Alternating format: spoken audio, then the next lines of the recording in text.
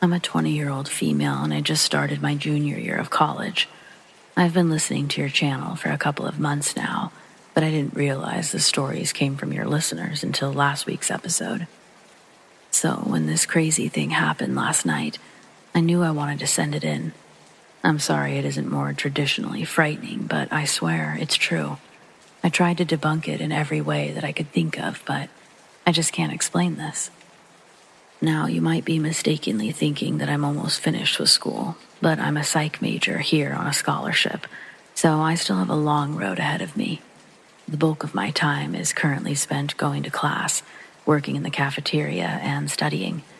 I even study while I eat, and the only thing that gets me through it is listening to scary stories. I've always felt like a little bit of a psycho when saying that, but I think the people here will understand what I mean. That's why this is my kind of crowd. I know this all sounds like a long introduction, but I swear it's relevant. I need you to understand that YouTube is my main source of entertainment. I'm not some boomer who's confused by technology. I'm telling you, something weird happened last night. My roommate was out and I was up late studying, close to midnight or shortly after. With a YouTube playlist loaded on my Chromebook. It had been playing with no trouble for over 3 hours, and the current video had just ended. I'm too poor for YouTube Premium, so I have to deal with pressing skip ad occasionally. It's normally not worth mentioning, but this time, the second I pressed it, a female voice screamed, "Get out," loud enough to make me fall out of my seat. That part I'm certain of. The part I'm slightly less sure of is what I think I saw as I was falling. It looked an awful lot like a pale, transparent face had appeared on the screen.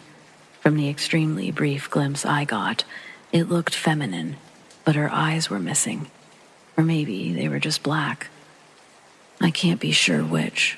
Either way, when I pulled myself off the floor, there was only my desktop screen. YouTube had crashed. Then, just as I got my playlist pulled up again, the closet door to my right slammed shut. It had been wide open. There was no draft. And it's never done that before, or since, just randomly closed all by itself. No, not closed, slammed. I've not only never experienced anything paranormal in that dorm room, I've never experienced anything paranormal in my life. At first, I thought a second ad had started to play, and then glitched. I searched on YouTube and Google, but I couldn't find any images or audio that were even close to what I heard. Next, I thought it was a prank, that I clicked a fishy link and now someone had the ability to screw with me. My brother is a computer engineer, and I may have made my story sound slightly more urgent to attain speedier service. I know, I'm an asshole, but I couldn't stand the idea of waiting. It didn't matter anyway. Eric returned my Chromebook with a clean bill of health. His best explanation for my experience is a stress-induced hallucination. I'm sorry, I just don't buy it. I don't think I could accept that even if the closet door hadn't slammed shut almost immediately after. I don't really mind the door or the voice as much as I do the face. That thing haunts me. I swear those eyes were blank sockets. I'm going to try to find out if anyone has ever died in my building, but I'm afraid to tell my friends about this. They're all psych majors as well, and I'm torturing myself enough in that department as it is. I really don't need them piling on. Half of me thinks I must be cracking, while the other half knows what I saw. It's maddening. Anyway, I'll send an update if anything new happens, or if I learn that some girl's eyes were brutally removed in my room. Meanwhile, thanks for reading my story.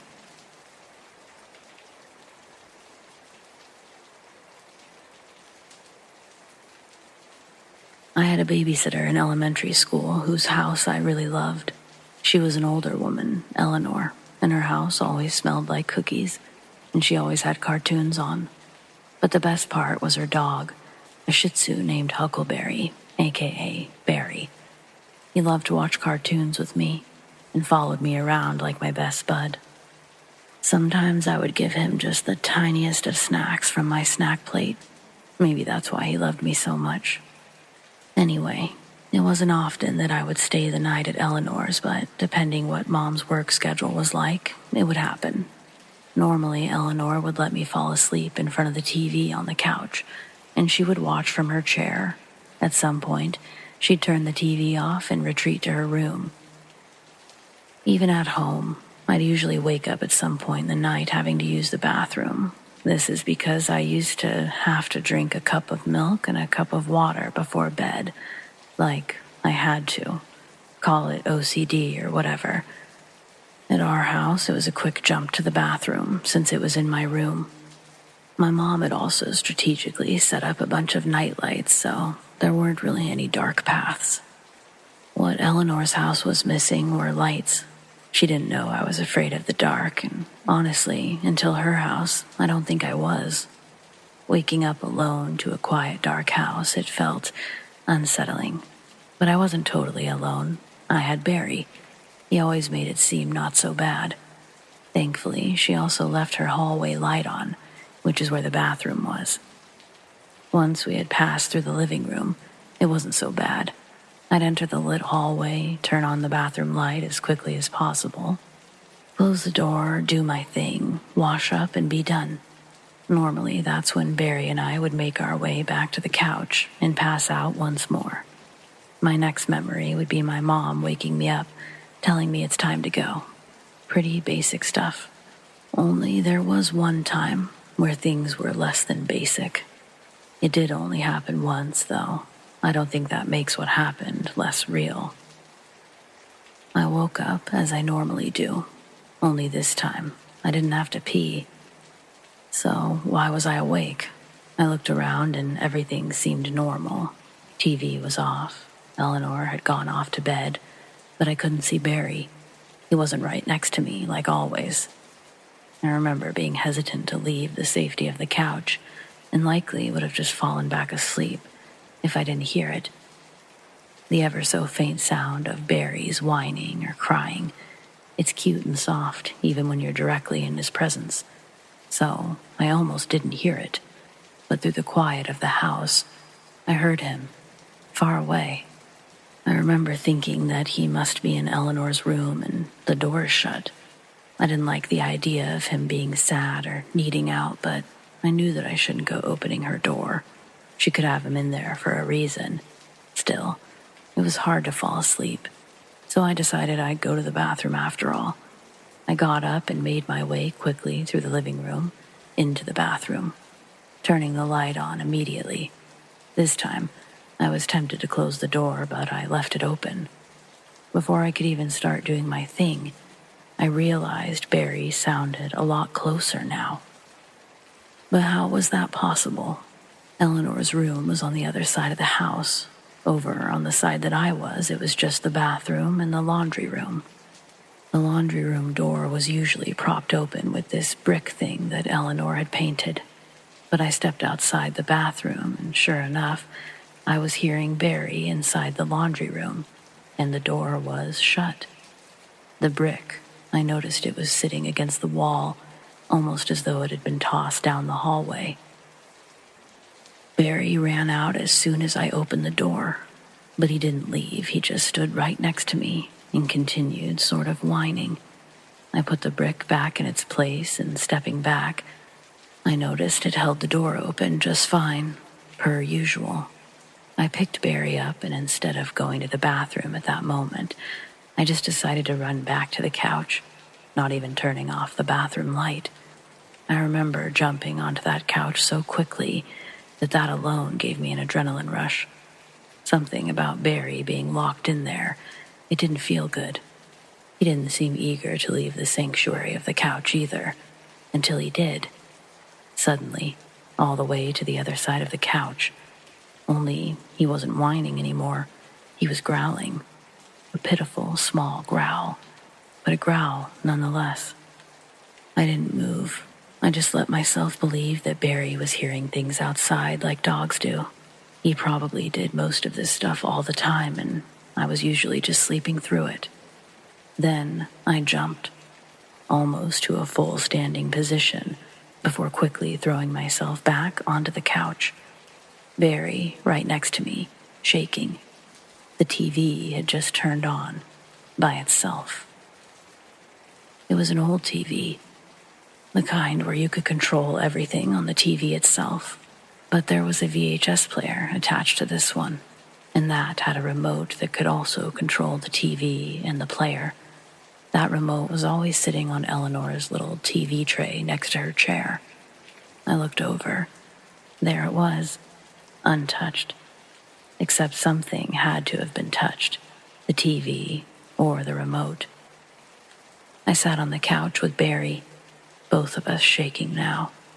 It felt like I wasn't able to catch my breath for a moment. I was so scared, it was like I was forgetting basic functions. I don't know how long I contemplated turning the TV off myself, but before I could act on impulse, the TV turned itself off. Immediately followed by the sound of a door slamming from clear down the hallway, along with another noise. It was what I assumed was the brick hitting the trim of the wall in the hallway. At this time, I didn't even jump, only froze. But Barry, he hopped off the couch and ran straight toward the sound. He didn't leave the living room, but I turned to see that he was facing the hallway, just barking. I thought for sure Eleanor was going to wake up and even considered waking her up, only everything stopped just moments after it had started. Barry did his growling and his barking for a few more moments, but eventually seemed satisfied. He came back to the couch, hopping up, looking at me, curious maybe as to why I was still up. I had to use the bathroom, of course. The house was seemingly back to normal, but there was no way I was going to make that trip again. Not with whatever was going on down there. I took one more look down toward the hallway, sure that I was going to see some horrific creature or human intruder. I didn't see that, but I could tell from where I was that something had turned off the bathroom light. And that's when I knew for sure I wasn't going back there. I laid down with my protector and toughed it out until eventually I fell asleep. I'd be woken up in a much more normal way this time, my mom telling me it was time to go. I still really had to use the bathroom, but I remember holding it all the way until I got home, which luckily was less than 5 minutes away.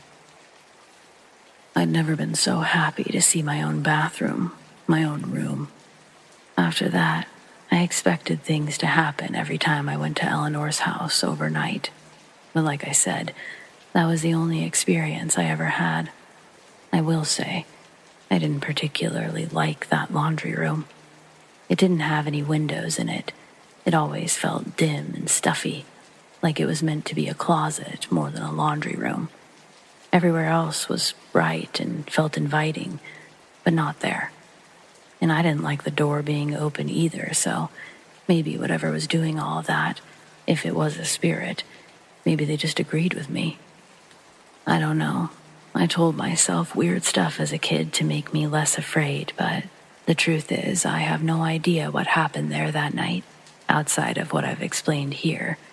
And I know I probably never will, but that doesn't mean I don't want to hear others' theories on the whole thing, so please tell me, what do you think this was?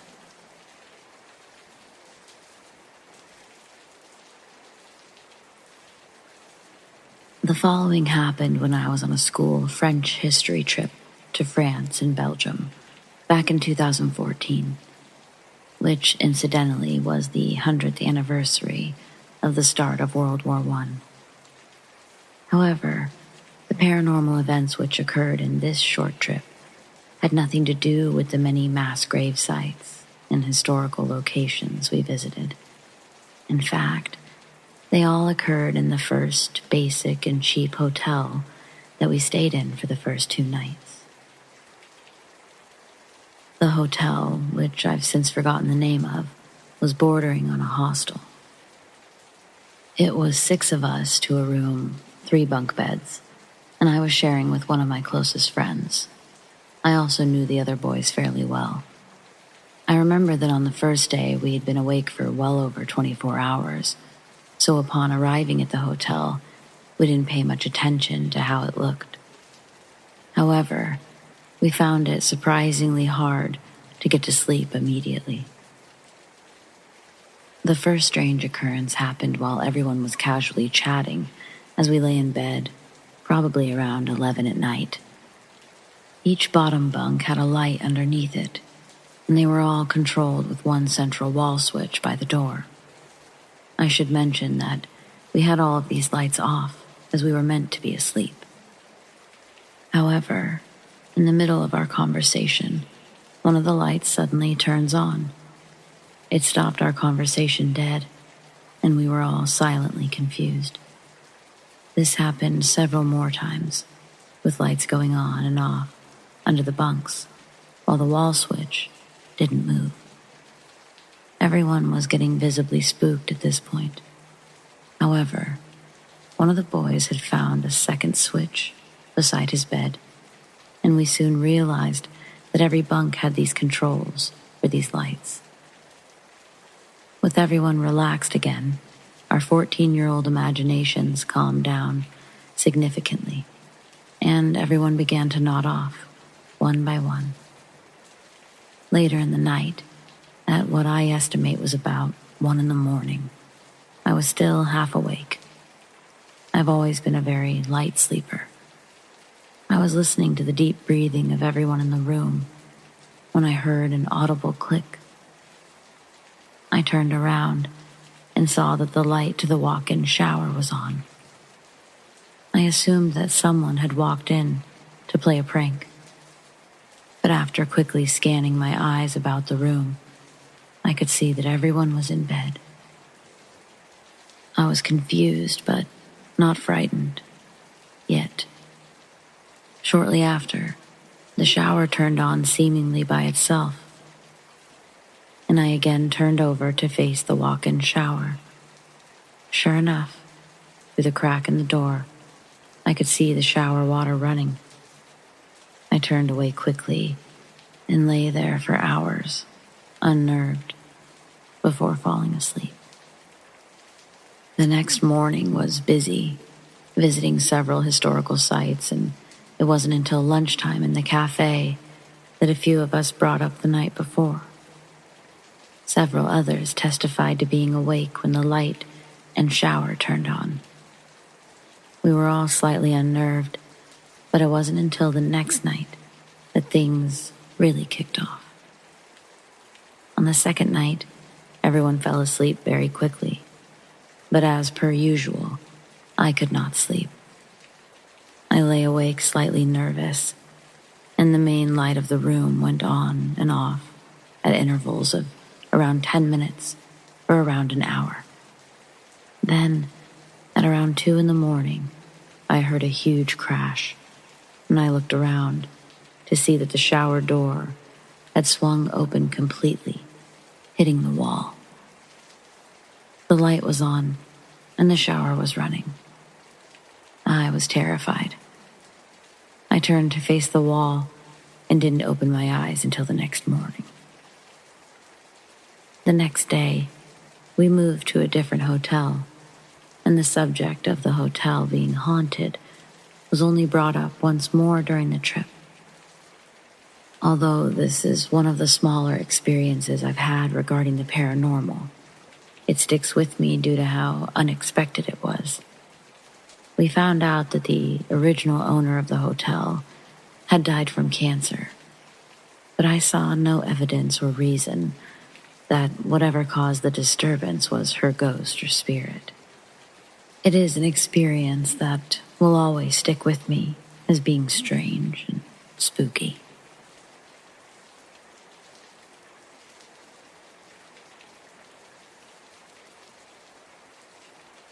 My name is Catherine. I'm 42, my husband is 45, and we live alone in a middle-class suburban neighborhood. There's nothing very interesting about us. He drives a UPS truck, and I'm an office manager. Even our fights are boring. Most of them are minor issues, like his unwillingness to put the trash in the bin or my inability to clean my hair from the shower. But there's one topic that I've always been deadly serious about: locking the doors. When I was a teenager, a man broke into my aunt's house and strangled her. That's always really stuck with me. We never even open our windows, but I constantly recheck them, and I check the doors several times each night. I know I'm making myself sound neurotic, but I swear I'm only like this when it comes to home security. I've never suffered from anxiety or depression. I've always been painstakingly, mind-numbingly normal. I just like to feel safe in my own house. That's it. I'm not completely unreasonable or delusional. We've lived here since I was 25, and there's never been so much as a vandalized mailbox on our entire block. I fully understand I can overreact when it comes to this topic, and I'll be the first to apologize when I do. But I also don't think I'm asking for the moon, you know? I just wanted him to lock the damn doors. The problem is I usually go to bed earlier than my husband, and he'll sometimes go outside after I've gone to sleep. When he comes back in, he doesn't think to lock the door. He never had to in his childhood home, and never saw a reason to bother with ours either. I can't tell you how many times screaming matches have happened after I've woken up to find the door unlocked. And this was before it almost cost us our lives. It happened on Labor Day weekend. We had a nice block party on Saturday, probably drank a little more than we should. Then we went home, had a boringly normal evening, and went to bed early. The following morning was much the same. Everything was absolutely fine until that afternoon, when we heard Cindy Lincoln screaming bloody murder. We instinctively ran towards the sound, which seemed to be originating from just outside our house. When we got to our front door, my eyes automatically noticed that it had been left unlocked again, but I pushed my anger aside. There was a more pressing matter at hand. Miss Lincoln was actually in the yard next door, but we didn't see anything that could be causing her distress. We went to her at the same time as the neighbors on the opposite side, and several other heads started to poke out of their doors as well. Then we saw the broken glass on the front stoop, and soon the whole street was gathered and working themselves into a panic. They didn't calm down until the police arrived. No one was eager to see the scene firsthand, but Cindy's husband was able to get most of her story before she was interviewed. She had originally walked straight to the back door where she often let herself inside to borrow, or in this case return, various kitchen supplies to Mrs. Anderson. Both women were in their 50s and very close friends. Cindy knew something awful happened the moment she entered. The house was ransacked. She called for the Andersons even though she knew they wouldn't answer. She didn't want to go any further, but she couldn't leave without knowing for sure. It only took a glance into their bedroom to be certain. Mrs. Anderson was on the bed and barely recognizable. We would later learn that she'd been stabbed 26 times. Her husband was tied to a chair, beaten, and shot in the head. Cindy stumbled out of the house in a horrified daze, and that's when we heard her screaming in the yard. Speculations of a serial killer began to spread all over town, and I did my best to focus on the fact that the Andersons were probably targeted due to their age, that it wouldn't have mattered if the doors were locked or not. When someone like that wants to get in, a lock usually isn't enough to deter them. It wasn't easy, but by redoubling my effort to stay awake longer than my husband, I began to experience something that resembled healing. Then, last week, they caught the killer, and he gave a full confession. He was young. He'd always fantasized about killing somebody. Finally worked himself up enough to go through with it. He let his computer pick a random neighborhood within a few chosen parameters and found himself on our street. When he turned off the connecting road, he immediately pulled alongside the curb and approached the house that he was parked in front of. Their door was locked, so he walked to the next house over. Their door was also locked. So were the next three, but the Anderson home was unlocked, so he went inside, and he did what he did. Had their doors been locked, our house would have been next, and he could have come inside to do what he did. My husband hasn't actually forgotten to lock the door again, but yet I still can't bring myself to trust him.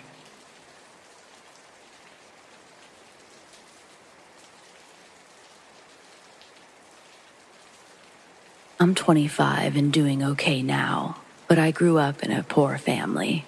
The kind of poor where my older brother had to drop out of school to help work. I was ashamed of where I lived, and I would do anything to hide it from my friends. If someone wanted to come over, I'd make up an excuse for why we needed to stay at their house instead, which obviously becomes more difficult the longer you try to pull it off. But in 8th grade, something happened that broke me of the habit for good. My best friend at the time was a kid named Jordan. His family wasn't rich, but to me, they seemed that way because they lived in a 2-story house in a really nice area, had 3 vehicles, and always wore name brand clothes. Then there was the biggest sign of them all, the one that screamed, "Hey, my family is successful." Jordan went to the doctor every time he got sick, and he went to the dentist multiple times a year. He even had braces for a while. Most of the kids in my neighborhood were lucky to even get their vaccinations. I stayed with Jordan every chance I got because his dad took us to fun places that mine could never afford, and restaurants I would otherwise never see the inside of. Anyway, you get the idea. Jordan had a much different lifestyle than myself, and I was jealous, but only until homecoming weekend of 8th grade year. That's when everything changed. I stayed with Jordan Friday night and most of Saturday without any issues.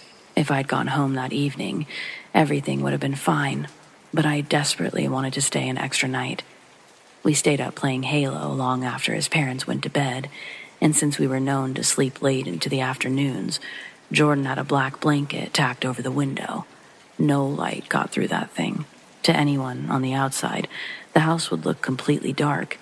Maybe if there had been a visible light, they would have waited for a different night. But I always torture myself with the what-ifs when reliving this night. It was 11 years ago, but I still remember it like it happened yesterday. Around 2 a.m., Jordan paused the game because he heard something downstairs. We listened for a few seconds, but quickly disregarded it. After a couple more minutes had passed, I heard something and paused the game. This time, we both heard something, but it was faint, and it happened so fast that we couldn't be sure. We later learned that one of the intruders knocked a picture frame off of a table, but Jordan didn't have any pets, so we didn't understand what it could possibly be unless his parents were awake. Then Jordan's phone buzzed with an angry text from his dad.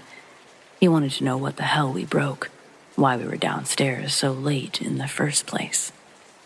We both read the message at the same time, and I'm sure my face looked just as horrified as Jordan's.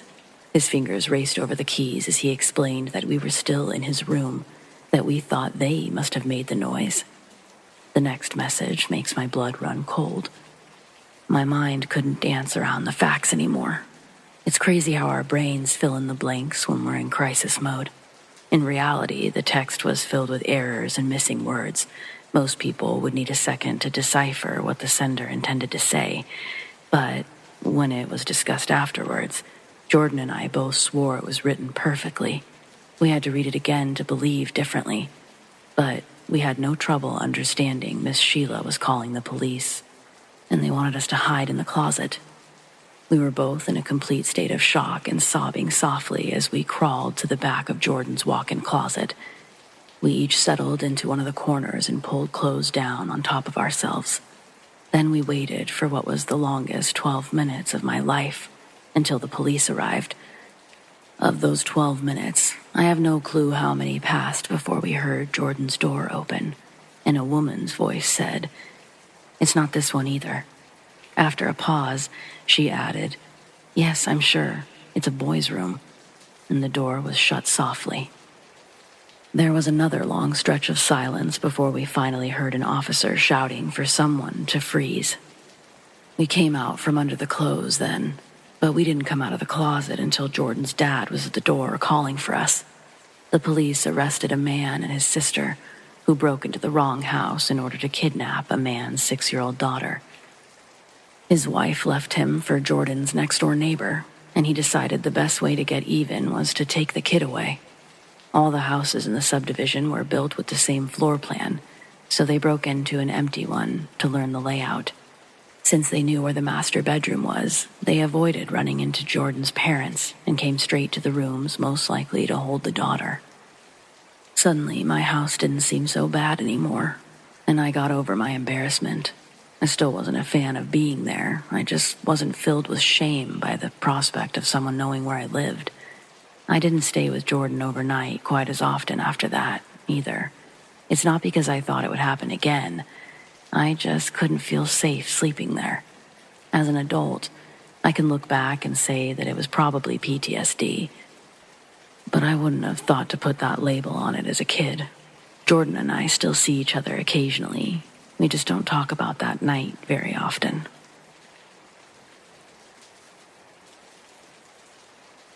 This happened over 10 years ago. I lived in the outskirts of the city. The town wasn't exactly small, but not big at all. The population was pretty low. There was nothing but fields, and all the streets, houses, and neighborhoods, they all looked the same. I grew up in that town, and as early as I could remember, I wanted to get the hell out of it. It's a very stifling place. Not to mention, there was pretty much nothing to do there. There was an odd vibe in that town. First of all, there was zero privacy. I've never lived in a place like it since, but it was the town where anyone in the neighborhood could just walk on into your house if they felt like it. For example, there would be people who would just turn up. They'd had an argument with their partner, needed a place to escape. Someone who needed someone to talk to about a marriage proposal, or just someone who was passing through who might need to use the bathroom. Oh, it was great. Everyone knew everyone's business. I was eager to limit any rumors about me, so at all hours of the day, my curtains were shut, and I kept things quiet. Of course, I wasn't up to anything, or trying to hide something. And on the surface, when I spoke to people in the town, I was polite.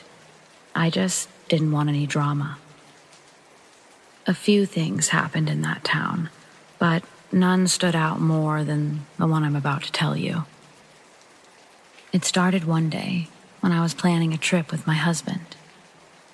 He was content to stay home and just relax, but I wanted to get out of that town. So we compromised and decided to get a hotel with a spa not too far away. A couple of days into the trip and things were going great. But on the third day, his work calls and he has to go back into the office. It couldn't have been helped. I was naturally annoyed by this time, but I tried to remain supportive. He said that I should just stay at the hotel and enjoy the rest of the trip solo. I didn't think that would be much fun by myself, so I told him that I'd be going back with him. When we arrived back at our house, I sensed that something was off. There was something not right that I couldn't immediately put my finger on. I stood there looking around the living room, and I noticed that some of the furniture was slightly out of place, and little things like a book or a magazine on the table were in a new position. I hated that feeling. Considering the way people behaved in this small town, I could only assume that someone might have been in there. I went from room to room checking, and as I was pacing the upstairs hallway, I heard the front door creak open below. This was at about 2 p.m. I thought that it could have been my husband wandering in after bringing the luggage in or something. I called out and asked him if he needed my help. I came rushing down the stairs to help, and I was shocked to see the woman who lived 3 houses away standing in my home. "Oh, wow, welcome back. Hey, I walked on in because the door looked like it was unlocked, and you can never be too careful, right?" She said something like that. I can't remember what her exact words were, but I knew she seemed flustered. And if I didn't know better, She acted as if I'd caught her red-handed somehow. I swear I saw her blush. The door looked unlocked. Is that a normal thing that people say? That, coupled with the furniture in a different area, led me to believe that this wasn't the first time that she'd come to our home when we were out. I don't know how whoever, probably her, got into our home while we were away, but I couldn't stand living there after that day. Anyway, we moved out of the area shortly after that. I couldn't live in that place any longer. I felt really creeped out knowing that someone I barely knew had been in my home and lied about it to my face. I live in a different place, and it's a much calmer environment. And we didn't share any details with our neighbors about our new address.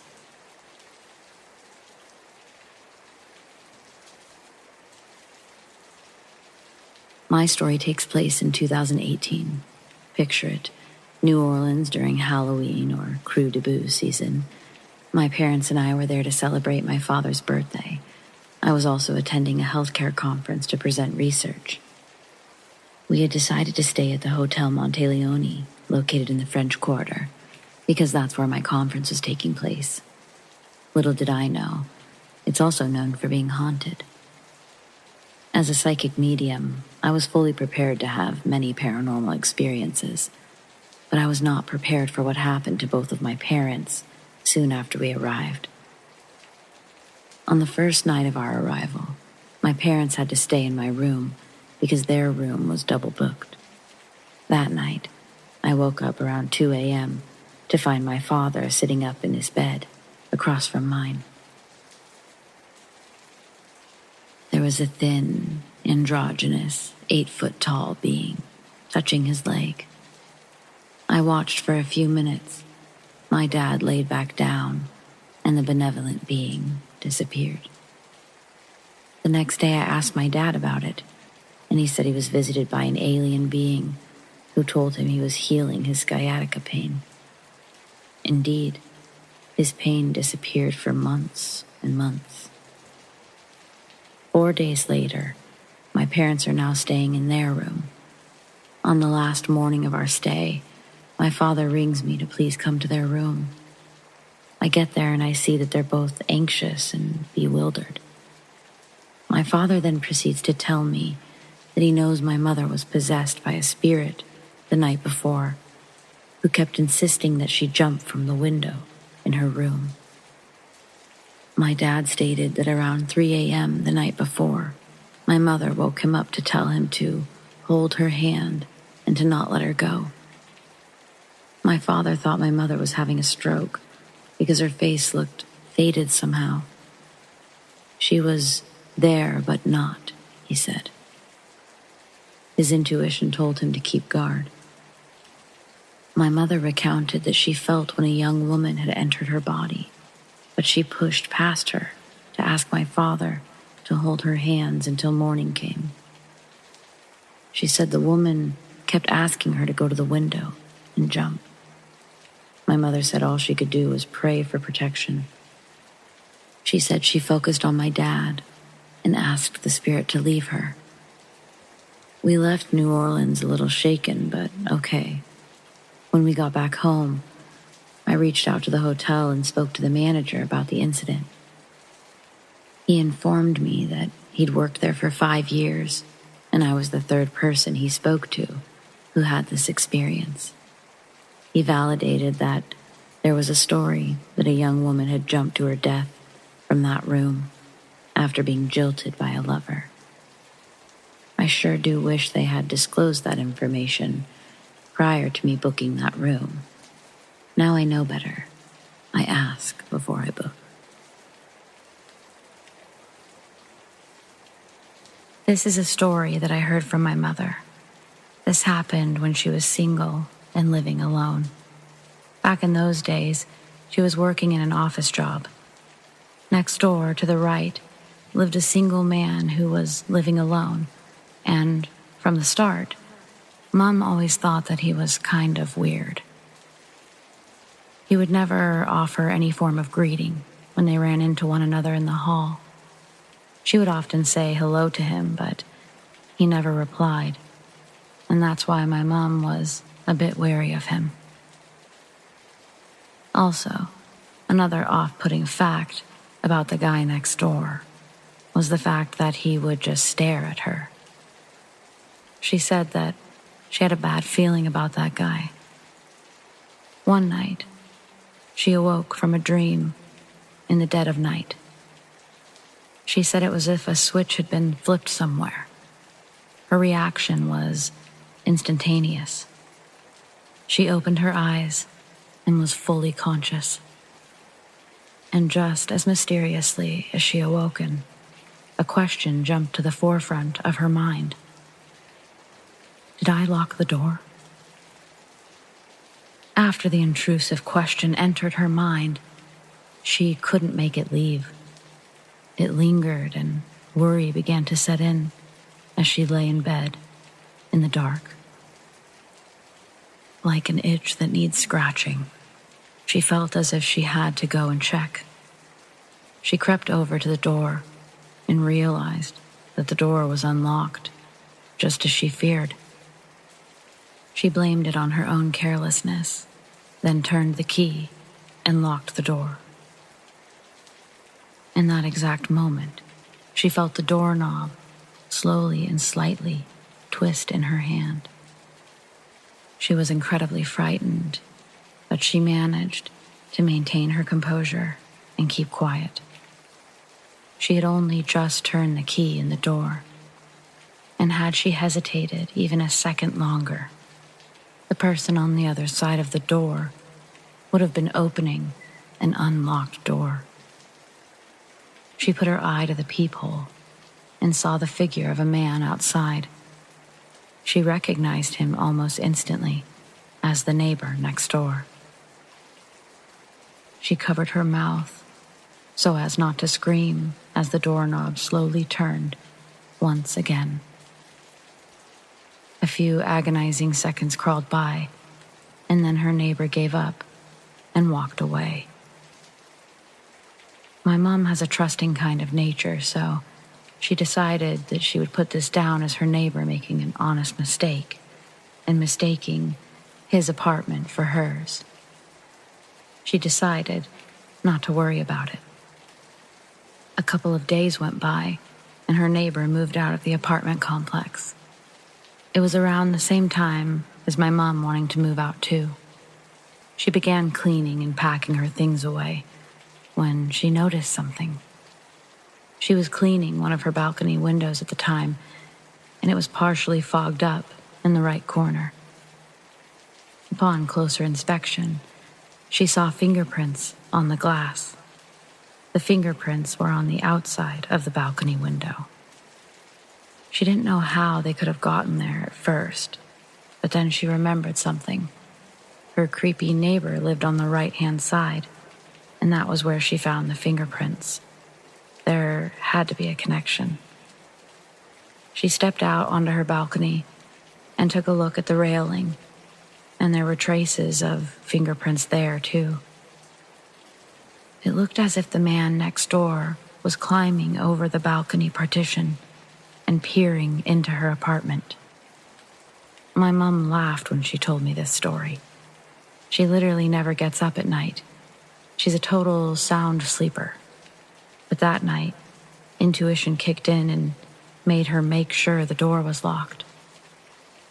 I think that she's only still here today because of that gut feeling that she had to go and check that that door was locked. If you wake up with a similar concern, get up. There's one thing that still freaks me out. If the neighbor got the apartment wrong, why didn't he just try to put his key in the lock? Why did he just silently turn the door handle? It freaks me out to imagine what her neighbor's intentions were.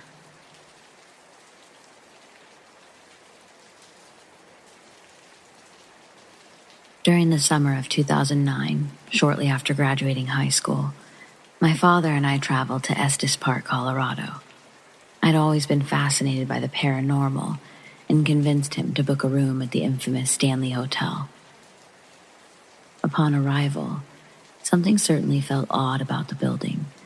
Not necessarily negative, yet a strange tension filled the air. The hotel offers its own ghost tours, where guides recount various reports of encounters with the hotel's many spirits. Jim Carrey had apparently left the hotel in a flustered panic while filming Dumber and Dumber in 1994. Stephen King had, of course, wandered the halls alone in the late 70s during the hotel's off-season, which would inspire him to write The Shining. Either that very night or the following night, my father and I decided to perform our own séance of sorts. Nothing could help me anticipate the events that followed. We had first asked, "If there's any spirits in the room, could you please respond by knocking?" This was followed by a knock on the wall. Shortly thereafter, we asked for the spirit to reveal itself, which was followed by a full-bodied apparition emerging in the corner of the room, which appeared to be a male, possibly bearded. I ran out of the room, yet didn't feel threatened. More so, my mind was trying to process what I'd just witnessed. Years later, my grandmother captured what appears to be F.O. Stanley in the main stairwell near his portrait. I highly encourage enthusiasts and skeptics to either visit the Stanley Hotel or the town of Eureka Springs, Arkansas, the downtown area, if they want a chance to experience something beyond the general realm of normality.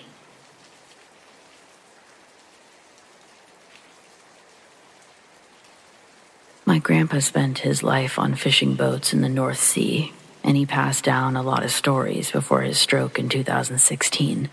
Most of them involved giant waves, sinking ships, or piracy, but there was one instance he only spoke of a few times.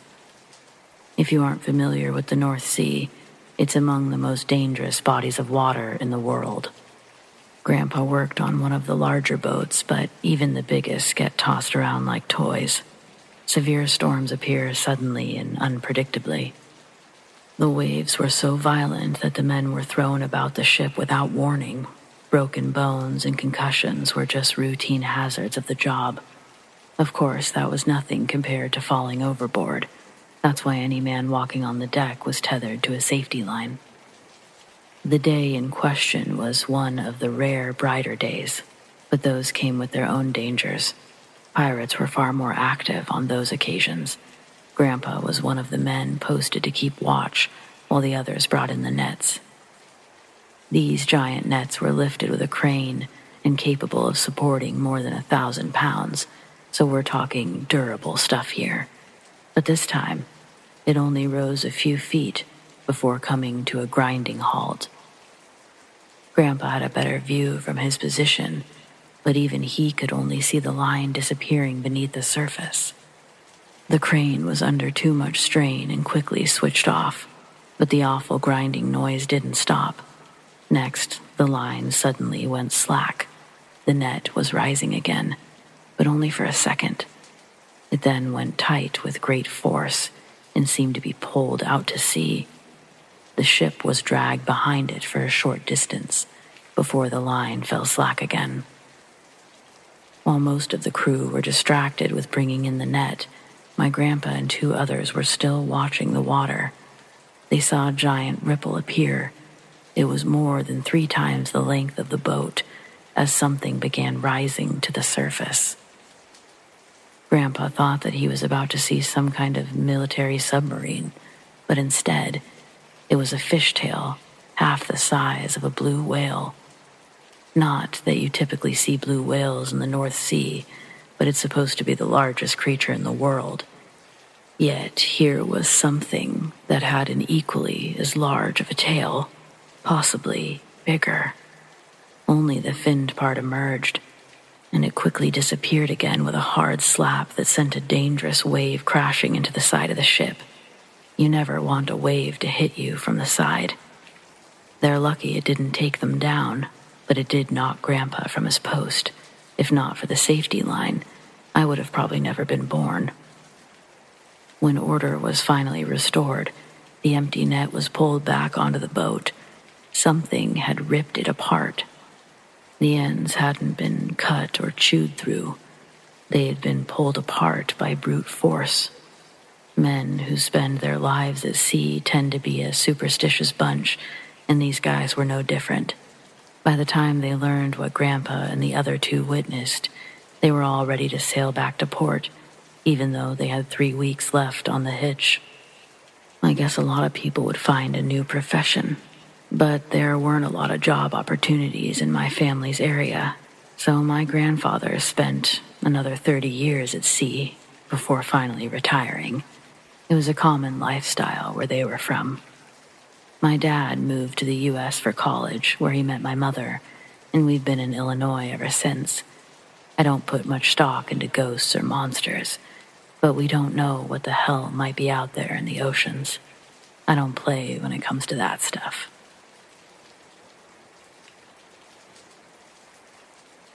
I'm not here to claim demonic possession is real, or that I know a goddamn thing about it. I'm just here to relay a story, one that I experienced firsthand, but can't really explain it outside of what I'm going to share here. I was sitting in the doctor's office waiting to have some lab work done. This was all for a physical required for employment, and yes, everything came back normal. Then the nurse lady called me back, and I followed her to my exam room. She was really nice, and we just kind of made small talk on the way there. Just as we were about to walk inside the room, she stopped and said, "Oh, I don't know where my head is at today. We've got to go get your height and weight. Follow me." So I follow her back towards the scales. When we get there, she starts to sort of ramble to herself. And I don't know if she wants weight or height first, so I take my shoes off and then step under the height measuring thing. Then she snapped at me. "No, not there, idiot." So, when I say snapped, I mean it. It was harsh and loud, but more than anything, even her calling me an idiot, I was most disturbed by the voice. It didn't even sound like the same woman who'd been speaking before. It was guttural and masculine. The kind woman who had been escorting me moments ago had somehow disappeared inside this monster of a human. Her eyes, I could have sworn they were almost bright blue before, but now they were so dark I struggled to find color. Another nurse heard it, of course, and walked over to see if everything was all right, to which my nurse responded by snapping in the same voice, "Mind your own damn business." I'd never seen an adult person act this way, let alone a nurse. I was shocked, so much so that I hadn't even moved from underneath the height thingy. Then I watched as my nurse clasped her hands over her mouth. It was as if she was shocked by her own behavior, and before I knew it, she was crying and excusing herself entirely. The other nurse looked about as shocked as I did, but eventually composed herself and took over where the last nurse had stopped. Honestly, I was about ready to leave and reschedule the whole thing, but it already took me so damn long to get this appointment I couldn't bring myself to bail. I never saw that nurse again, but I heard her. It was while I was waiting in my room for my new nurse to bring me some pamphlets on smoking cessation. It was that unmistakable, guttural voice, and it was coming from just outside my room. I could hear her telling someone to get the hell away from her, followed by what sounded like someone getting pushed. Needless to say, I was waiting a while, but when I finally got to talk to the doctor again, I asked her if everything was okay with that nurse. I mentioned that she'd called me an idiot and appeared to be having some sort of breakdown. The doctor just assured me that she would be fine. She's going to take the day off, of course, but she'll be fine. She then asked if there was anything she could do to make me feel better. Anything that could make my experience better. It was weird, sort of like I was at a hotel or something, but I told her I was fine. I wasn't going to lodge a complaint or anything like that. I was just genuinely worried about that woman. She thanked me for my concern, and that was that. I opted to use a different facility moving forward, so no idea whatever happened to that nurse. But I sure hope she got the help she needed, and hopefully it was a priest.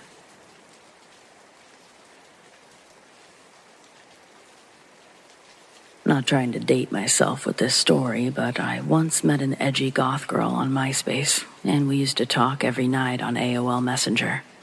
This isn't a catfishing story. She was real. Her name was Desi Lamont. She went to a high school in Middlefield.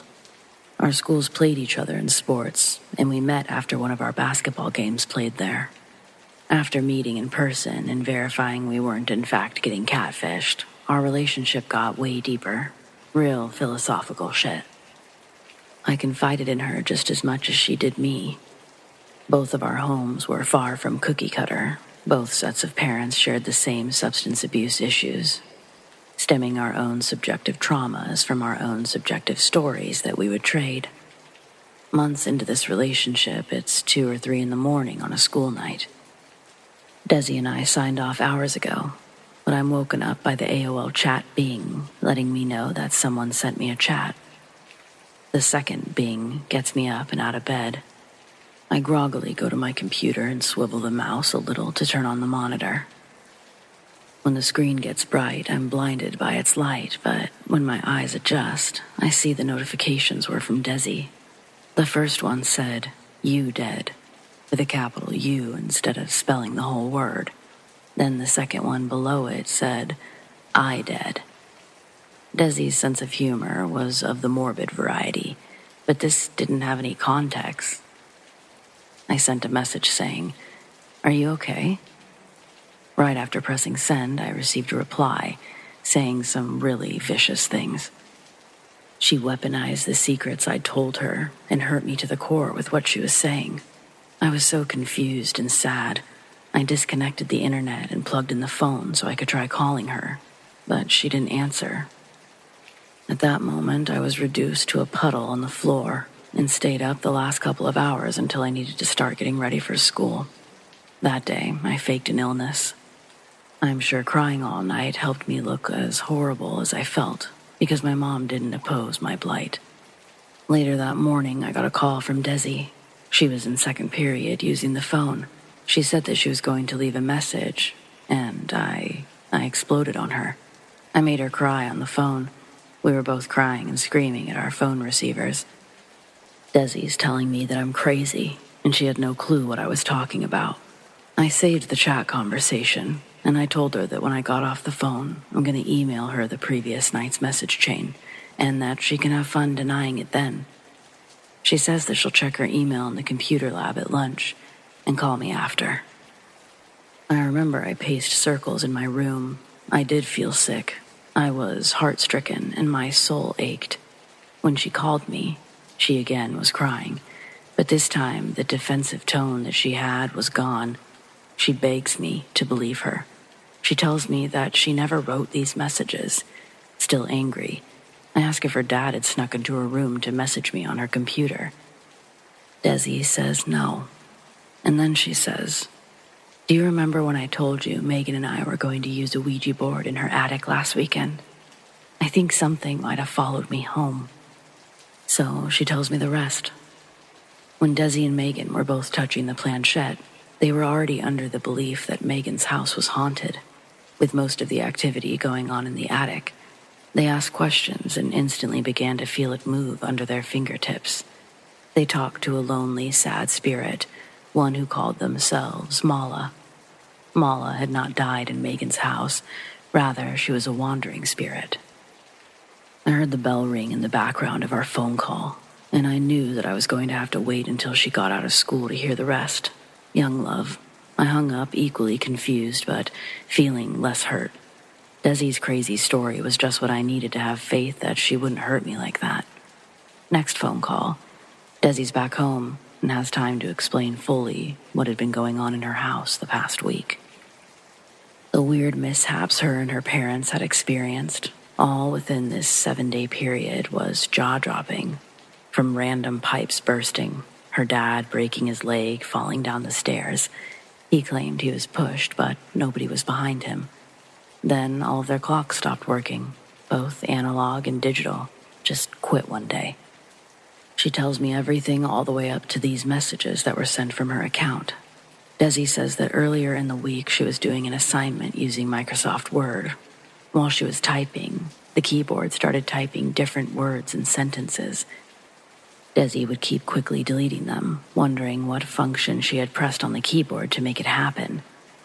We both wonder if she'd been deleting messages from someone attempting to reach her. At the end of the conversation, Desi said that she's going to keep her computer off for a couple of days, try to get this energy out of her house. We would still be in contact every day, only now it was by the old-fashioned way of phone calls after school. And during that time, Desi had been researching, like really getting into trying to find stuff online or at the library. Soon after she'd let me in on what was going on, she was saging the house and putting crystals throughout her home, like windowsills and furniture, under the couch cushions, stuff like that. I asked her at what point one should get a priest or something involved. Apparently her parents wouldn't let her bring anyone into the house. They weren't interested, so she'd have to do it on her own. I felt bad for her, but by the end of the week, she said that she thought her blessings had worked. She said that the house was already starting to feel lighter again. Desi and I dated for a little over a year, long enough for me to get my license and start seeing her more often. How did it end? Well, we've come this far, so I might as well tell you how the relationship ended. After I got my license, I also got to see Megan a little bit more. Yeah, real scumbag high school boy thing to do. And honestly, 20 plus years later, I still feel bad about that one. So, hey Desi, my bad. I'm sorry. Girls out there take it from someone who used to be a high school boy. They're all nasty, dumb, sneaky, hormone-fueled monsters. Some of us just are better at hiding it. Dudes are gross, but especially at that age. Megan did second Desi's story, though, about the Ouija board, so I guess don't mess with those boards either. I live in an old house that was built in the 1940s. We've always had weird noises, but that's normal for homes like this, even when they don't have 5 cats. We're also skeptics, so we've never had a reason to think differently, until my nephew stayed with us last weekend. Dylan is 3, and things got weird within the first couple of hours of his arrival.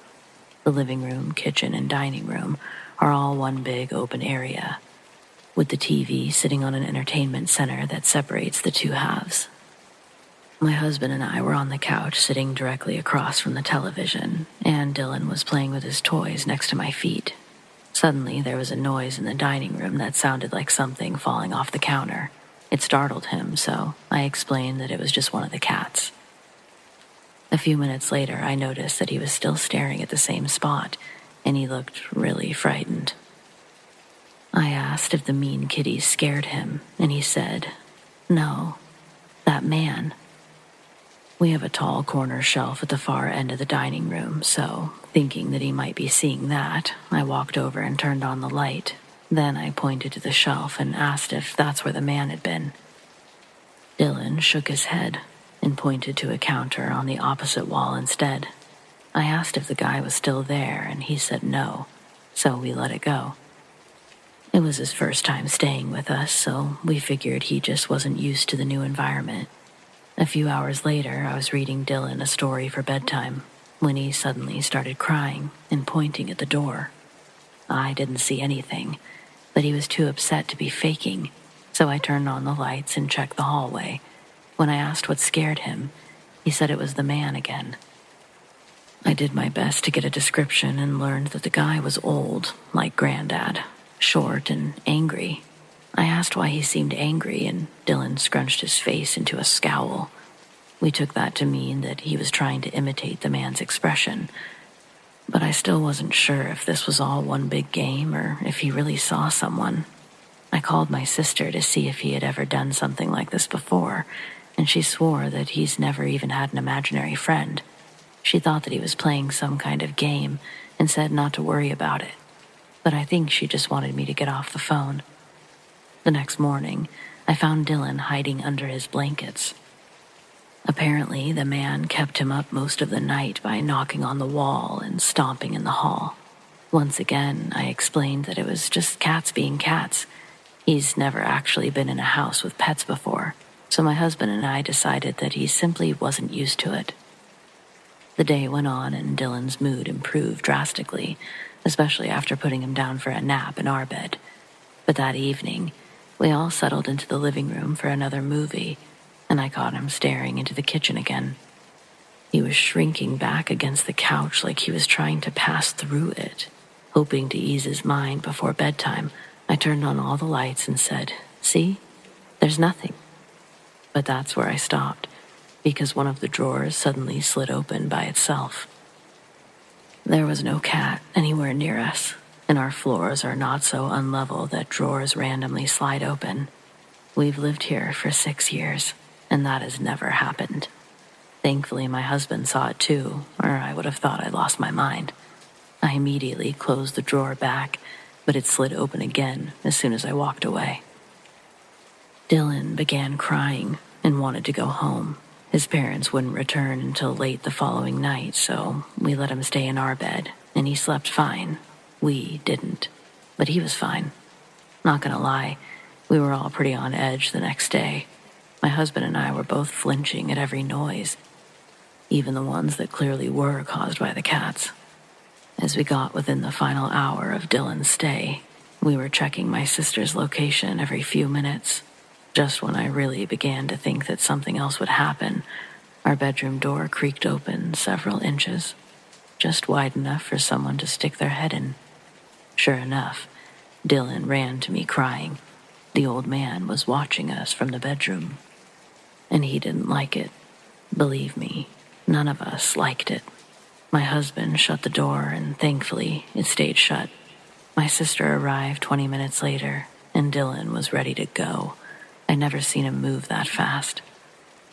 When I told her everything over the phone that night, she said that he's never afraid when he's stayed with her in-laws or our parents, and he hasn't seen anything remotely similar to this on TV.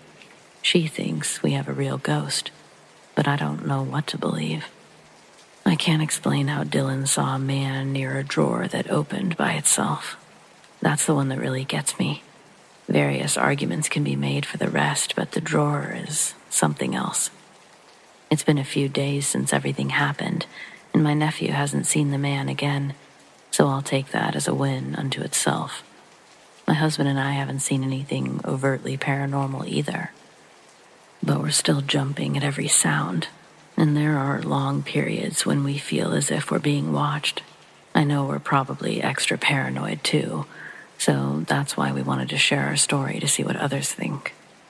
I should also mention, 4 of our cats have always behaved in such ways that we would never think anything else was here. But since trying to research this topic, I've read that some believe animals can see things we can't. That being said, most of our cats seem fairly oblivious, except for Twitch, and believe me, he earned his name. We found him on the side of the road when he was only a couple of months old, no sign of a mother or siblings, and we brought him home. Since he's gotten here, he'll randomly cower from thin air or attack nothing. You know how cats will belly crawl up to something they aren't sure about and kind of smack it and run away in one motion? He does that a lot, but to nothing. At one point, we were worried enough to take him to our vet, and we said that he was having hallucinations.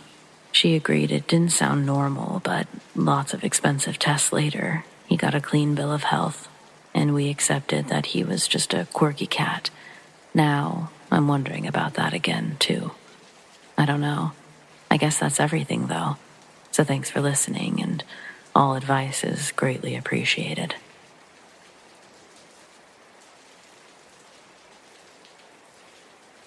When I was a kid, we lived next to a really big creek, and my dad would regularly take me to swim or look for fossils.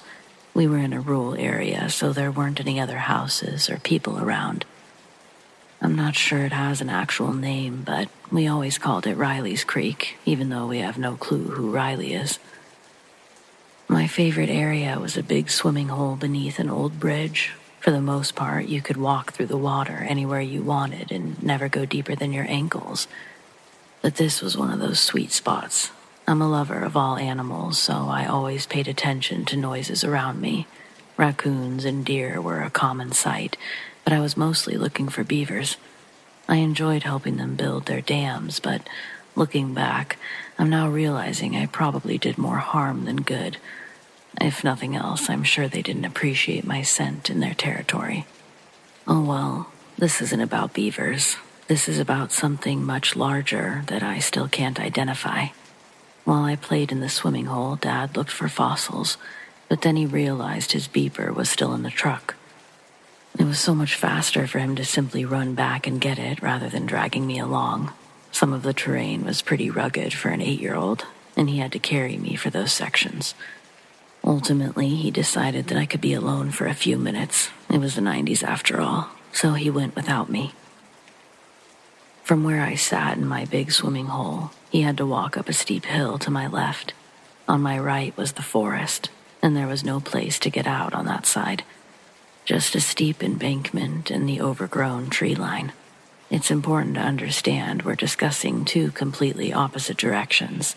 It was impossible for my dad to be in the woods, especially so fast. He was only out of my sight for a minute, probably less, when his voice called my name from the forest next to me. I was looking up the steep embankment and into the branches of the overhanging trees, rather than actually seeing into the woods. So I was completely blind from my spot. At first, I assumed I heard wrong, that Dad had simply returned to take me with him after all, but I didn't see him while crawling out of my swimming hole. I stood with my back to the dense forest and watched the place that Dad should have been standing, but there was still no sign of him. Then I heard, "Hey, Emma." It was definitely behind me, and definitely his voice. But the way he said it, it was weird. The inflection made it sound like a question, as if he wasn't sure it was me. But who else would it have been? When it happened, I turned around with a startled cry and scanned the area with desperate urgency. But the only thing I saw were jumbles of green and brown. I moved a few feet further down, but came to a dead stop when a pair of footsteps also began walking through the woods in the same direction. They stopped when I stopped, and as I turned back to the forest, I saw something too big to be human move behind a tree. It was on 2 legs, and there are no bears out in our area. And even if there were, that wouldn't have explained how it spoke. It called my name once more, only that time it sounded angry. I didn't want to stay there anymore. I wasn't sure how long Dad had been gone, but he should have at least been on his way back now. I thought if I raced to the truck, I would run into him sooner rather than later, but then I worried whatever was in the woods might chase me, and I wasn't sure how fast I could get up that hill. It was steep and overgrown with sticker bushes. I'd always needed help getting up and down. In the end, I settled for slowly backing away as quietly as possible. If it turned out that I had to run anyway, I wanted as much of a head start as I could possibly get. All the while, my eyes never moved from the tree where I saw the figure disappear. I'd gone 3 or 4 yards when it suddenly stepped out from its hiding spot, and I had a clear view. It looked like a deer standing on its hind legs, but with arms and hands. It had antlers, but its head was mostly human-shaped aside from its nose and mouth. I mean, I was a terrified child, so maybe the face can be explained by a mask. But there was something really wrong with its body. I only saw it for a few seconds before breaking into a full run, and I didn't start screaming until it dropped into the water with a loud splash. I had just made it to the bottom of the hill and was starting my way up when my dad appeared at the top. Out of breath, with a wild look in his eyes, he saw that I was clearly in a state of total panic, but couldn't figure out why. When he failed to scream and run away, I looked back to see that the creature was gone, or hiding. and I didn't want to be there when it came out again. Dad didn't want to leave without knowing what had happened, and he's an extremely logical man. I wasn't playing the game where he made me look under the bed to prove that nothing was there. So I said that a weird man tried to get me to follow him into the woods. We left really fast after that, and we didn't go back again, which was fine with me. I've never actually told him the truth just because I know that he wouldn't believe me. He would say that I just let my overactive imagination ruin one of my favorite places. But I know what I saw. That thing had antlers and stood on 2 legs. I was done with that creek. Period.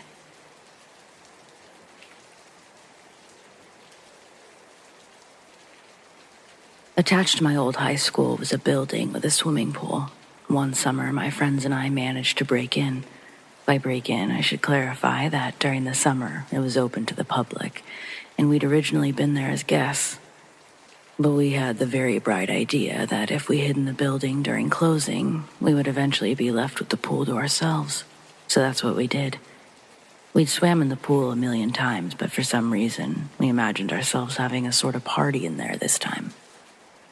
We ran into a slight problem almost immediately, which was that closing this building down took a lot longer than any of us expected. And we'd spent a good amount of the night just hiding and dodging the janitorial staff. However, the lights eventually all turned off, and finally, we heard the main doors shut and lock. We all creeped out of our hiding places and met outside the pool room. This was a pretty old building in a relatively suburban small town. No cameras or anything like that to worry about, but we also realized we'd be swimming in basically total darkness. We tried for a while to switch the lights on, but we realized they all required a key. They weren't really switches at all.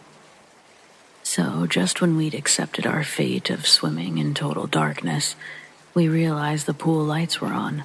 It was pretty much dark everywhere except the pool, and for a while it was fun as hell. One friend, though, Devin, he always has to, do more, if you know what I mean. If we were skating, he had to try the craziest tricks or skate the places we weren't supposed to. He was a big fan of stealing his parents' car during the night just because, and he always had to get high. Mind you, we were 14 at this time. So Devin decided that he's going to smoke a joint, but not just smoke a joint. He wants to pull the pool cover over us and hotbox the thing. Basically, I object immediately. 1, because the thing is super heavy and we just spent 10 minutes getting it off.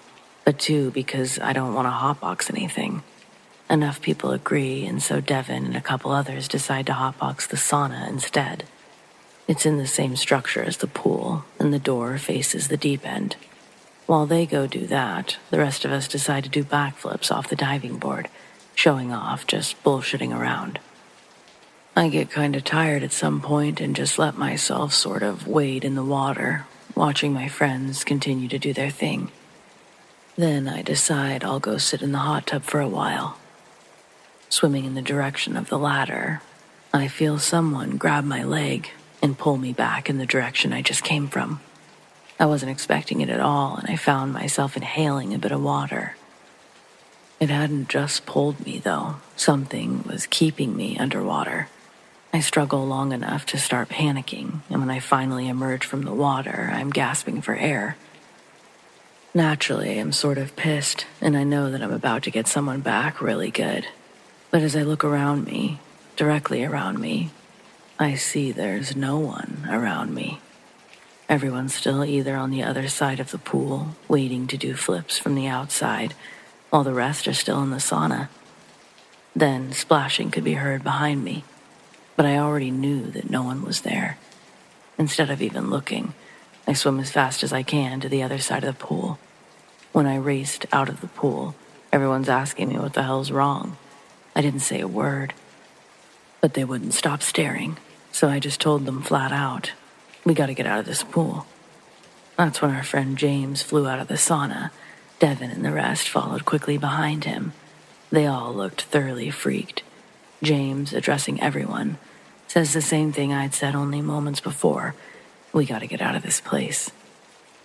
For some reason, this time everyone listens, And without any more words, we all grab our stuff and book it towards the back door.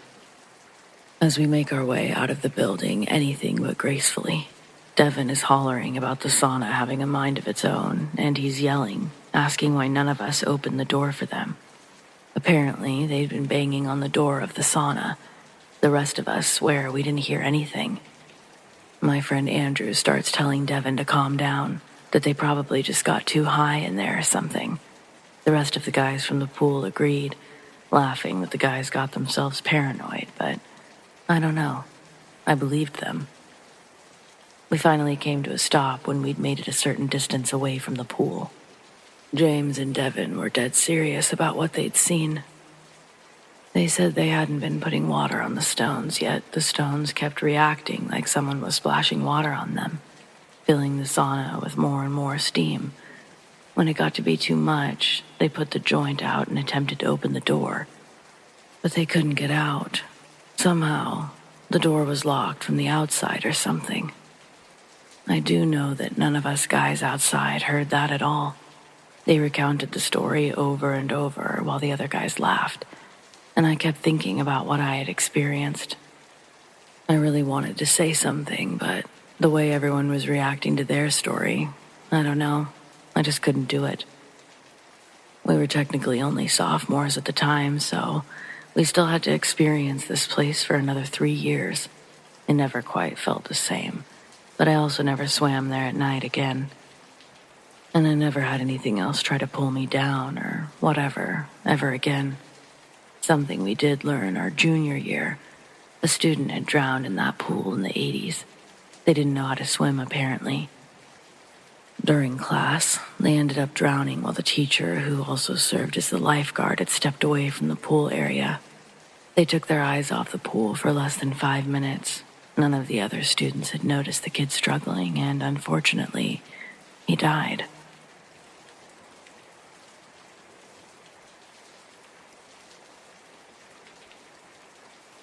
My favorite things to do have always been swimming and exploring, so it's no wonder that I became obsessed with scuba diving and caving.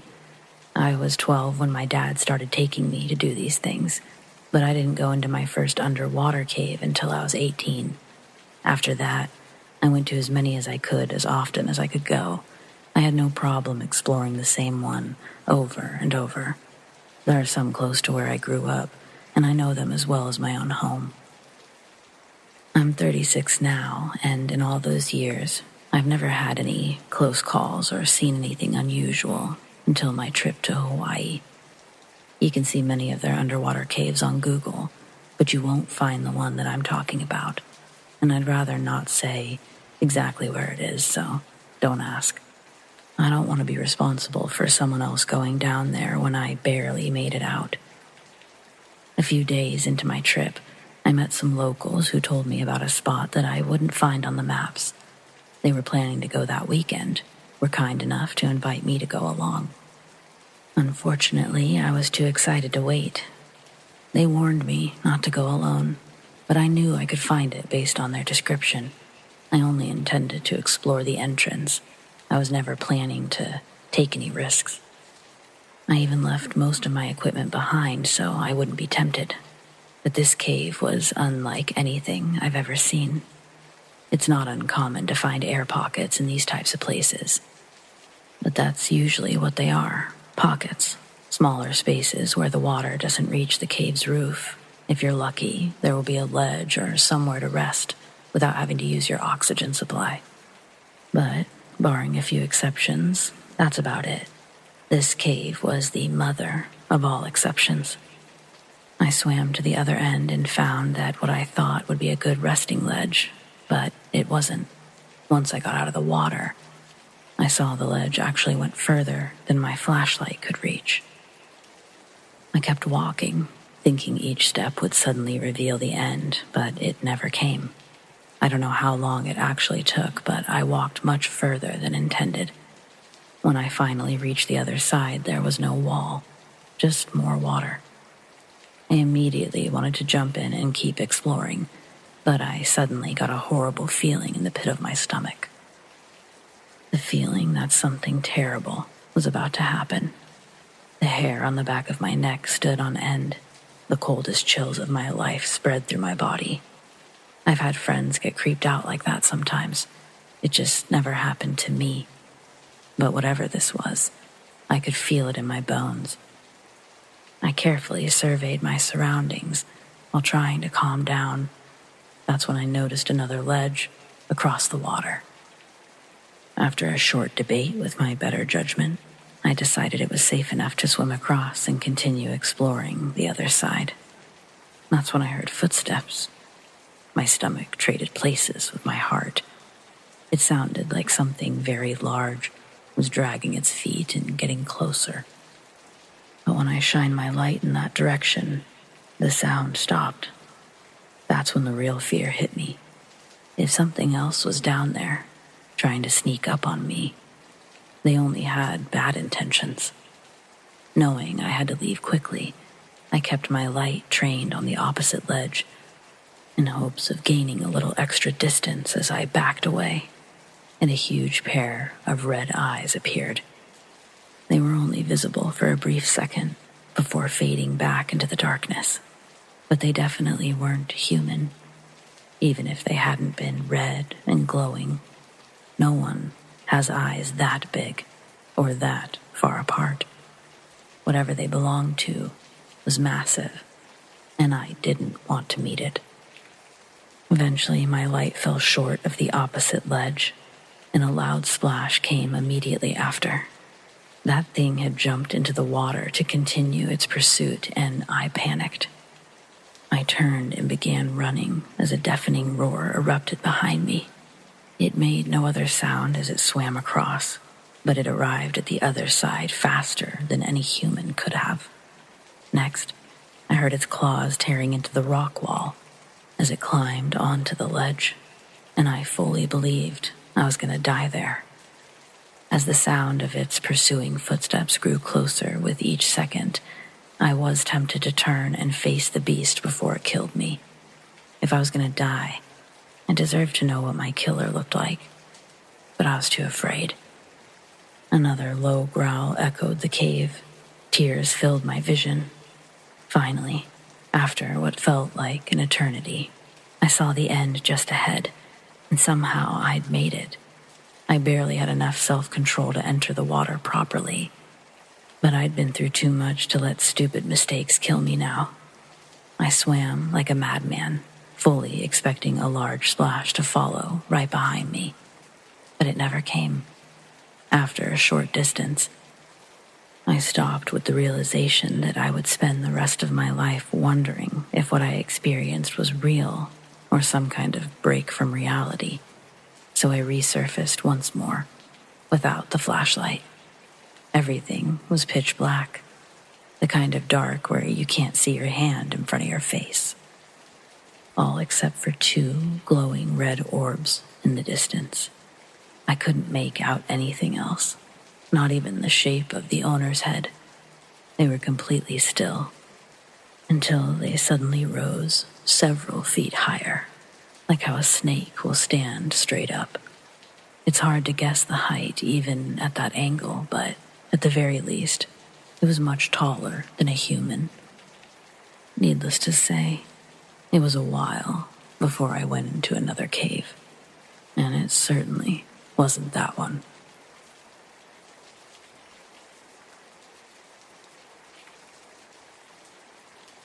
The ocean used to be my favorite place until last summer when I almost drowned. Growing up, my parents would take my brother and I to a small reef where we would swim and snorkel all day. Now that I'm an adult, I occasionally take friends out to do the same thing, only with the addition of alcohol. The boat ride is only 40 minutes from shore, and we've never seen a shark out there. We rarely even saw other people. On this particular day, it was just me and my girlfriend, and this was already pretty routine for us. As usual, we were snorkeling, screwing around, when she noticed a baby sea turtle with a fishing line trailing behind it. This is a sadly common occurrence, and we couldn't just leave it that way. Sometimes they get tangled in a net, or just get so wrapped up that you have to cut through thick layers. so I always keep a good knife on me while in the water. The turtle was making its way to the deeper parts of the reef, so I took a deep breath and hurried after it while my girlfriend waited at the surface. I caught the little guy just as he tried to crawl into a dark crevice near the sea floor. Luckily, the fishing line was easy to remove, and I sent him on his way without needing to go up for air. But I was at my limit. I stepped onto the large rock and pushed off to speed my ascent. As I began to slow, I glanced down just in time to see a massive brown tentacle shoot out of the reef wall and wrap around my leg. It looked like the reef itself had come to life. The tentacle was double the thickness of my thigh, and in a split second, it wrapped my leg from ankle to knee. It took all of my self-restraint not to scream out what precious oxygen I had left. That's when I noticed a huge section of the reef wall moving, and I saw its eyes open. It was like a giant monster octopus, perfectly camouflaged to match its surroundings. I could have stared at that spot all day and never noticed anything unusual if it hadn't grabbed me. My leg was completely numb. My lungs were on fire. I knew that I would lose any slim chance of survival if I started choking, so I took my knife and I began desperately stabbing at the tentacle. Black ink instantly spread through the water, and I heard a shrill scream that, to this day, I still can't be sure if it belonged to this giant octopus or my girlfriend. It was about that time that she saw the black ink spreading from the surface and came to see what was happening. I didn't see her. I only felt a sharp tug on the back of my shirt as she was pulling me to the surface. We didn't stick around to look for the octopus. We just hurried onto the boat and got away from that place. Only after we gained some distance did I stop to explain what happened and look at my leg. I stabbed myself twice and had to get over 30 stitches afterwards. But aside from that and a touch of PTSD, I was fine. Obviously, we've never gone back and don't intend to, but I just have to know. Has anyone else seen an octopus that size? Was it even an octopus? Could it have been anything else?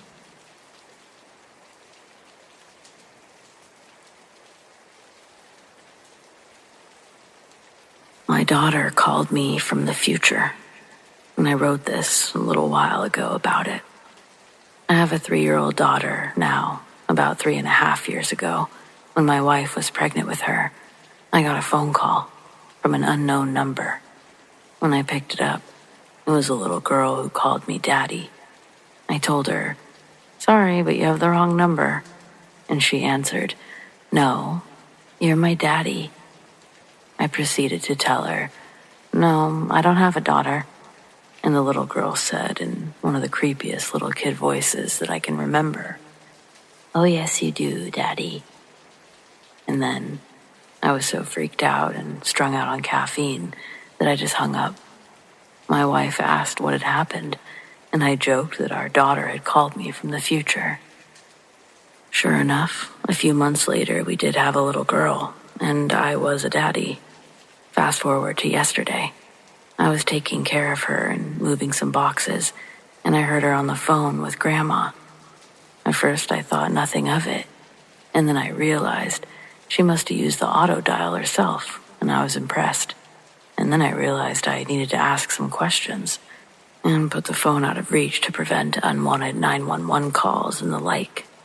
When they were done talking, I asked her who she had called, and she said, "Just Grandma and you." I'm 100% sure that she didn't phone me yesterday, even though she maintains it and says that we talked. I checked the call log. It has dozens of phone numbers on auto dial, ones that she tried, and our home number is one of them. So sure, maybe it's just a coincidence, but it's a bit spooky.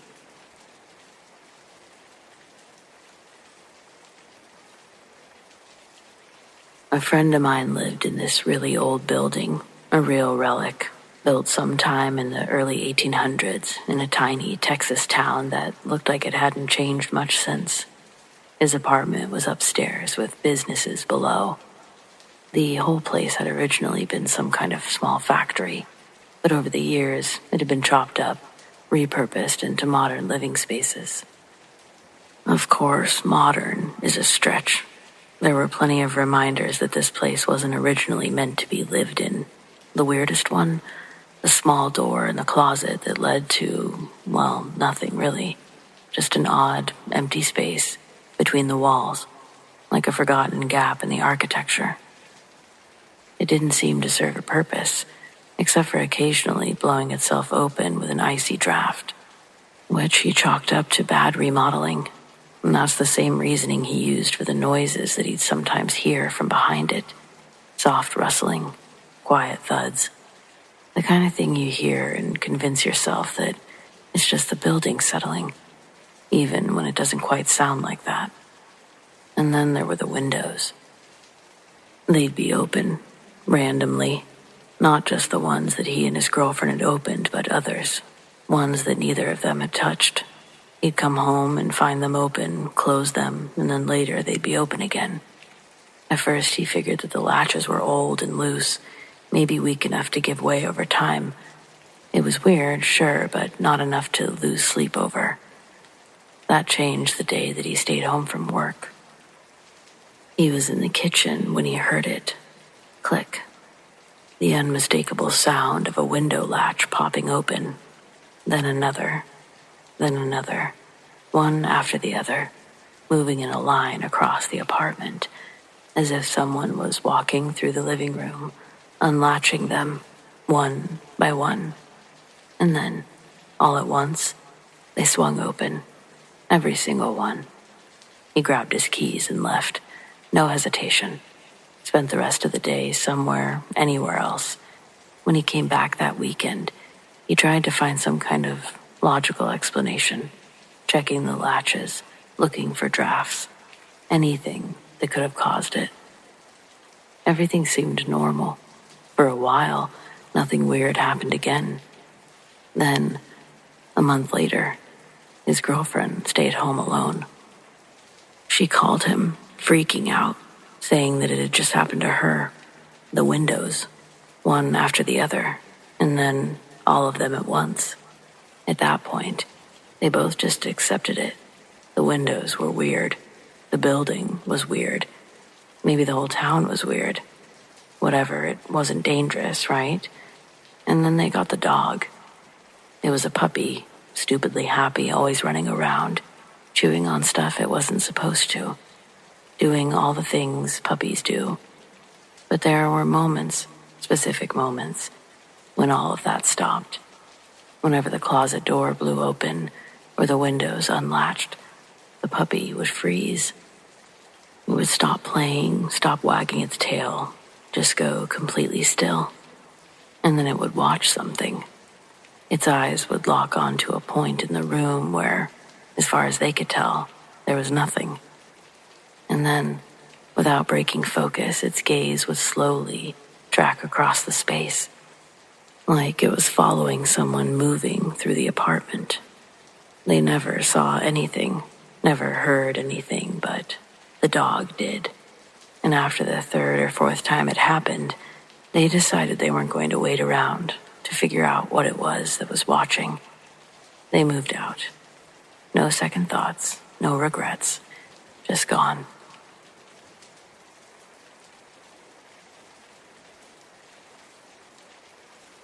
I fall asleep to your content every night, and recently it had me thinking of my own experiences and which one would be the strangest to share. Here goes. I'm an older woman now and have had many experiences that some would most likely call paranormal. This story is from when I was about 13 or 14 years old, so eons ago. I had a set of uncles and a cousin who lived in a neighborhood house. The house was owned by family friends who lived there first, and then ended up renting it out to my family. I'd always heard stories from those friends and then my own family about their experiences in the house. A lot of those experiences surrounded an apparition of a little girl, about 4 to 6 years old. Remember that. Now, from the outside, this house was normal looking. A 2-story, light blue house. Nothing distinct about it. Nothing abnormal from the outside. It had 7 bedrooms, 2 bathrooms, and 2 sets of stairs leading upstairs. We often used the back door and the back staircase to get upstairs, because most of the hauntings took place around the front set of stairs. So that staircase had always been blocked off since as long as I could remember. Around the time I turned 13 or 14, my mom and I ended up having to stay there for a while due to financial issues that she was going through. I remember always feeling like everything was so dark in there and never wanting to be alone. But after visiting many times and then actually living there for a little while, I had never really experienced anything myself. So I started to think that maybe everyone was making things up or smoked too many J's or something.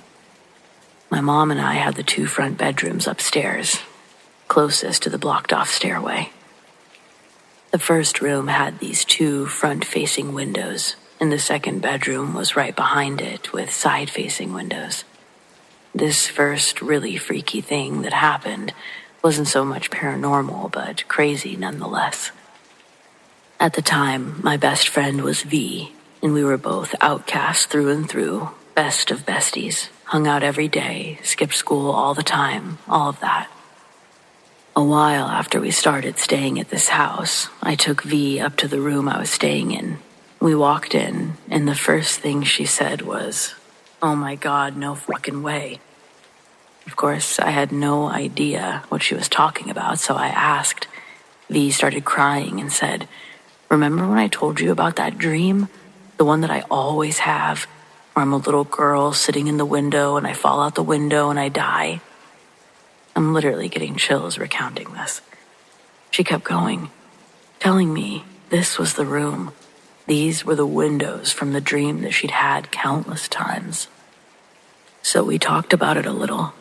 I was getting creeped out because she was so emotional, and I really had no reason not to believe her. She wasn't one to lie or make things up, and I'd never told her about the little ghost girl that people had seen.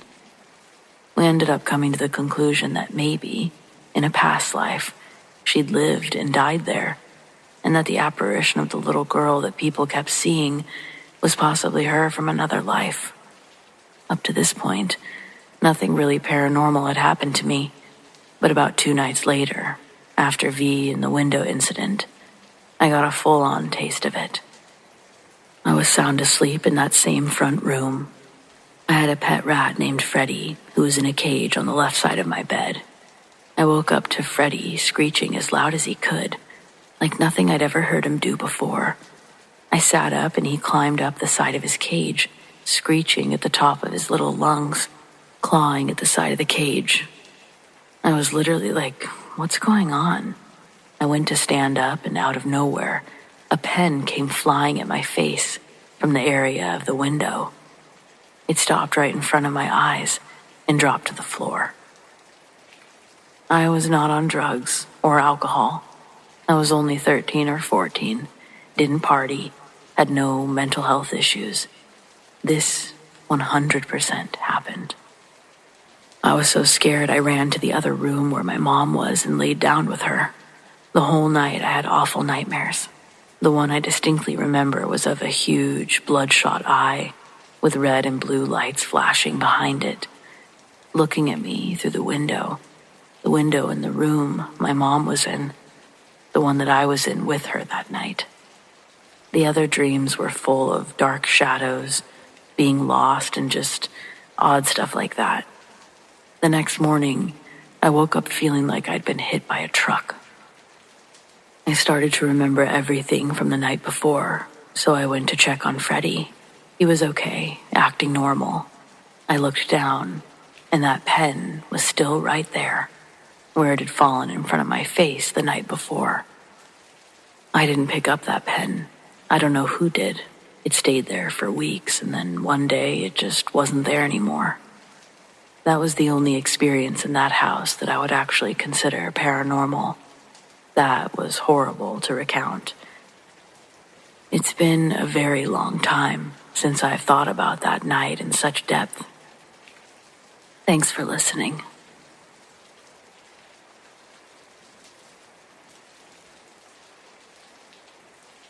Hello, my name is Heidi. I'm a stay-at-home mother in Larchmont, New York, 23 years old.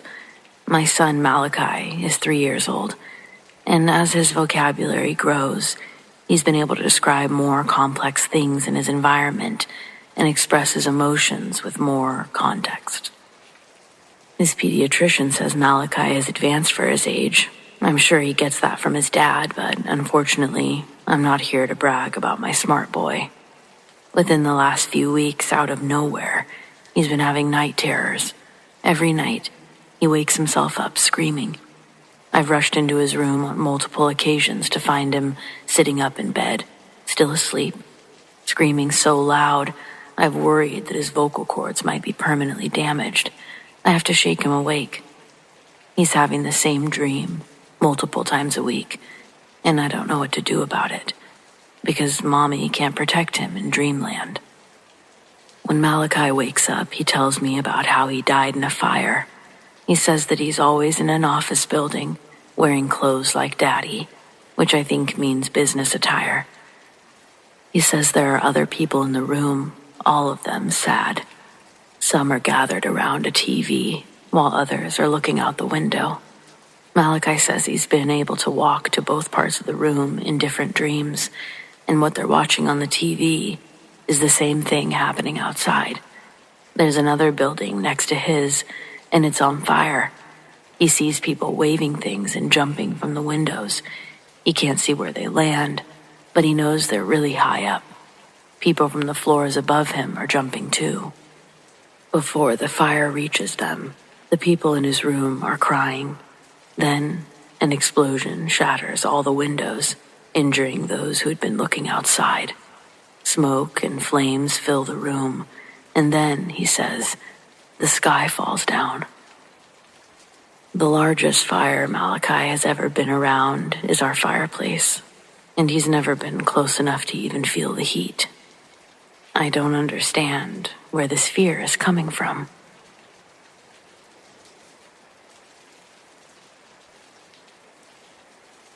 This happened when I was 10 years old. I don't remember when it was exactly, but I still clearly remember what happened back then. It was exactly 3 p.m. in the afternoon when I had last checked my clock. I was home alone almost every day because my school classes ended earlier than my siblings, and my parents, who both work, didn't get home until around 8 p.m. I was playing Grand Theft Auto, San Andreas, on my laptop, and I clearly remember, suddenly, I got goosebumps all over my body, and I felt something go through my body from left to right. When I looked to my right side, where my bedroom door is, I saw a figure of a human. It was transparent, but I clearly see it as a human figure. I only see its outlines. As it walks away through the door, I suddenly shut off the laptop. When I left my bedroom, the thing was gone. I quickly ran off to my neighbors. This was the only paranormal thing that I've experienced. I hope it's the last. I'm 22 now, a science guy. But that thing that happened to me, it proved that not everything can be proven by science. At least not yet. I think humanity is closer to unlocking the secret of the universe, and that we'll be able to maybe make sense of all this paranormal stuff in our world.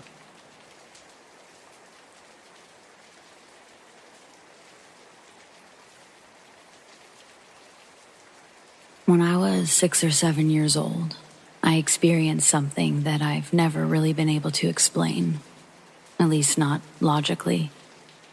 When my mom was still alive, she used to say that I must have seen a ghost. Yeah, maybe, but it was more than that too. I'd been sitting outside near the chain link fence, just past the playset at my after-school daycare. I don't know what I was thinking about. Probably my last truly innocent, childlike thought. But my real memory, it starts when I'm suddenly drawn to a girl who was standing in the middle of the road, She seemed to appear out of nowhere. She was around my age, maybe younger, just standing there, facing the playground, facing me. No parents around. She looked like she'd been hurt. She looked odd. It wasn't like I could see blood. The color of whatever covered her was muted, like the rest of her, almost like the color of dirt. And her skin, it was gray. At the time, I'd never seen what a dead person or a ghost was supposed to look like. But when I was about 10 or 11, I accidentally saw a movie called Night Watch. The deceased in that movie, the grayish, greenish tone, that's what this girl had. I instantly thought of that girl when I saw it, like I do most times that death comes up, or ghosts, or a lot of things, really. Anyway, I watched as the little girl suddenly disappeared. I looked for her, getting up from the ground and walking closer to the fence. Looking right and left, I saw no one. And then I felt something push past me. It sort of knocks me over, but I brace myself with my hands, and I end up rocking myself back into a seated position. I look, and just past me is the same little girl. She came from inside the playground, but she looks different, still muted, but not hurt. She's chasing after something. She's chasing whatever it is right into the middle of the road, where I'd originally seen her. I turn and look at everybody else outside. No one seems to notice. And suddenly, I hear so much noise behind me, but I'm too afraid to turn back and look. I hear a sound I can't describe, and tires screeching on the road, screaming, coming from children, adults, but I can't see any of them. My ears are just filled with this noise, and when I look towards the road, I don't see any cars or people. I just see the little girl. She's hurt again. More noise added to the background. Sirens, crowds. It's deafening. A few moments after I made eye contact with the little girl, I start to feel really sick, and I guess scared. I was filled with this sort of icy cold, hot feeling. It's reminiscent from when I had the flu and my fever was all over the place. I maintained eye contact with the girl, even throughout feeling so ill. I was already sitting on the ground, but I then felt myself begin to lay on the ground, as did the girl. I felt the wood chips scratch my face as I sort of fell into them. Before I knew it, I was closing my eyes. I felt so relaxed, but I remember also thinking, I can't possibly sleep right now. I'm not tired. For several moments, it feels like magnets are keeping my eyes closed. I can't open them to see if the girl is still there, yet through my closed eyes, I can feel her. I also felt my body run entirely cold. It was like I was dipped into ice, but it didn't cause my body to move as I'd expect. Instead, I was just lying there with my eyes closed. And though I was relaxed, I tried to call out, to make some sort of noise. Someone has to see that I'm laying down. A teacher, a friend, someone. The noise filling my ears became muted, like the colors of the girl. They were still there, but quieter, as though someone was turning down the volume on a movie or radio. Suddenly, I let myself fall asleep, if you will, and the noise, it just trailed off entirely until it was silent. It's as though I don't care or I don't remember what's happened. It's hard to say which it was or even what happened next. I do know that I hadn't really been asleep. I could hear my surroundings change. The sound of my real surroundings began to fill my ears. A lady I didn't recognize was standing over me, asking if I was okay, grabbing my hands and attempting to lift me up. I was so confused. I kept looking in the street for this girl, for the scene. I told the lady what I had seen, trying to get it all out like it was a dream I may forget. Except I didn't forget.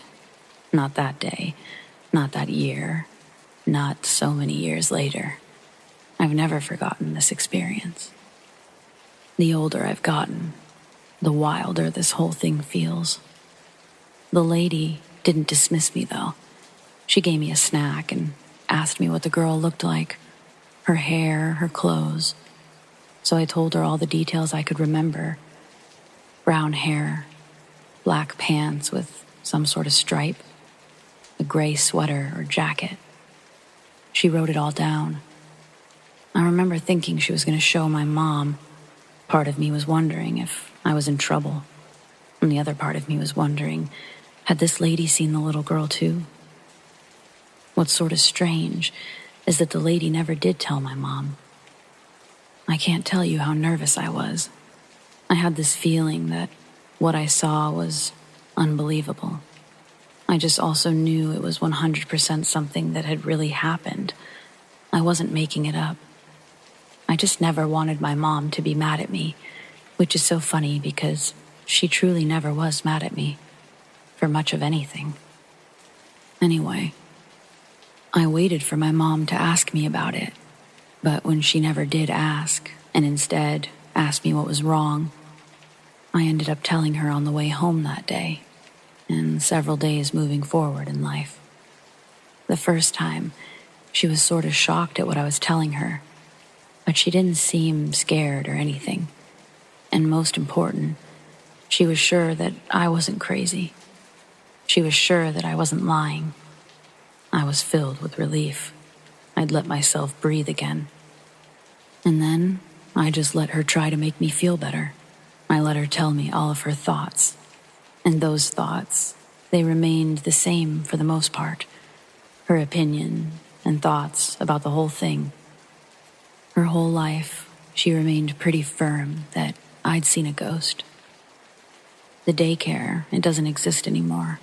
That entire street and half-mile radius is filled with various shopping malls. Nothing has ever come up on Google, and I can't find anything about a girl losing her life like that, 1988 or before. When I was a little older, my mom added to her theory, saying that she thought I'd seen the ghost of someone who'd lost their life, most likely at that daycare, most likely before there was a fence. She used to say that some people have gifts, that I could be one of those people. I never understood that as a child, as a teen. It never felt like a gift, more like a curse. However, as an adult, my real experience and my mom's confidence in what it was has left me with a sense of peace instead of angst. I only wish I could really know her name, because is it strange that I feel her name was SARA? I mean, I know it's SARA, but SARA who? Either way, I hope she's at peace.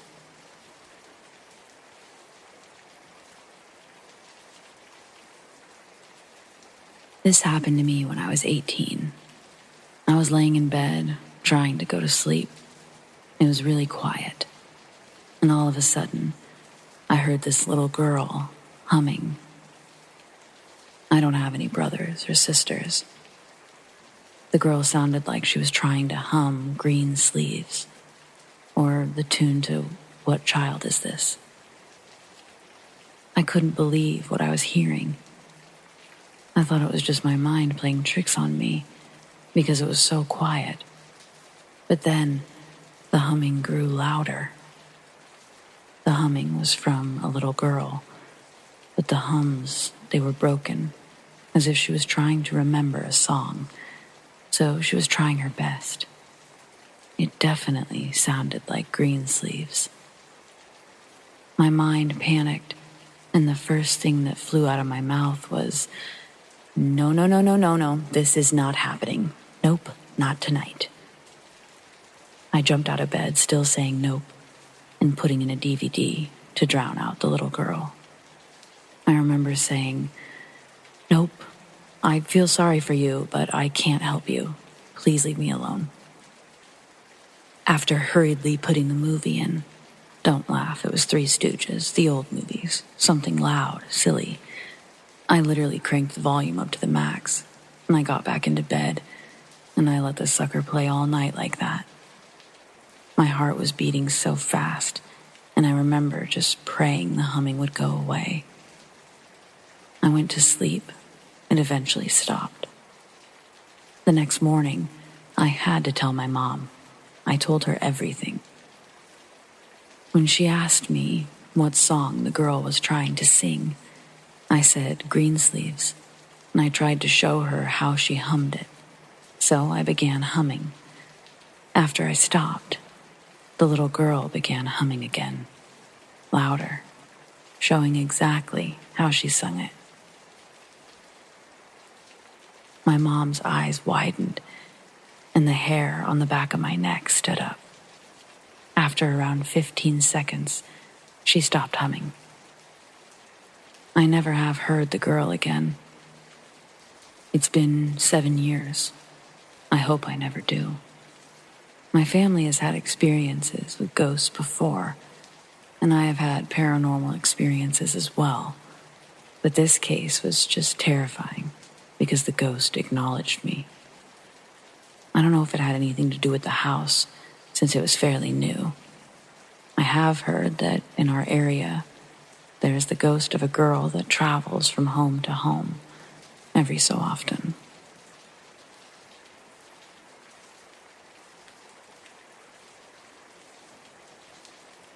My father grew up in the mountain hills of Jalisco, Mexico.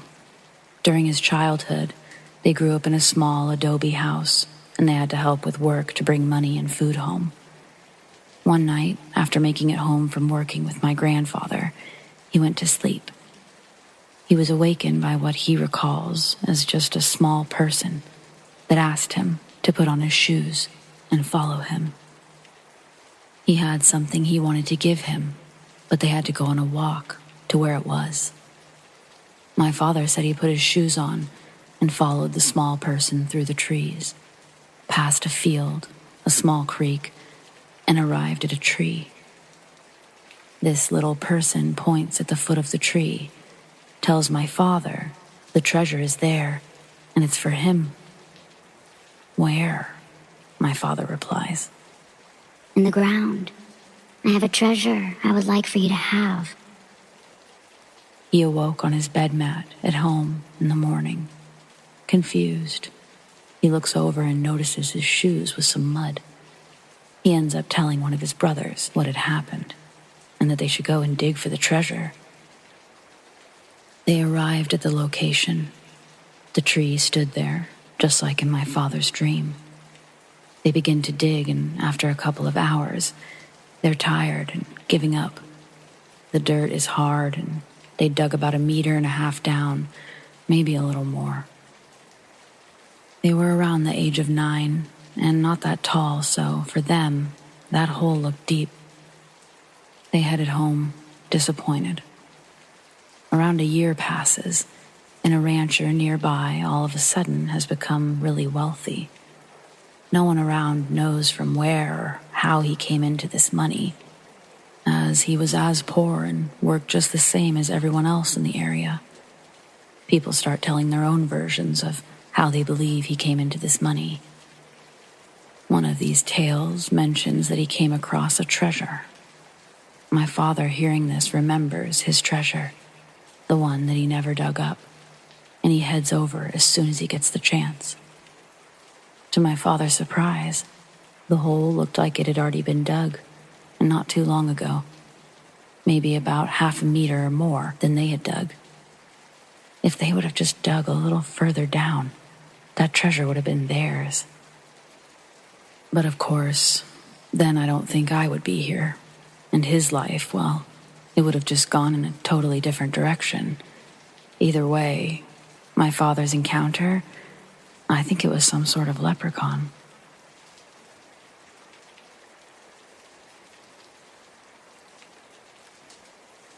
My buddies and I have a YouTube and TikTok where we go to places with urban legends, ghost stories, and we get wasted there on camera. We live in the Louisville area, so we recently hit a lot of major spots in the area and decided to finish it off with Iroquois Park. We'd known all of the stories. The headless woman who's supposed to appear on foggy nights, the serial killers who ended their victims' lives, etc. So, we pull up to the park late at night with our film and our lighting equipment.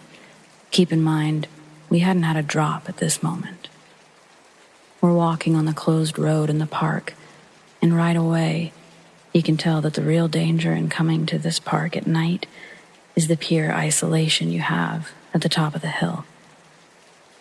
And while it's supposed to be a beautiful nighttime view, any Louisvillian will tell you not to go at night. We get to the top after walking about an hour, and it's apparent that my buddies are just as sketched out as I am, so we decide to do a full lap before we set up. We're about halfway through the lap, having heard the dogs barking. We saw the fog, and we even smelt burning wood, when we stumble upon a point with a large stone wall.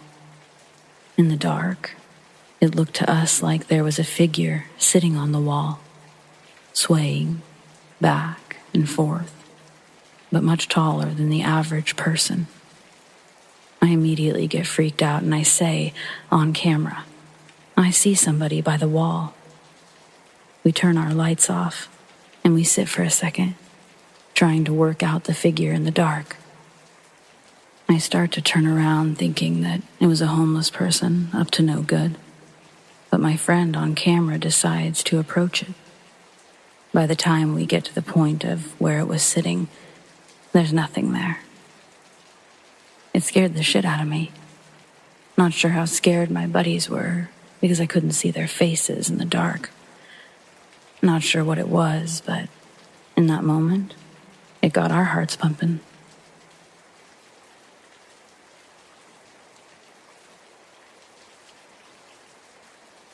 You've heard from me before. My buddies and I have a YouTube TikTok channel where we go to urban legend hotspots with a 12-pack. We do it about every week. And this week, we got a lead from my college ethics teacher on a potential ghost town, an abandoned hospital out in the woods of West Point, Kentucky. It's about a 45-minute drive from Louisville. Our lead was from a website that I'd found with photos and exact coordinates of where it was on the road in the middle of nowhere. However, we quickly realized how sketchy the situation was once we got closer. We were nervous. The road that we had chosen to try to find the place was basically on Fort Knox property, and every turn we took was either gated off by Fort Knox or closed with a sign saying, "Surveilled by the military." We eventually made it to a location called Bridges of the Past. It was foggy as hell, and you could walk under the bridges, but it was the canopy of trees that made it look like something out of Hollywood. We were hearing all sorts of unexplainable noises. Plus, there was a train trestle with a passing train overhead, so the screeching of the tracks was adding another layer to the already overwhelming sound. Keep in mind, the two of us were by ourselves with no weapons for self-defense, basically lost, and we were overwhelmed by the amount of noises by the bridge. Plus, we were trying to find a hidden driveway to a location where hundreds of children could still be buried, so we were rightfully in our heads a little. As more time passed, the sketchy feeling didn't, and we were used to being sketched out, but something felt unsafe. We decided that it would be safer to scope out the long way around sunset the next day and try to find the hospital without looking over our shoulder for Fort Knox soldiers. Makes you wonder if anything has happened to anyone trying to find the hospital. With the military in the way, wonder if they made it.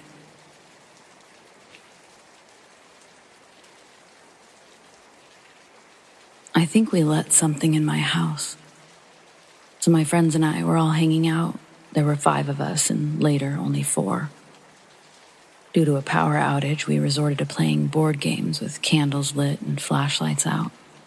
My sister suggested that we try to summon a ghost and shit like that, as a joke, or just to have some fun and occupy the time. We all decided to go along with it for the time being, and we started by joining hands and inviting spirits to join us, or whatever we'd read online on how to summon things. We did this multiple times in 2 separate rooms, and it started with us hearing noises that could have very well been creaks or knocks from my house being old.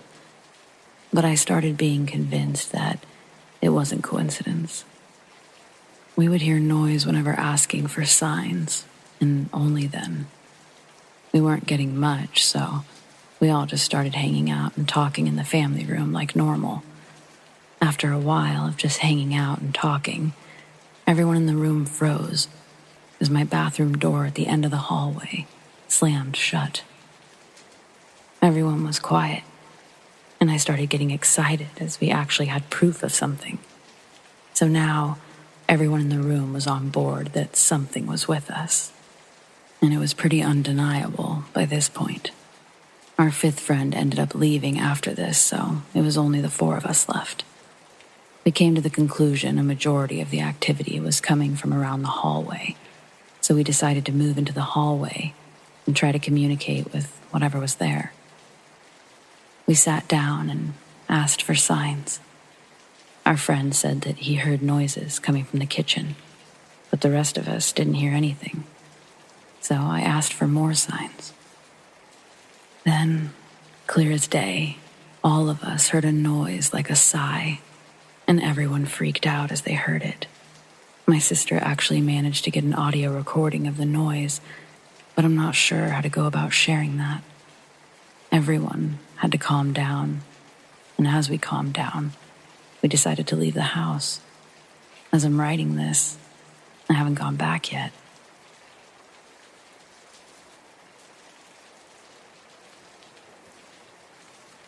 This year, I'm celebrating my 30th birthday. It's going to be the first time since birth I'm not celebrating this moment with the brave lady who raised me. Same goes for my grandfather. My grandmother died after years and years of suffering. It's a relief, but damn, it hurts. A few hours before her death, the last day I saw her, I slept a few hours to recover from this terrible night. She'd asked for mercy. Well, in my dream, I saw her dead, laying on the bed. Her husband held her and cried. Once I awoke, I immediately sent a message to my companion to tell him about this disturbing picture I've seen a few times. It's since the idea of losing her, it causes me huge anxiety issues. Then, right after this nightmare, I get a call, learning that she passed away as I was peacefully sleeping in my bed. It's been a month since she's been gone now, and I know it's strange, but I totally stopped dreaming about her. This morning, I just woke up in my family's house, and I heard the distinct voice saying, "Hi." It was nice and sweet, and I responded, "Yes?" As my grandfather, who sleeps in his room next to mine, answered, "Yeah?" I asked him if he called me, and he said no. I used to work in a funeral home for years as a counselor. I know grief may lead to hallucinations, but have you ever had a dream about your loved ones who eventually died moments after? Do you think it's pure coincidence? A simple sign of empathy since I felt worried about her? Do you think that I myself talked while I was asleep? I know a lot of my friends have confirmed that I'm a sleep talker. Anyway, That's not the most thrilling experience I witnessed, but I'm curious about these two moments. First, the dream. Secondly, the call. I respect your belief. I'm open-minded, so feel free to share. Take care.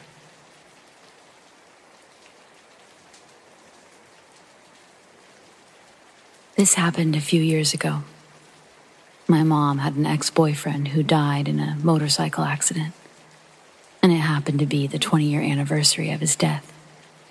That night, I ran into the store to get a few things. My mom stayed out in the car and waited for me. My mom used to work at the store, and I grew up going there, so it's safe to say that we knew almost everyone there. So it wasn't a surprise that when I came out, I saw a guy sitting in the passenger seat next to my mom. I just thought that it was one of the guys who worked there. I walked up to the car and I bent down to look through the window to see who it was that my mom was talking to, but no one was there. Within less than a minute, it took me to walk to the car. No one was in there except my mom. So I get in, sit down, and I feel ice-cold air go right through me.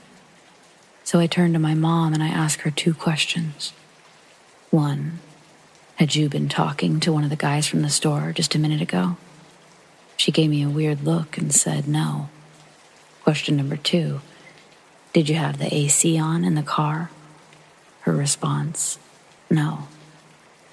And I left it at that. I didn't say a word to her about what I saw until a couple of months later. As soon as I told her, she went and pulled out her old high school yearbook and opened it to a page, and I pointed at a picture. And I told her, that's who I saw sitting next to you. She looked at the picture and said, yep, that's him. I went on telling her that he looked kind of grumpy. She explained that he always did. It was just the way that he was. Without ever meeting this guy, I never saw his picture before. I didn't even know his real name, only a nickname. I was able to point out her dead ex-boyfriend in her yearbook. I have no doubt in my mind that it was him sitting next to her that night. I was staying at my partner's house, who had not long ago come out of an abusive relationship. She was moving out of the house and a few boxes were in the bedroom we were sleeping in. She had a 6-year-old who was with us at the time sleeping in his room. I woke up during the dark, early hours of the morning, and I heard him shuffling about at the bottom of the bed. I kept my head slightly under the covers and my eyes shut, as, to be honest, I didn't want to have to deal with a 6-year-old, and I was hoping he'd wake up his mom. After 3 or 4 minutes, I started to think that this wasn't him, as he hadn't tried to wake either of us up, just moving around at the bottom of the bed. Then I panicked. The ex. I started to worry for all of us at this point, and then I heard the footsteps I'd been listening to suddenly stomp and rush up the side of the bed. My partner's side of the bed. That was enough for me. I screamed as I flicked the bedside light on, expecting a confrontation. However, there was no one there in the lit room. No son, no ex. In the next few seconds, both myself and my now awake girlfriend then heard footsteps, almost running, going back down her side toward the bottom of the bed and across the room. To top off the experience, the set of boxes where the footstep sound ended suddenly tilted and rocked as if someone had run straight into them. I have no explanation for what happened. My girlfriend had never experienced anything in the house before.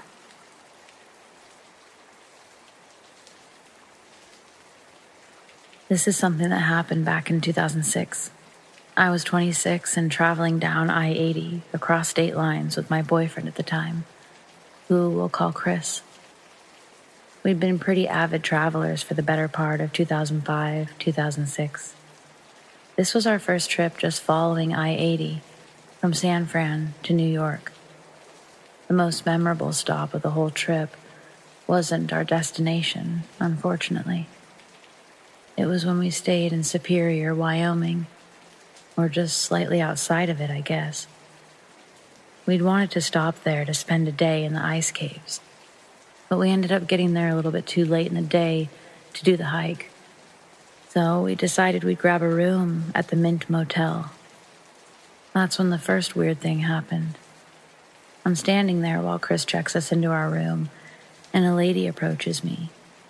She's wearing a uniform that would indicate that she's a waitress at the diner next door.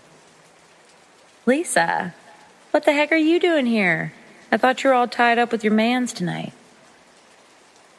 My name isn't Lisa, but this woman is looking and talking to me like I'm definitely her. I smile and tell her, "Oh, I'm sorry, I think you've got me mixed up with someone else."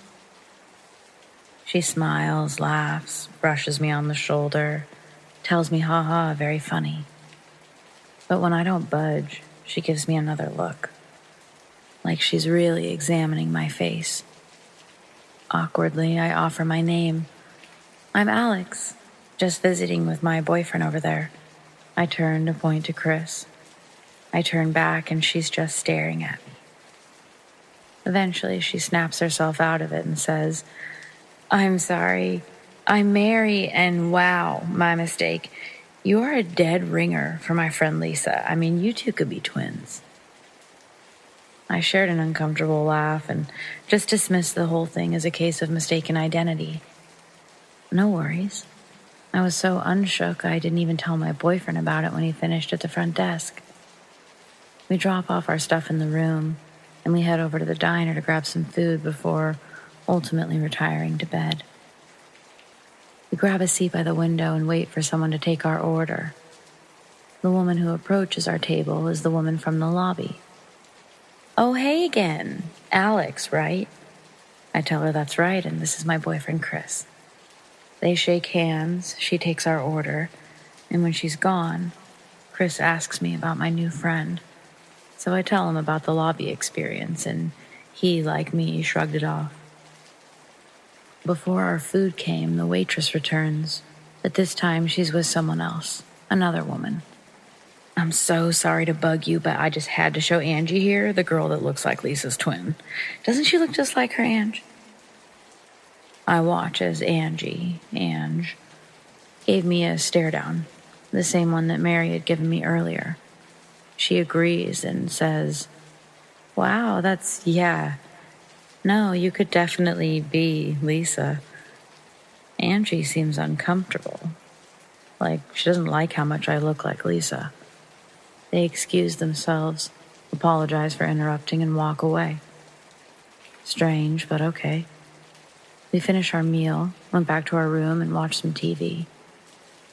Before going to bed, we decided to go to the gas station down the street to grab some snacks and waters for the morning at the ice caves. Chris pumps the gas, and I give him a quick kiss, and then I head inside. The moment I step foot in the store, I feel like someone's looking at me. I peruse the aisle in front of me for a moment, and then I look up. About 10 feet away from me are two dudes staring at me. They then wave at me, almost menacingly. I divert my eyes and I finish my shopping, probably forgetting to grab something, but I feel uncomfortable and I want to leave. I approach the clerk and I'm getting the same stare. What the fuck? They ring me up, slowly, very slowly, and I can feel that someone is now behind me in line. I know it's those two dudes, because they're not in my peripherals anymore. From what I can tell, there's only 3 other people in this store, but it feels like there's a million eyes all over me.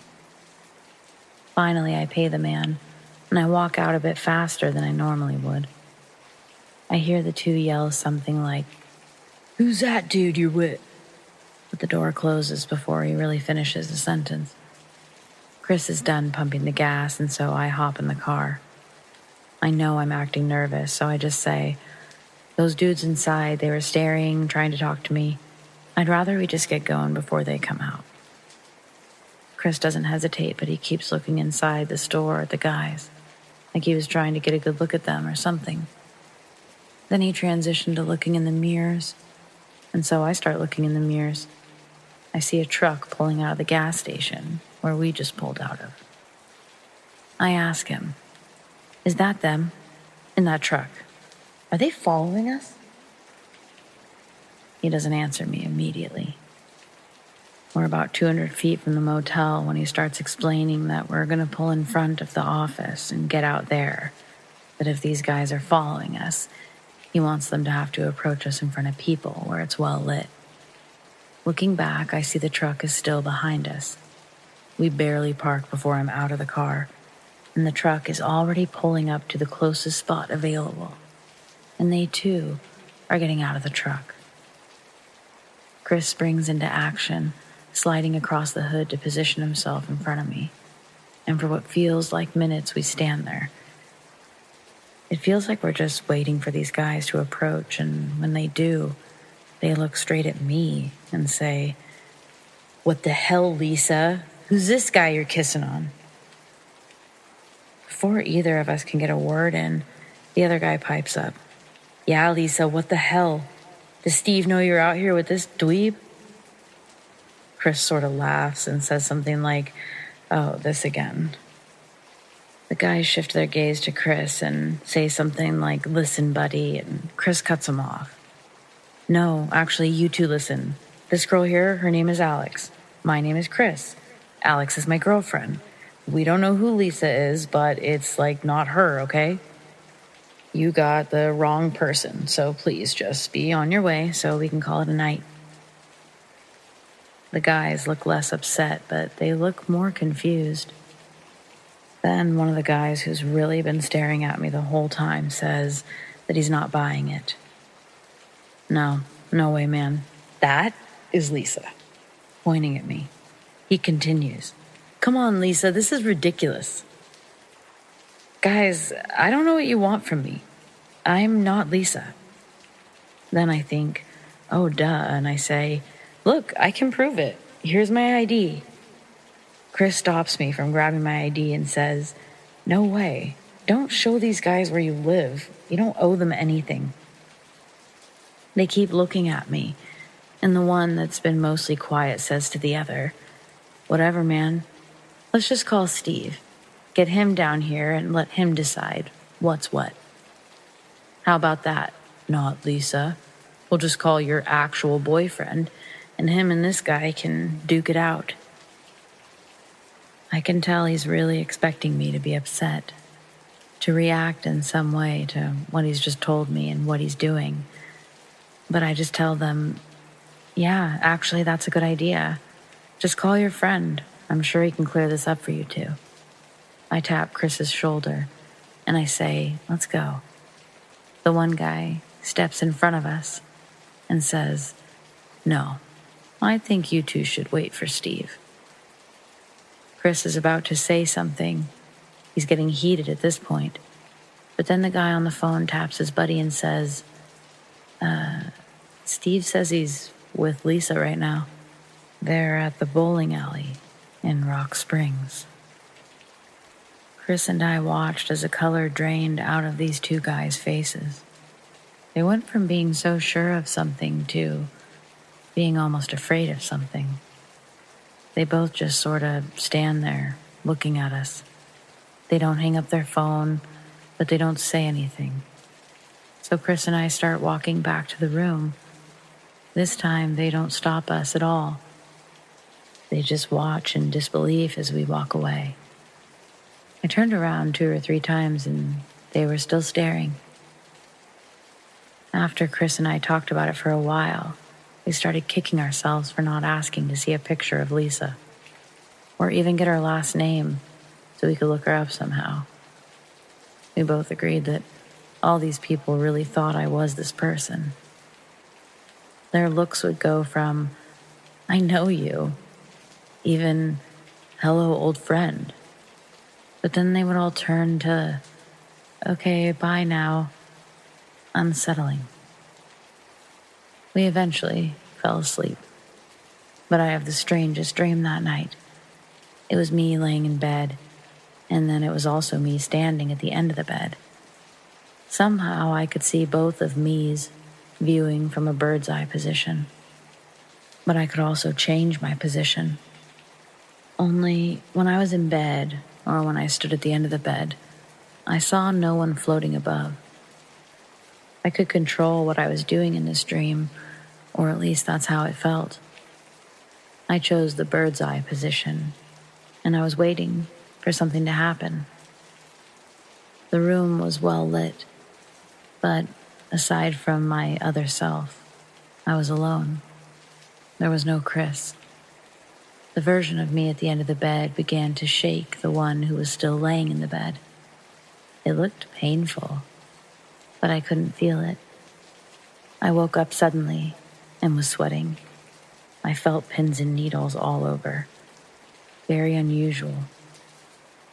Then I felt like I may be sick. I have no idea why. I stood up and I was very lightheaded, so I just stood there a moment.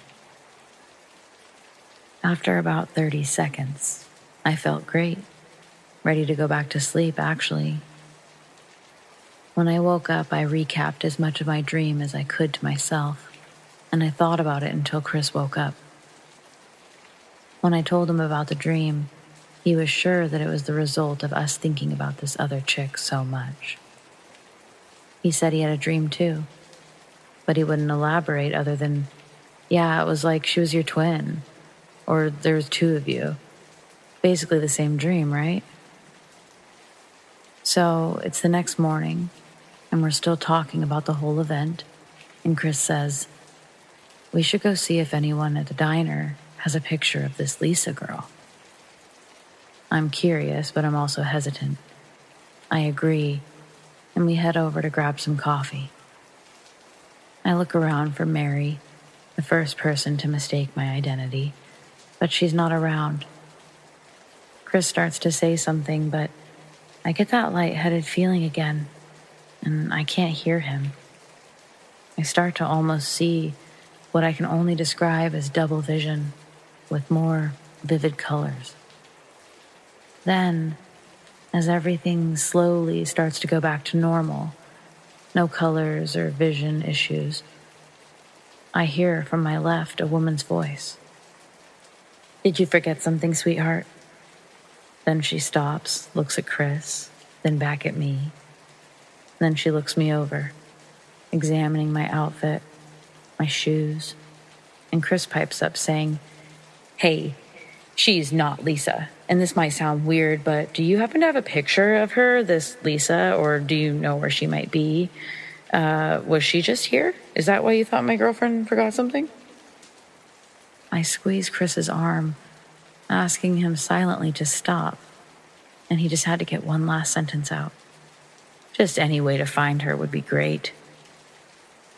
She stares at us for a moment, and then looks at me longer than necessary, says nothing.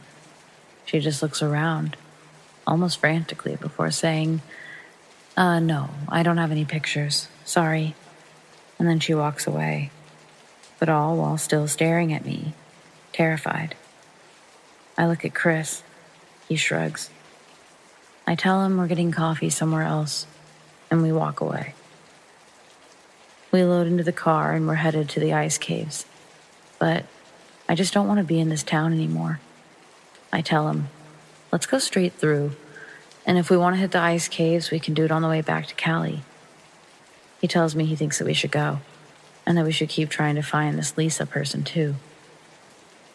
I couldn't give him a good reason, but I just felt like everything in me was saying no. I'm not supposed to be here or something. Without too much debate, Chris agrees that we can make our way out of town. I'm relieved, but I don't feel entirely better. We're passing the last gas station in town, making our way to the light to get from the 371 to I-80. And Chris goes, holy shit, Alex. Holy shit, that's her. I sit straight up and I try to see which car or person he's referring to. Where? I don't know which car you're talking about. His head is now turning to the left, and then he moves to looking in the rearview mirror. Alex, That girl, the one in the brownish car, that's definitely Lisa. Like, you're sitting right next to me, but I swear to God, I also just saw you in that car. She's even got the same hair as you, like wearing it the same and everything. That's kind of scary, actually. Wow. Oh my God, I know I sound like those people, but wow. He's kind of rambling with this level of excitement or amazement, and I just don't know what to say. As I look back at the brownish car, it's continuing its way towards Superior. But all I see is a black mass that seems to fill the entire interior of the car. It's like you couldn't see the seats on the car or the heads of the people. Just a pulsating darkness. I don't say a thing, but I think to myself, yeah, I don't want to be here anymore. I managed to say to Chris, let's just go. I don't really care. I'm not going to approach this person, so maybe let's just drop it. He doesn't seem to get it, and he insists that we turn around and follow these people. Get a photo or some shit. I don't know how to tell him that I just saw a black mass invade that same car that he wants to follow, so I don't. I just patiently-ish say, let's just get the hell out of here, please? I remember he sort of sighed or moped a bit, but ultimately he stayed en route. After a while, I started to get almost worried. I mean, he was silent for a long time, which was unusual. Eventually, he broke the silence with an apology. I'm really sorry I insisted on you meeting this Lisa chick and following those people or whatever. Like, I don't know why I did that. I reassure him it's fine, but he stops and he tells me, no, Alex, it's more than that. It's like I didn't actually think that we should follow that car. I actually was really uncomfortable with the idea, but somehow I was suggesting it, and I don't know, just really sorry about that. I told him about the feelings that I got from the idea of staying in that town. I tell him about the black mass. At first, he's supportive of what I say. After several minutes, though, he says, a black mass, huh? You don't think you're, like, possessed or something, right? Not gonna lie, I was sort of offended or irked by this. Do I think I'm possessed? No, Chris, I don't think I'm possessed. Then I feel bad, like maybe I shut him down. So after some time, say, I was thinking more like a doppelganger. A fancy way to say long-lost twin. Like, couldn't that be something? I don't know exactly what it means, but people have talked about them being a thing before, right? Now this is where Chris and I ultimately disagree about the whole experience. I mean, it goes deeper than just this experience. We aren't together anymore, after all. But he believes it to be the work of the devil. That I'm possessed, or that something was trying to possess me while I was there. We just go back and forth on how illogical each other's ideas are. He doesn't believe in doppelgangers, and I don't know what I believe in, but I certainly don't feel possessed. Maybe neither of our theories are correct. I just know I had that feeling, the I don't think we should meet, and I wasn't even sure why. Only later did I learn that you shouldn't interact with your other self. So that feels like my intuition doing its job, and me doing mine by listening. The dream I had that night, it also felt more like a hallucination. Then there's the dark mass. I mean, what does that mean? What is that about? It doesn't seem to fit with most accounts of potential doppelgangers, but I'm not sure. Most eerie to me was probably the way the people looked at me. They really saw someone else at first. In a very small town, they mistook me for this person that they see every single day, seems like. And when they had to accept I wasn't her, they almost looked afraid. To my knowledge, Chris has never been back to Superior, and neither have I. We definitely didn't stop there on the way back. It's amazing how many other ice caves you can find when you're really trying just to avoid one.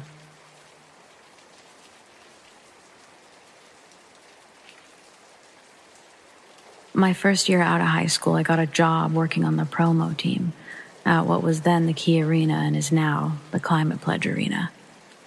If you've ever been to a sporting event, we're the people who hand you shit at the doors when you come in, and then we run onto the court and throw t-shirts during halftime. The pay was garbage, but I'll never forget having the opportunity to watch so many NBA games from the tunnels. The ones under the seats that lead to the locker rooms, the kitchens, etc. I actually don't know what is all in the tunnels because they're so massive. I've only been able to see locker rooms, kitchen, promo break room, and a couple offices. The highlight of my promo career was tossing Sean Kemp a water before they went onto the court. He didn't say thank you, but I'm sure that was just adrenaline. He knows who had his back that night. Some nights I'd be scheduled to work the Seattle Storm games. It's a shame their attendance isn't larger for how talented these ladies are. It was actually one of these nights where this incident occurred. And it would be the last time that I saw these parts of the Key Arena. Me and this girl are walking down one of the corridors to grab a couple of t-shirt boxes to fold and rubber band in preparation for halftime. She mentions how cold it is, and I must agree, although it is only cold stone that makes up the walls of these tunnels. The direction we were going in, it was becoming noticeably colder. I'm only slightly behind her when I feel a cold wind brush, not against me, more like through me. At almost the exact same moment, she turns around and sorta swats something away from her ear and says, "Hey, so not funny." Confused, I gave her a what the heck kind of look. Trying to scare me, blowing in my ear. I tell her that for real, I didn't do that. She scoffs and we keep walking. Whatever. There's no point in trying to convince her it wasn't me. But there was a part of me that wanted to tell her about the cold rush I'd felt. She was walking even more ahead of me now, looking down and off to the side, probably because she thought I was going to try to scare her again. I noticed that just ahead of her, in the room that we need to go in, it looks like something standing in the doorway, in the dark. I wasn't going to let this one slip away, so I said to her, "You see that, right? In the doorway? What is that?" She stops in her tracks after looking up. There's clearly a dark shadow figure standing in the doorway.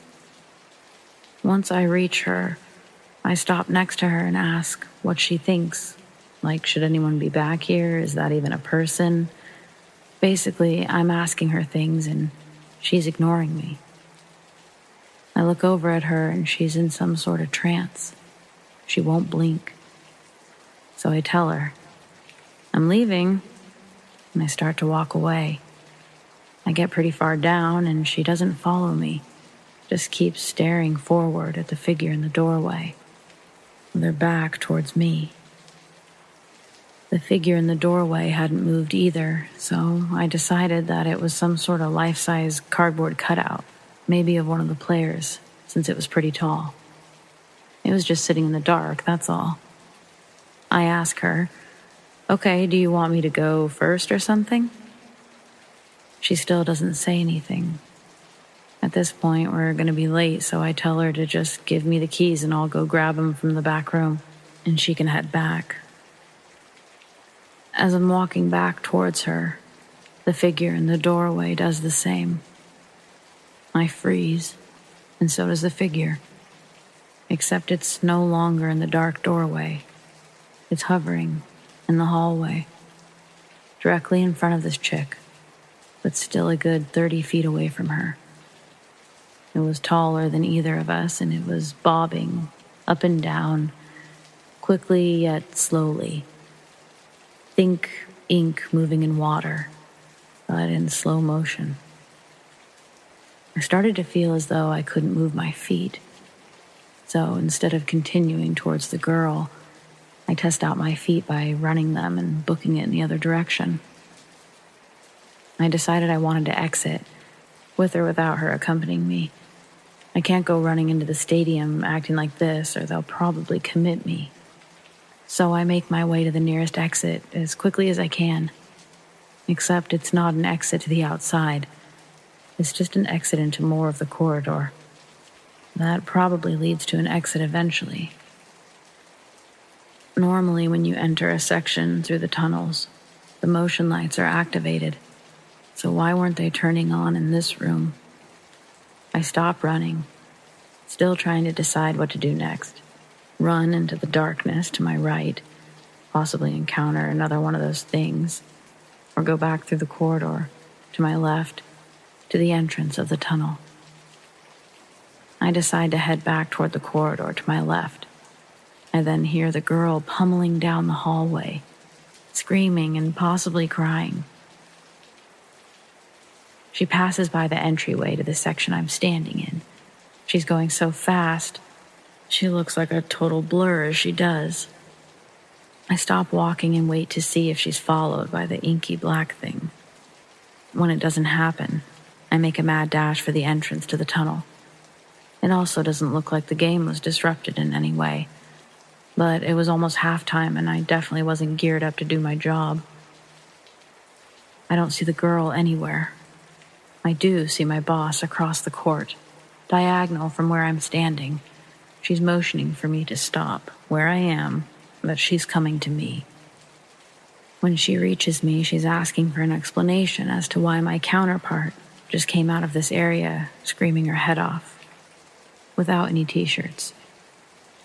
She tells me that she's going to go find the girl, and I need to go down the corridor to get the t-shirts, as many as I can carry. Ego, pride, disbelief, I don't know what the hell it was, but I could not bring myself to tell this lady that I was afraid of the shadow inky thing down the corridor. She was already gone before I could piece together that I didn't have the keys to the back room. Once she's gone, I realize I'm not going back down the corridor either way. On my way out, I see the two of them. The girl, who was definitely crying and trying to form sentences for the boss, who had her back to me.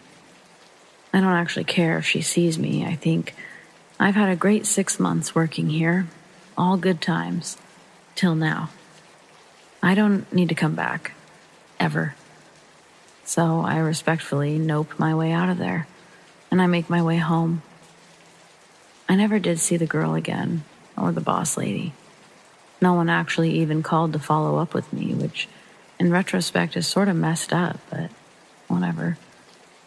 I guess what's most important is that I never had to see that thing again. I do wonder, though, does it still exist, even after all the construction? Curious.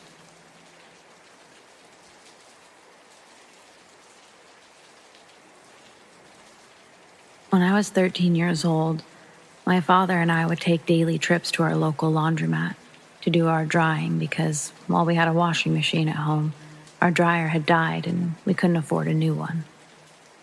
Usually we'd just sit in the car in the parking lot and listen to the radio, or go for a drive along the river. However, with the winter weather quickly approaching, my father needed to get new wiper blades for his windshield wipers and decided to drive up the road to Walmart. While he went to the automotive section, I decided to go over to the books and magazines to see if they had anything that interested me. As I perused the shelves looking at the graphic novels and paperback books, I heard a kind of soft sobbing coming from behind me. I walked to the end of the aisle and saw the source was a guy a few aisles over, sitting on a bench near the pharmacy section. He saw me looking at him and stood up and moved down an adjacent aisle. Returning to what I was doing, I decided on getting Ultimate Spider-Man Volume 3 titled Double Trouble, and I was about to join my father in the automotive section when he texted me and asked me to grab some deodorant from the health and beauty. I walked down a few aisles to the health and beauty section, and that's when I saw the guy. He was just standing, staring at the shaving cream, still sobbing. I just shook my head and grabbed a thing of Old Spice deodorant, my father's brand, and I was about to leave when I heard a loud huffing sound, followed by a loud grunting. I turned to see the sad guy, standing there, holding a razor blade in his left fingers, stained with blood, and blood pouring from the wrist on his right arm. I immediately ran from the aisle, looking for someone, and found an employee nearby stocking shelves. "Help!" I shouted, pointing to the health and beauty section. "A guy just slit his wrists over there." The next several minutes were a blur of employees and paramedics who rushed over to help the guy. My father and I watched as he was wheeled out on a stretcher and loaded into the ambulance. According to the newspaper a few days later, the guy survived his wounds, having sliced horizontally instead of vertically. Turns out he'd been newly divorced from his wife of 10 years and didn't want to be alone. I hope he got the help that he needed and didn't try to hurt himself again.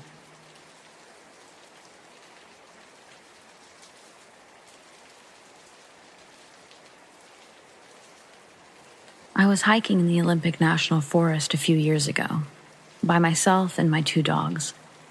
We were 4 days in, and around 20 miles at least, as a crow flies from even a known mountain road.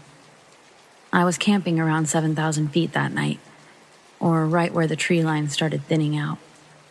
So when we got to the campsite, a big open meadow at the top of a secondary mountain, it was about an hour from sunset.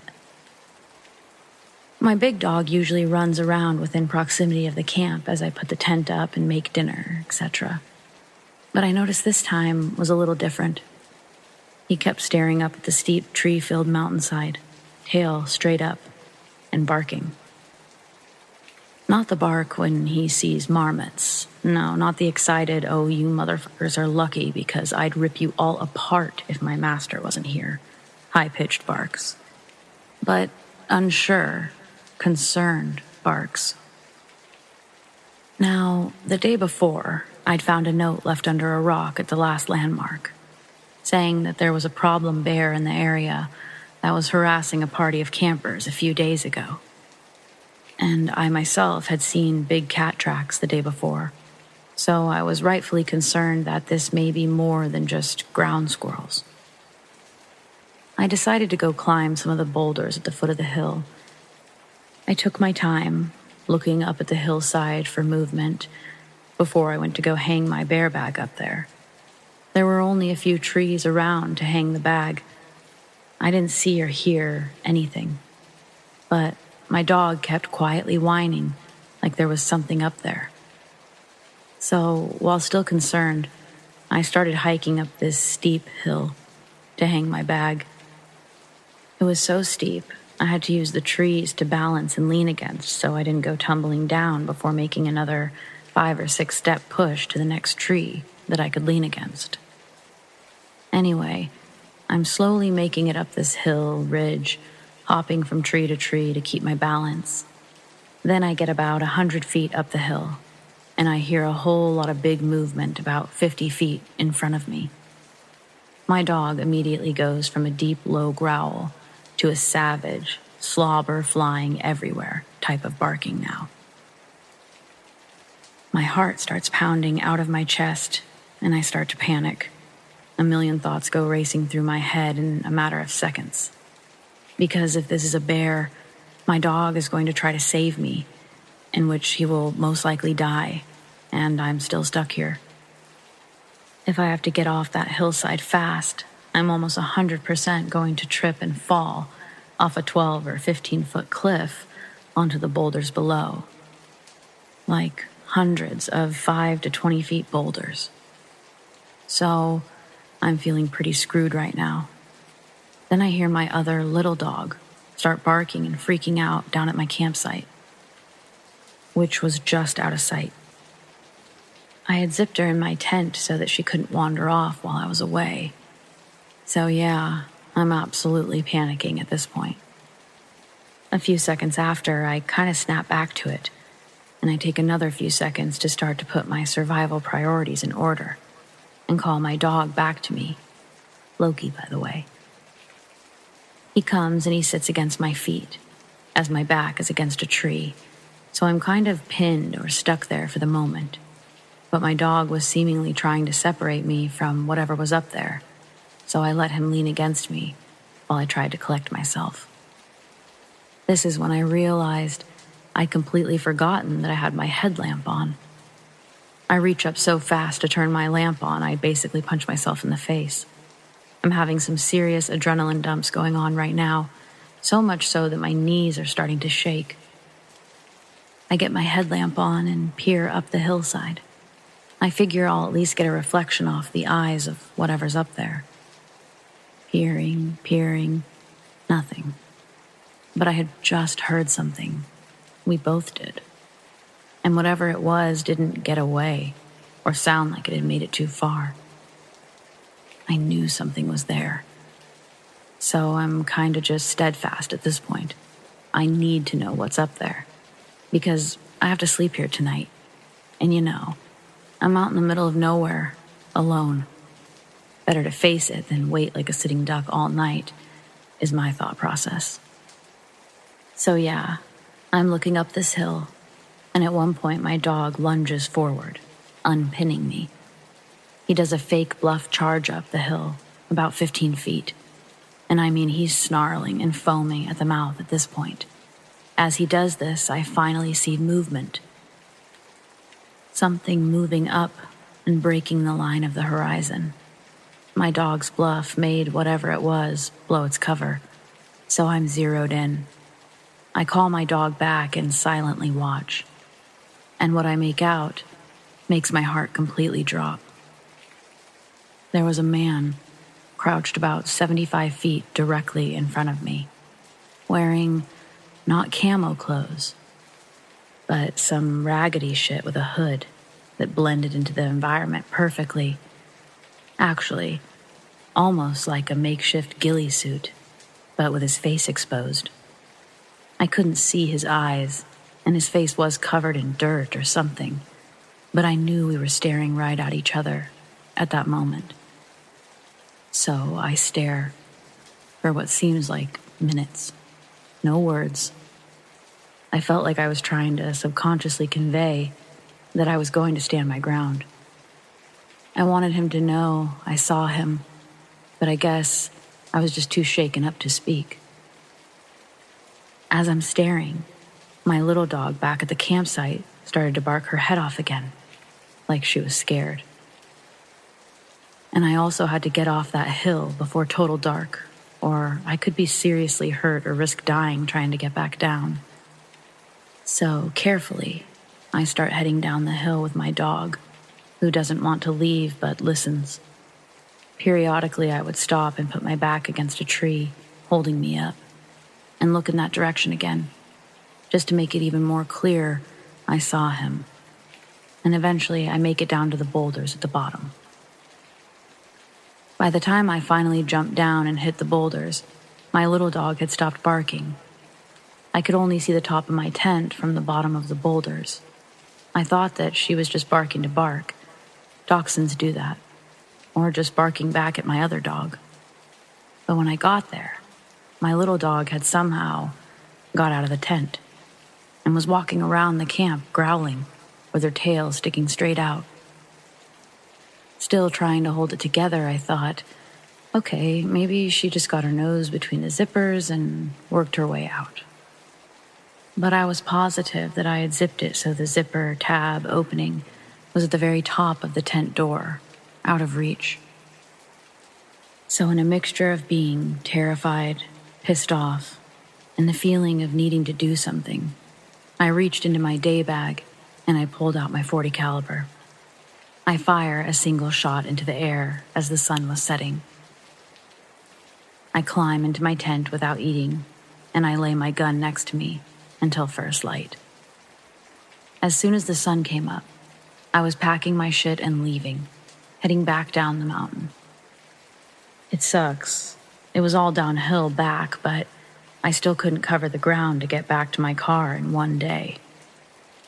It was dark by the time I made it to the last camp, about 4 miles from our vehicle. But thankfully, there were other people there. We sat around a fire that they'd made, and I felt pretty relieved and safe. They start to tell me how they're planning to head that way, where I was the night before, in the morning. So I tell them my story, in detail. Needless to say, we were both walking back to our cars in the morning. Screw all that. The thing that still creeps me out to this day is when I got home and I started reading reviews of the same hike I was on. Other people had had similar experiences like mine as well. Even a man found dead from a fall around the same boulder range 2 years ago. And a woman found murdered last year.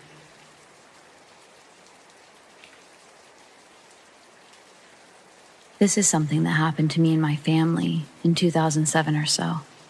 I was 10 years old then. My parents' house is pretty big.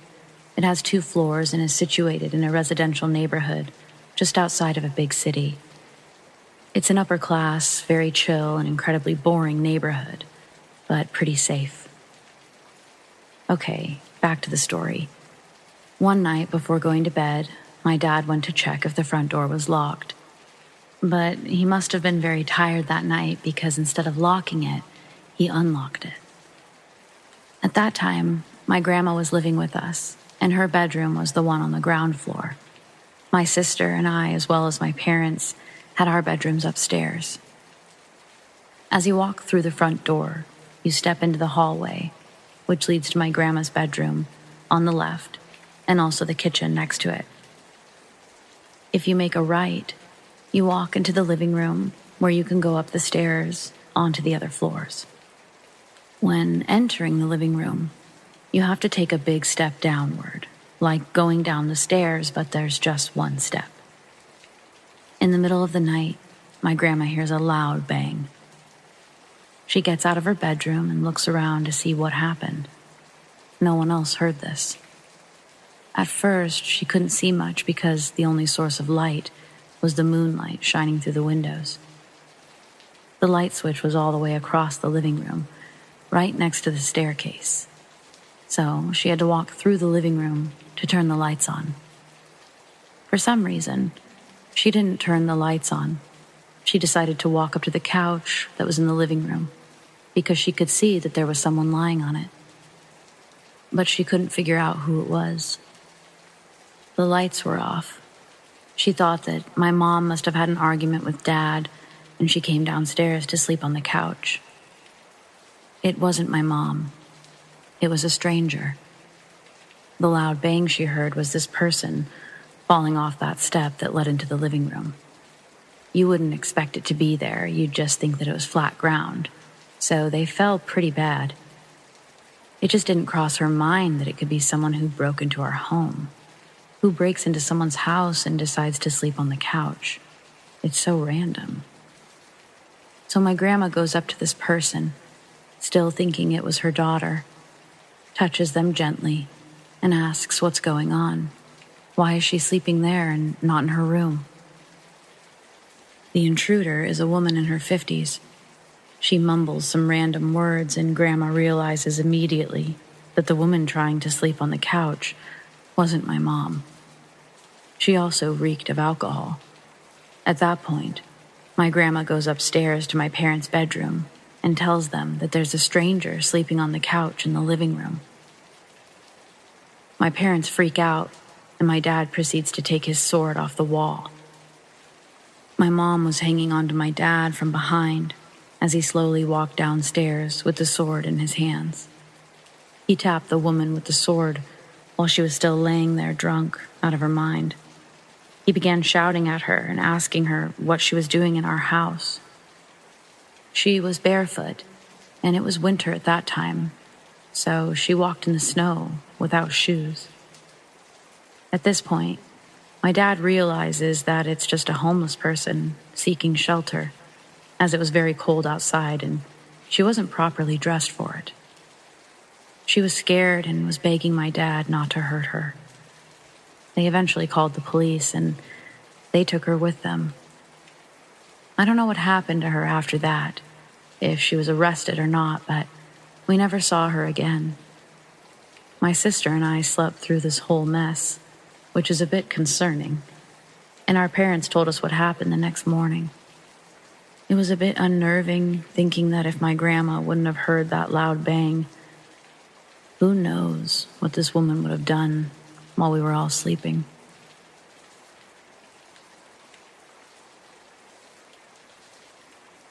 For the past year or two, my mother has had several experiences in our house. She'll often hear what sounds like dogs walking on hardwood out in the kitchen, even though all the dogs are in the living room with her. Most recently, this past Wednesday morning, she saw a shadow next to her spot on the couch.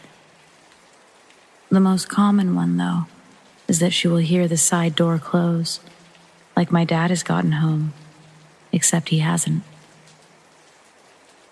She's not hearing things either, as the dogs catch it too, and they go over to greet him, only for him not to be there. Speaking of dogs, quite often they will sit and stare up at the ceiling, or into a corner. No growling or anything, just staring. My mom cleans religiously, so there are no cobwebs or anything that could be catching their eyes. I moved in last October after my divorce with my 3 dogs, and I've had a couple experiences myself.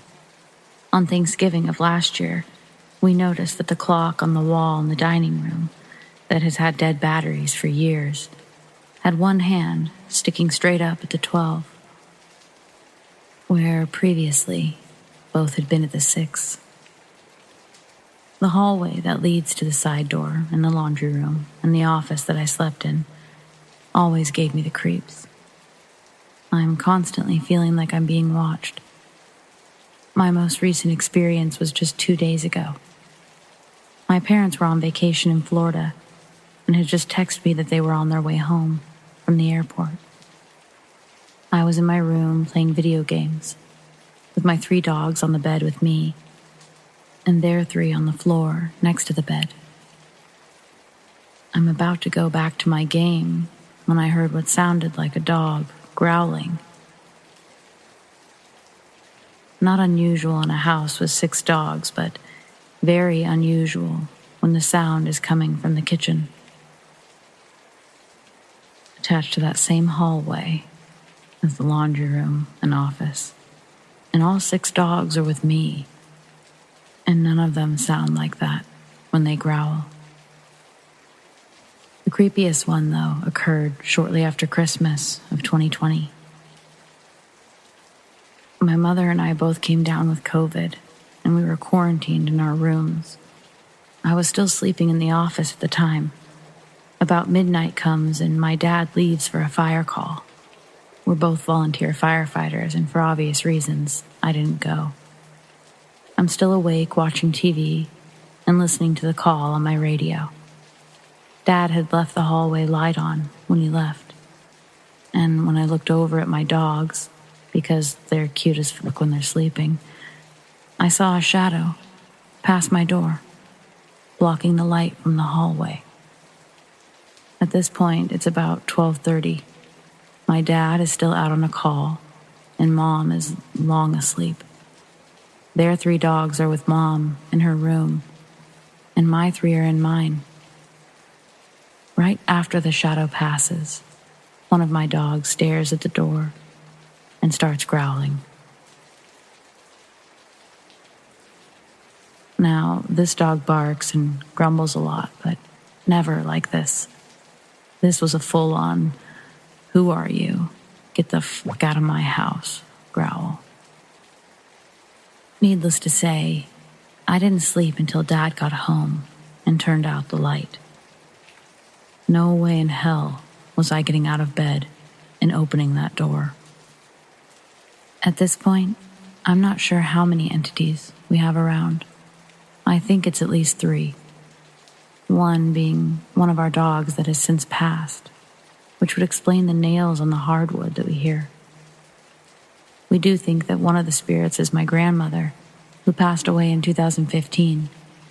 She was an animal lover, which would explain why the dogs are so calm when staring up into the corners.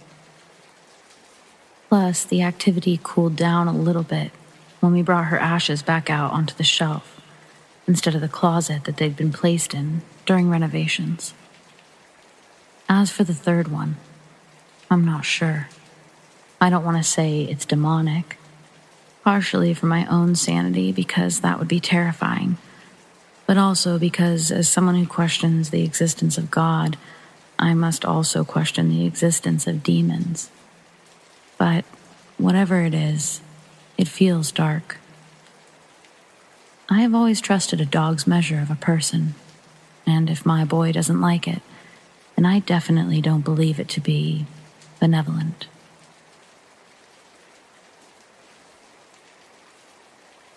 Okay, so we've all heard of hauntings and such, but has anyone heard of house ghouls? They lurk inside your homes, undetected by the naked eye. They live inside the cracks in the walls of your home, mainly crawl spaces, attics, basements. Not sure if they're supernatural beings or not, but I once encountered them. Me and the neighbor's house were maybe 80 to 100 feet away from each other when I lived in South Jersey near Vineland. The neighbors weren't what you would call quiet neighbors. They had the county police out a couple of times, mainly domestic calls for the adult son from within the home. He may have had autism or some other type of learning or developmental disability because he would lash out in anger sometimes in the household. It was just a father and the mother with their son residing there. One night, the ambulance and police came out to the house and they brought out the son. It looked like there was visible blood, but I couldn't see anything due to the glare of the police lights and EMS strobes lighting up the area. His mother was also taken to medical and his father stayed home. A day or two later, no one was at the home and it looked like they'd moved out. Seemed like they'd just up and left. We're in a small town, so I would think that somebody would have seen somebody leave. I was able to cure my intense curiosity because a buddy of mine I went to high school with, he was an EMT that was there that night at the house. I was able to catch him at the local bar. Sitting at the bar, I go up and ask him, "Oscar, what the hell happened that night?" He calmly looks at me with a and a grin, and then responds, "Crazy shit." He tells me that the son snapped. He took a paring knife and he stabbed his mother in the neck, and then went after the old man. The father was able to shove his son inside a closet and lock the door until police arrived. While inside the closet, the son started a bellowing scream, almost like a howl. When police opened the door, he'd taken the paring knife and stabbed all inside his navel and gouged out his right eye. He screamed penance the whole way out of the home and all the way to the hospital. I then said, "Wow, so do you think he just snapped?" My friend then said, "Nah, it's definitely the house." I then chuckled it off. Later on the exact same night, I saw what looked like people at the home. There was discarded furniture at the end of the lawn for trash pickup, couches, tables, chairs, and other things that I assume were clothes inside of black trash bags. So as I was going to look away, I noticed these things. They were like little elderly people, hunched over, very skinny bodies, and protruding round bellies. Seemed like they were balding, with just very thin strands of cotton-like hair illuminated by the dimming garage light. I got out to take a look further, and I see two of them rummaging about the trash. It's not uncommon for people to search through the trash or furniture, though. But one of them then goes around the side of the home, no more than 4 foot 4 inches. tall, stocky build, and skin that was like a pale, sweaty hide. Arms were short at the shoulders and long at the elbows. They also walked with a hobble and distinguishedly snorted in the air as they walked. The other one was a bit taller, maybe around 5'11", short arms, long fingers, and long, skinny legs, but walked hunched over, and if it stood straight up, it would maybe stand 7 feet tall. Both had very deep eye sockets, like you could barely see any eyes. In total disbelief of what I'm seeing, I had to wake up my wife and show her. She then went and made salt water. She said an African Orisha's prayer, opened the door, poured the water on our doorstep and porch, and closed it. We then watched as the things made their way back inside the empty home. Then they were gone. I then find out that the lady that lived there way before I was born, she was a medium, and she would charge people to do seances. Needless to say, I don't live around there anymore.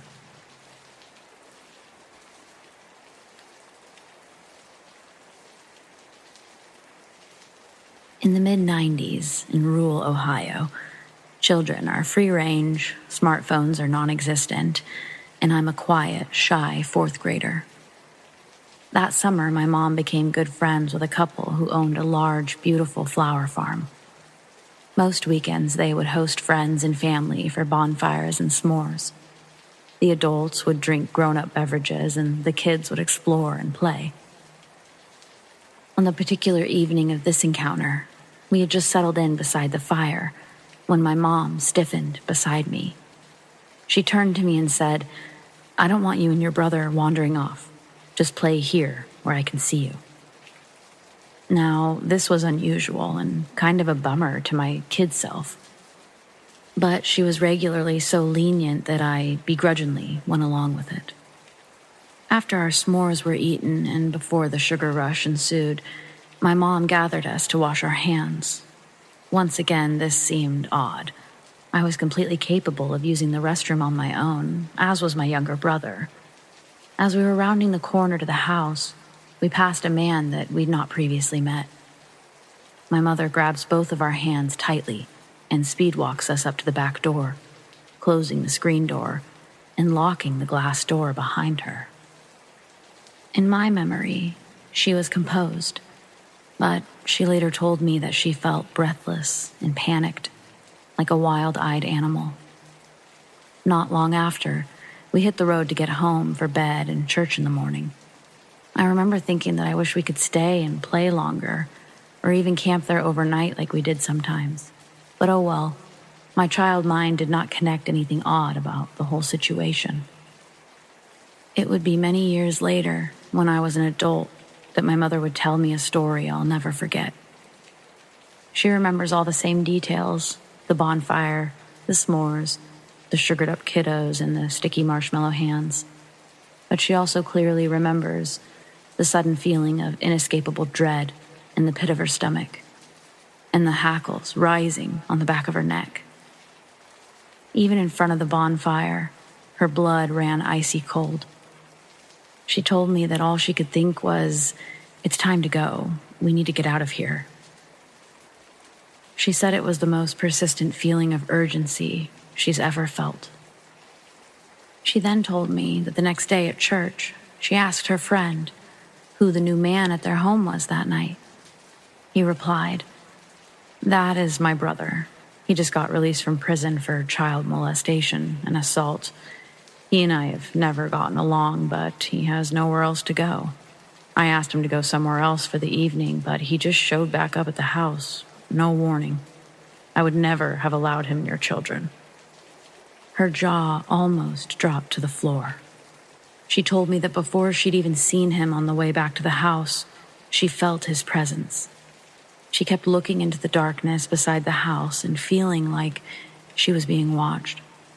She knew instinctively her children were in harm's way, and she needed to get us somewhere else. She didn't question it or blow it off. She listened to her gut, and I'm thankful she did. The feelings she experienced that night were so intense, we never went back to their home again. Friends, please always listen to your instincts and be safe out there.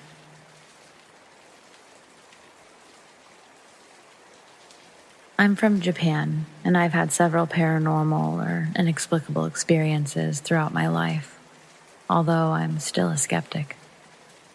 I decided to share one of my stories with the hope of hearing from others about similar experiences. To this day, I still wonder if it was an actual human being or something else. When I was 14, my family and I went on a trip to a rural place in a prefecture called Nagano. We had to drive through the mountains for a while. When we drove past a parking lot on the side of the mountain road, I heard a man's voice saying, "Excuse me."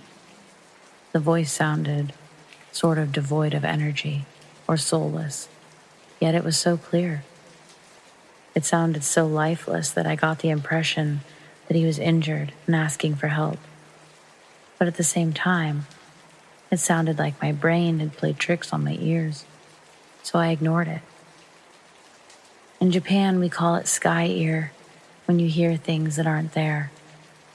So, about 5 seconds after hearing the voice, I told my family, "I just heard sky ear." My brother said, "Me too." My father, who was driving, looked back and said, "Someone said, 'Excuse me,' right?" My brother then responded, "I heard, 'Help me.'" My father took a U-turn and drove back. He parked on the side of the parking lot, got out with my brother, and started looking for the person. There were a few cars parked, so they were even looking under the cars. My mom, who was sitting behind me, was confused because she had not heard a voice at all. At this point, we didn't think it was anything paranormal. We were concerned that there may be someone injured or dying. But while waiting in the car, both my mother and I suddenly started feeling spooked out. My mother was especially freaking out, saying, "I'm feeling really scared all of a sudden." My father and my brother came back into the car, looking confused. My father kept saying that it was surreal because they went to see if there was anywhere that a person could have gone, but there was no path behind the parking lot. It was sort of just a steep cliff, and there was no soul in any of the cars or down the cliff. I still remember what the voice sounded like. It was an adult male voice. It sounded so flat and monotonous that you would think whoever said it wasn't quite alive. Have you ever heard a voice like that?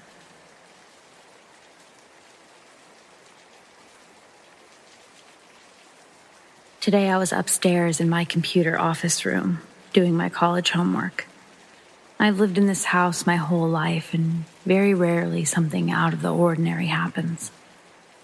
Occasionally, in the office room upstairs, I hear weird noises that sound like an elephant does or a whimpering.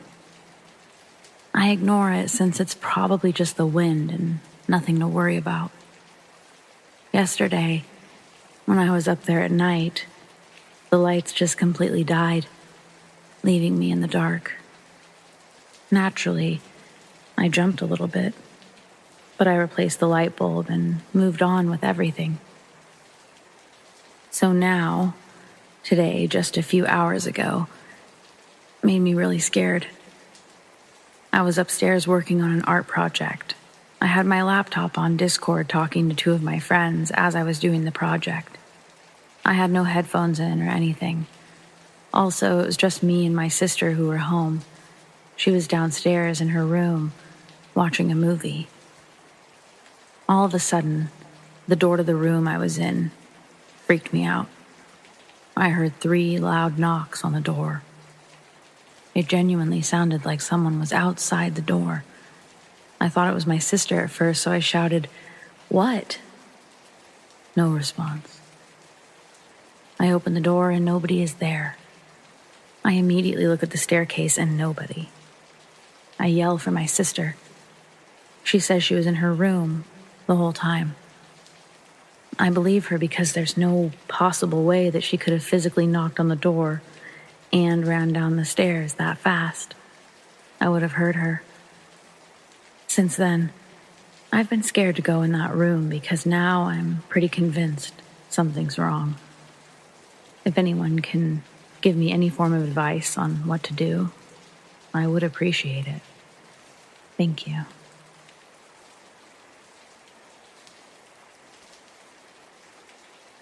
We were arriving at my friend's coworker's house after work. There were 5 of us, and her boyfriend was already home. It was around 10:30 p.m., and as we entered the small duplex, I locked the front door behind me from habit. Not 30 seconds after I made it to her bedroom, 5 feet away, I heard someone trying to open the front door. I proceeded to ask if she or her boyfriend were expecting anyone over, and they said no. Her boyfriend went to the door as the person outside started knocking. We looked outside to see someone in a hoodie, pulled all the way over where his face was obscured from the side. Her boyfriend asked through the door what he needed, and he answered that he was locked out of his house. He needed to borrow a phone. Her boyfriend told him no, and the guy says, "Come on, man, just open the door." We said no and to leave. There was a 24-hour gas station literally across the street. 15 minutes later, I see someone peek into the living room, and someone again tried to open the door. We all come to the door and yell through, telling him to leave. He keeps saying, "I don't know why you can't just open the door. Just open the door and let me use your phone." We said no, and he eventually left. While he was outnumbered, we didn't know if there was someone with him hiding, if he had a gun, etc. What mainly freaked me out was that he kept trying the door before knocking. I usually just enjoy reading the personal encounters of others, but I feel like sharing one of the weirdest and creepiest encounters of my life. I'm not a skeptic nor a firm believer of the paranormal. I would say I am in between. In terms of experiencing stuff, I tend to look for the most logical reasoning for it, as much as possible. I don't want to think of it as paranormal. I live in a province somewhere in the Philippines. My work at the time was in the city. If I'm not mistaken, this city used to be an army barracks and fort during World War II. Part of it was changed to a fast-growing city business district. My work there was customer support for a European business, and most of my shifts were graveyard, 9 p.m. to 6 a.m. There are only a handful of people working on the graveyard shift, about 15 on weekdays and half of that on weekends. This happened on a weekend. I got to work around 8 p.m.-ish. When I got in, I saw that there were around 3 people in the area. I thought, well, okay, it's still early. A friend of mine who was a supervisor, sitting 2 aisles away from me, kept glancing at my end as I put my stuff on my workstation. I looked up to him and I gave him a small wave. He called me over and let me take a seat on his side. And then he asked me, "Did you come alone?" I looked at him confused and I was like, "Yeah." He gave a weird look and then said, "I saw you with someone when you came in. He was just behind you, just following you until you got to your workstation. I even thought it was your boyfriend or something." I was like, "Dude, we can't have unauthorized personnel here, and I'm pretty sure I was alone when I got here." He just looked at me weirdly. He claims to have a sixth sense, and he told me that it might be an elemental of sorts that's attached itself to me. The weird part was my mom used to tell me that when I was not at home, there was this figure that could be seen roaming inside my room. This figure, from what my mother said, was just pacing inside. She knows it's not me because of the build of the shadow. It was distinctly male. And that was my friend's description as well. Now, I'm not sure if it is still attached to me, since I haven't really felt any presence, but other people seem to see it at random times, just beside me or in my room. At first, I actually thought that what my friend saw was probably an apparition of a soldier because of the area where we work. But with my mom saying that she can see this figure in my room, I think it might have followed me to work that time.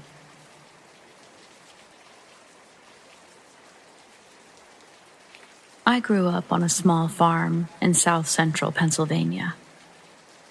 Our house was built in the mid to late 1800s and had several occupants before my parents moved in, one of which we believe stuck around after death. We called this entity Joe, after a farmer that lived there that was killed in an accident not far from the house. Both my family and several friends had seen Joe around the property. Joe would appear in a window of the old barn before the barn was destroyed. He would also make his presence known around the house, moving things, whispering, and occasionally manifesting himself for people to see. He appeared for a group of people that we had visiting in the early 90s. This was faculty from a boarding school my mother taught at. Several of the teachers asked who the old man standing on our second-floor balcony was. They all thought that he was a new teacher at the school, but when they asked my mom and went to show her the man, he was gone. My first time seeing Joe was also in the early 90s. I had heard him and seen things moving on their own since I was a kid, but never actually saw him before. This was when I was in high school. Maybe grade 9 or 10, I was homesick for the day. My parents were both at work and my brother was off at college. We lived at a crossroad in a 2-story house on 5 acres of land. At the time, we had a small barn with a large pasture for several sheep and goats. The windows of my second-floor bedroom overlooked the barn and pasture to the north and the crossroad to the west. Anyway, at one point in the early afternoon, a noise caught my attention and I peeked out the window to see what it was. The animals had somehow opened one of the gates and escaped the pasture. I groaned and got dressed to get them back into the fenced area. I was sick and did not want to deal with this. Before leaving my room, I looked out the window again, and to my surprise, saw a man herding the animals back into the pasture and latching the gate. He was older, maybe in his 60s or 70s, wearing glasses, black pants, and suspenders, with a white button-down shirt. When he was done, he turned to look directly at my window, smiled, and waved, then started walking toward the road. I watched him walk off in disbelief. When I couldn't see him anymore from that window, I went to the other window to see where he was going. He had disappeared. There was no sign of him walking down the road, and there was no vehicle that he could have arrived in. There was also no time for him to have gotten into a vehicle and driven off. He was just gone. I haven't seen Joe since then, but my parents still live there today and report that he's still around, making his presence known with his whispering and playful moving of objects.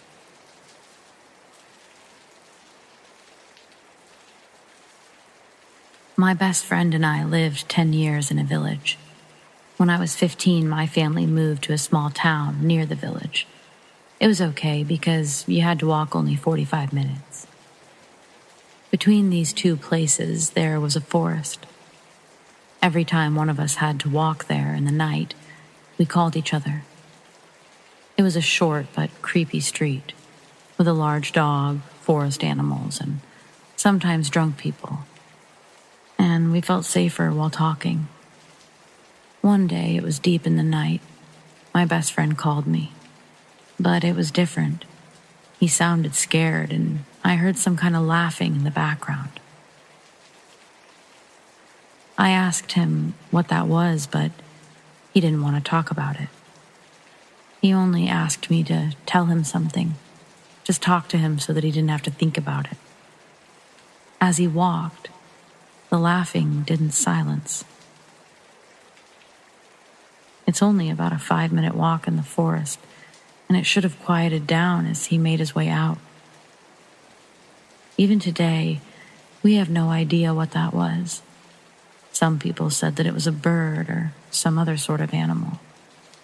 I know some animals can sound very strange at night, but I live in Germany, so there's no mountain lions or tropical birds. The laughing, it had a sound like someone mixed with a witch cackle and a psychopath. Never heard something like that again. Today I decided to take a walk in the forest.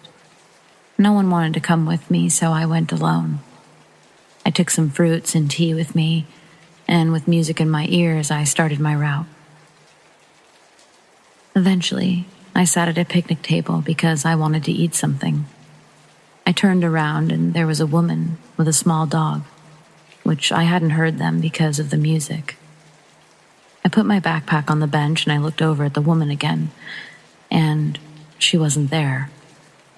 I searched for her for a short moment because I thought she was behind a tree or turned around and left. But there was nowhere that she could have gone because I've seen all of the ways that someone could have gone. Some other people came after that, and I still saw them after about 5 minutes. The lady, she wasn't wearing a white dress or something creepy, only a jacket and jeans like any other woman in her 40s or 50s would wear.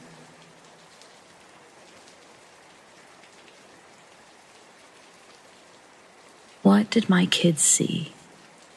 Any input is appreciated. This is my kid's story, but I'm inclined to believe him. I just don't know what to make of it either. We live in a rural area, dead-end road. We walk it daily, so we're very familiar with the scenery and the neighbors' habits. He likes to look at the stars, so he went out for his last walk around 9 p.m. Came in, out of breath. I thought maybe he'd heard coyotes and they spooked him. He said walking past a group of trees, he thought he saw movement, so he shined a flashlight that way.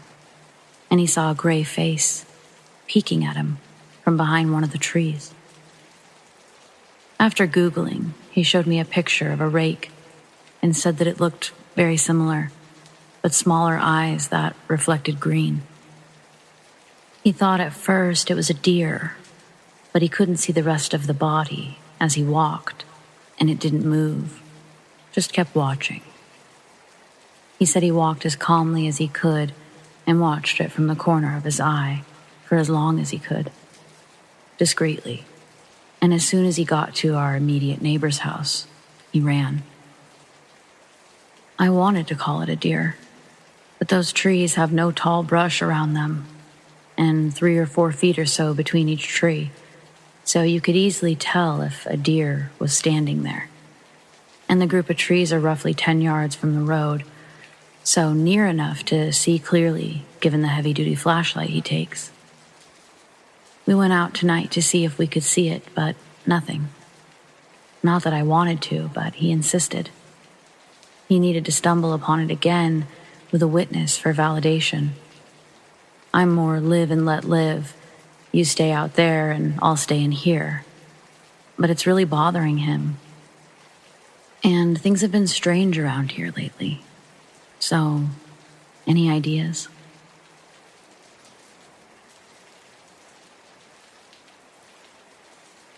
This just happened to me. I'm walking in my car, and a sheriff's car is honking and driving by me. I'm thinking the sheriff needs to enter the driveway of the hotel that I'm crossing, so I move out of the way. He motions again, so I cross the driveway, and he follows me. Then he motions me over, all while his windows are up. I remove my earbud and I start walking closer. He rolls his window down and says, "Get in." And I'm like, "What?" He says again, "Get in the car." There's stuff in the front seat, so the only place to get is in the back. I ask him for his badge number, and he rolls up his window and speeds off, tires screeching. It literally took me a few seconds to realize what happened and called Hubster. I'm low-key shook. That is a predator, and he's using his uniform as power over women to possibly harm them. I'm upset at myself because, other than seeing the things in his car and the fact that he was in uniform, I can't give you any details of how he looks other than his ethnicity. The rest of him is a blur. I already called the non-emergency number for the police department, but obviously they didn't answer. So I'll be going in person to make a report.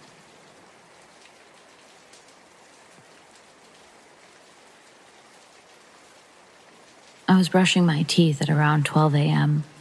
My bathroom is next to a hallway, and the hallway links to the stairs. The door was open, and my hallway creaked whenever somebody would walk on it. Anyways, I'm brushing my teeth, and when I hear the creaking of someone walking behind me, I feel a shiver go down my spine, but I don't turn around, thinking that it's one of my family members. All of a sudden, I hear it run down the stairs, which scares the crap out of me. I go to the stairs, but I can't see anything, and all of the lights are out. So I assume it's my brother who came home from a party. The next morning, I talked to my family about it. My parents were fast asleep, along with my brother, and my other brother had stayed the night at his friend's. So whoever it was that night wasn't my family, and to this day, I believe it was a ghost.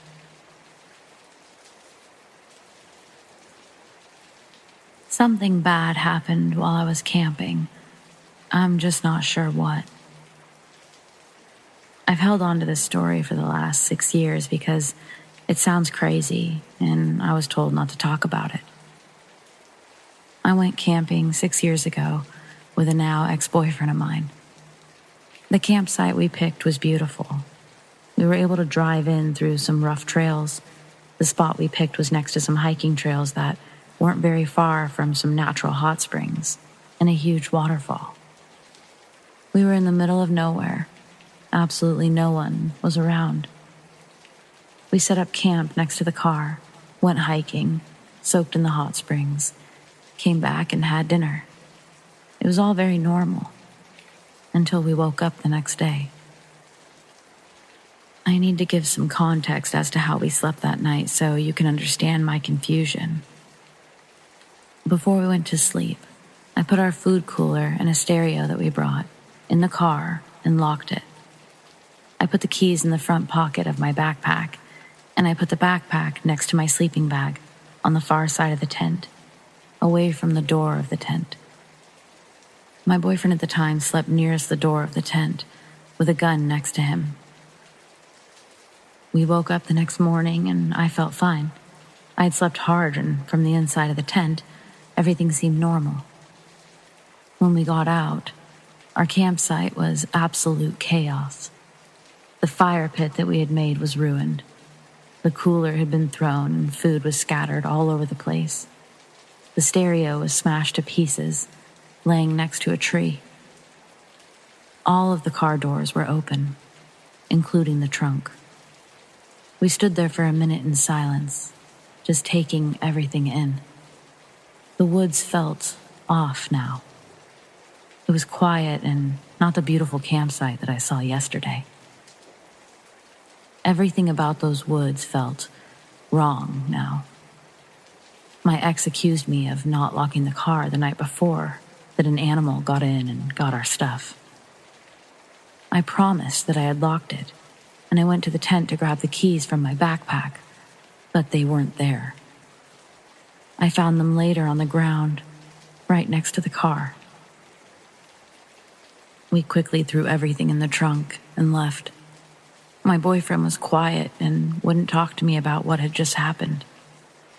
He finally spoke up when we were almost home, and he told me that he'd had a dream the night before about something kneeling over him in the tent, holding his gun, and just staring at him.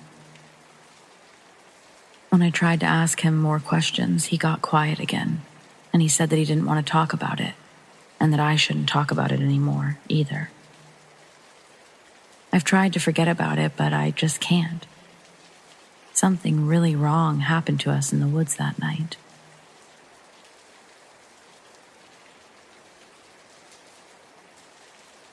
The home I grew up in had a sizable backyard, perfect for kids to spend summers in.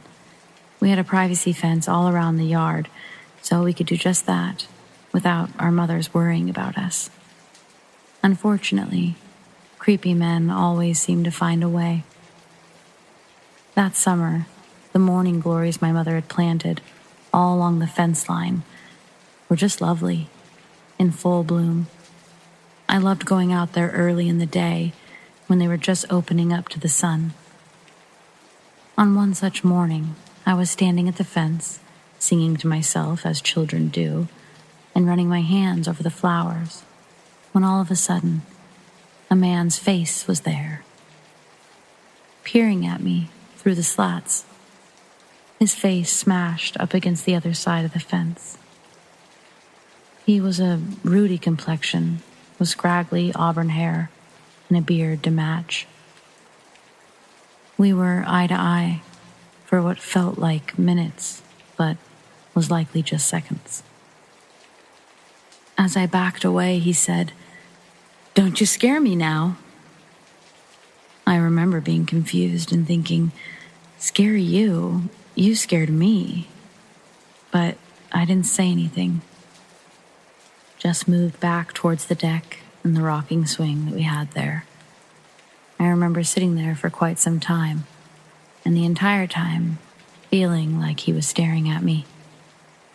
I crept up to the fence again from the other side of the garage, so I could climb up on a wood pile that we had there and peek over the top of the fence. Sure enough, he was still there, pressed against the fence. I was thoroughly freaked out. I ran back into the house, and I stayed there for the rest of the day. I quickly put that incident behind me and went on with my summer, never seeing that man again.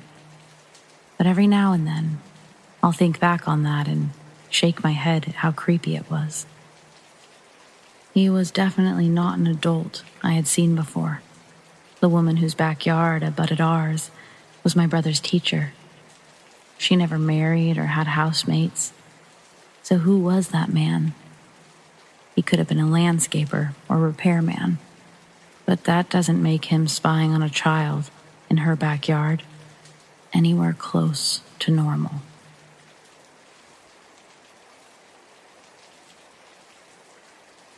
When I was about 8 to 10 years old, I lived in a fucking horrifying apartment complex. So I'll tell one of my supernatural, paranormal stories that really freaked me out. So I'd just gotten to bed, and I made sure my curtains were closed all the way because I was terrified of being able to look out my windows while laying down. I always had a hard time going to sleep, but that night was different. I fell asleep easily. But I woke up in the middle of the night, I think. I remember I couldn't check the time because of how scared I was. When I woke, I kind of squirmed around and then finally opened my eyes. I noticed it was really dark. Soon enough, my eyes adjusted to the dark, and that's when I noticed something. By my closet was someone sitting down and staring at me. But it wasn't a stranger. I fucking knew this person. It was my mom. But at the same time, it wasn't my mom. Because for one, my mom wouldn't be in my room staring at me while I was sleeping and sitting on my bedroom floor. Also, it looked like my mom, but its eyes were off. My mom has the most vibrant, pretty blue eyes. It had eyes that were darker, not too dark, but you could tell the difference. And it was looking at me like someone would if they were spaced out. It also had the most emotionless expression that my mom would never wear on her face. It scared the crap out of me. I kinda shifted over and looked towards my window where it wasn't at, and so it couldn't see my face. I noticed my curtains were opened a bit, where I could see outside, which also scared me. So I closed my eyes, trying to go back to sleep. Surprisingly, I fell asleep in almost an instant. When I woke up, no one was there. I didn't tell anyone about it until weeks later, and I told my mom during laundry when I noticed a shirt. It was the shirt that the thing was wearing. My mom kind of freaked out, and she told me to tell her stuff sooner.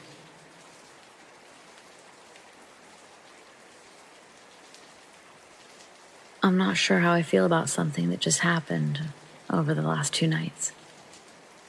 I've been dating this guy for about a month, and everything's been great. Not only is he attractive, but he's normal and funny and kind. He's basically a catch. The last 3 nights we've spent together, whereas previously we'd never actually slept over at one another's place. The sleepovers have been great. You know how it is in a new relationship. So on night 2, I passed out pretty early. I woke up suddenly in the middle of the night. I figured it was because I was in a new place. I'm laying on my stomach and I decide to turn over and check the time. That's when I met with the blank stare of my guy. He's just sitting up in bed, staring at me. Naturally, I thought he was awake because his eyes were open, so I playfully smacked his shoulder and I asked why he was being so creepy. He doesn't respond, just keeps staring. Before I can even process how actually creepy this is, I hear noises coming from outside of his room. This guy lives alone and doesn't have any animals, not even a houseplant. The noises, they sound like animal noises, specifically pig noises. I'm fucking dreaming. I have to be. That's what I told myself. Then I laid back down, still fully aware of the stare down and animal noises. I knew it wasn't a dream, but I closed my eyes anyway. For about 2 seconds. Then I jumped back up and I started to shake the guy. I'm not falling asleep with someone staring at me. Not gonna happen. He snaps out of it or wakes up or whatever, immediately asking me if everything's okay. So I explain everything, and when I get to the animal part, I tell him to shh. Of course, no noises coming from outside the room. Now I look like the crazy one. He's basically half asleep and he tells me he's sorry. I tell him it's fine because, I don't know, I wasn't really looking for an apology, more of an explanation. Eventually, we both pass out again. And the next morning, I ask, what's up with last night? Do you sleepwalk or something? According to him, no, he doesn't sleepwalk, and usually sleeps through the night. No issues. I tell him, well, maybe he does sleepwalk and just doesn't know. He makes a joke about me hearing animal noises and says, what if I made all this up? We laugh, haha. That was about as much as I got out of it. And for some reason, I was okay with it. Something about being daytime and having to go to work made the whole situation seem silly and far away. So, last night, we decided to stay at his place again because it's closer to both of our jobs, and he doesn't have roommates. I forget all about the night before until it's time to go to bed. I fell asleep before even getting through a full episode of Dexter. But, like the night before, I woke up suddenly. So this time, the first thing I did was look over at my guy. He's still sleeping, not staring. But I'm filled with this horrible sinking feeling in my stomach. It took me a minute to register that it was fear, but more like pure terror. I laid there in silence for a minute, and then I could hear the sound of someone breathing shakily. It wasn't my breathing, and it wasn't my guy's breathing. So who the fuck was breathing right now? It grew louder and louder, and it was incredibly disorienting. I couldn't tell where it was coming from, if it was close or far away. I literally hid myself under the blankets. I just tried to pretend it wasn't happening. And I was doing well, closing my eyes, humming. I didn't even stop humming to see if the breathing had stopped. Everything would have been fine if I didn't start to feel movement. The feeling scared me so much I stopped humming. The breathing, it hadn't stopped. In fact, I now knew that it was close to me. But I refused to move the covers. I started to kick my legs towards my guy to wake him up, but he's not there. I ripped the blankets off my head. My ears are filled with this breathing sound, and then I spot my guy in the dark, standing in the far corner of the room, facing the wall. What the fuck? I didn't even bother waking him up this time, at least not immediately. Instead, I ran my ass to his bathroom. I needed silence from this breathing. The moment I walked out of his bedroom door, it practically slammed on me. The door literally hit me on the way out. But at least the breathing was gone. The only thought that I had at that moment, besides total fear, was I left my fucking purse in his room, so I couldn't just dip out right then and there. I sat on his couch for literally forever. I watched the clock go from 3 to 4 a.m. I don't know if it was exhaustion or pure insanity, but I went back into his room. My guy, still in the corner, and against everything I was feeling right then, I went to wake him up. I told him to go back to bed. I made up a lie that I had to go into work early, and I left. I hopped in my car, drove towards work, parked in a Walmart parking lot nearby, and just wrote all of this out. Basically, I've been stewing about it ever since. I'm now off work, and though I'm not due to stay over there or even see him for the next 2 nights, he wants to spend the weekend together. His place, of course. But I cannot imagine going back there. I mean, sleepwalking is one thing, totally fine. Especially when it's your only red flag, so to speak, but what the fuck is wrong with this guy's house? Like, what am I really dealing with here?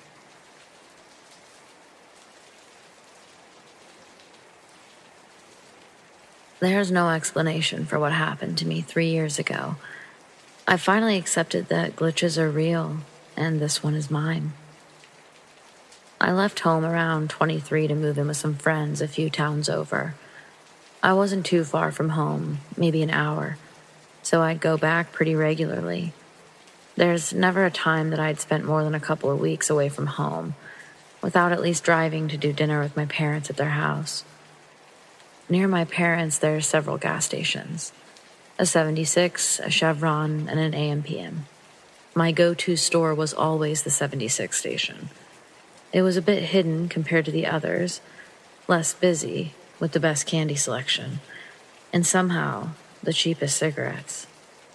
So 3 years ago, even though I had just been to see my parents a week prior, they told me I basically had to come home for my sister's graduation party. I made one of my roommates come with me since he wanted to check out my hometown anyways. Or maybe he just wanted to check out my sister. Either way, he was a carpool buddy. Naturally, as we get closer to my parents, I tell him that we're going to stop off at the 76 and grab some munchies and anything else. As I turn down the road toward the 76, I realize it's not there. At least the large sign wasn't showing from this distance like it normally does. We drive a bit further and still nothing. We get there officially and nothing is there. I mean, something's there, but it's not the 76. I tell my friend to get out Waze and look up 76. Part of me was willing to accept I took a wrong turn, but most of me knew that literally wasn't possible. He tells me what I already know. This is where the map says 76 is, or where it's supposed to be. My friend says they probably closed it down, literally in a week, 2 weeks max, and with no remnants of a 76 at all. The building wasn't even remotely the same, and all it said on it was bank. Like, what the fuck? I loop around the block a few times. Everything is exactly where it should be, but no matter how many times I pass the 76, it's still just bank. My friend is starting to think I'm insane, telling me to give up already. So I do. Well, we still needed snacks, so we head to the AM/PM, and then to my parents'. We'd been there for a while, yakking it up with family, friends, etc. Eventually, my friend comes up while I'm talking to my dad and sister, and he's laughing, saying something about how I was in such distress when the gas station disappeared. I interrupted him a bit and direct a question to my dad and sister. When did they completely demolish and rebuild where the 76 used to be? They both look at me like I'm crazy, and my friend says, "See, he just can't let it go." My dad laughs, my sister too, both ready to inform us that we're wrong, that the 76 is still there. In fact, my sister still goes there all the time. This sort of argument ensues back and forth until finally I tell my sister that we're going to hop in the car and she's going to come with us and I'm going to prove her wrong. So that's what we did. I mean, we hopped in the car. My friend put 76 into Waze and we started the journey. Except this time, when we turned, I saw the sign immediately. And then there was the gas station. Like it had never left. It wasn't a strange building that said bank anymore. I look at my friend and he's on my page. My sister's laughing, like, how the fuck did you miss this? I drive around the block, and then a bunch of other blocks too. The 76 never moves, and bank never shows back up. My sister didn't even entertain my claims, only budging slightly when my friend kept vouching for me. This whole no way thing went on forever, but in the end, it was the same. Nothing changed. I would appear to look crazy to everyone, except my friend. It's left me feeling like I just don't always trust the world we live in, I guess. I just have no clue, but 3 years later, this shit still blows my mind.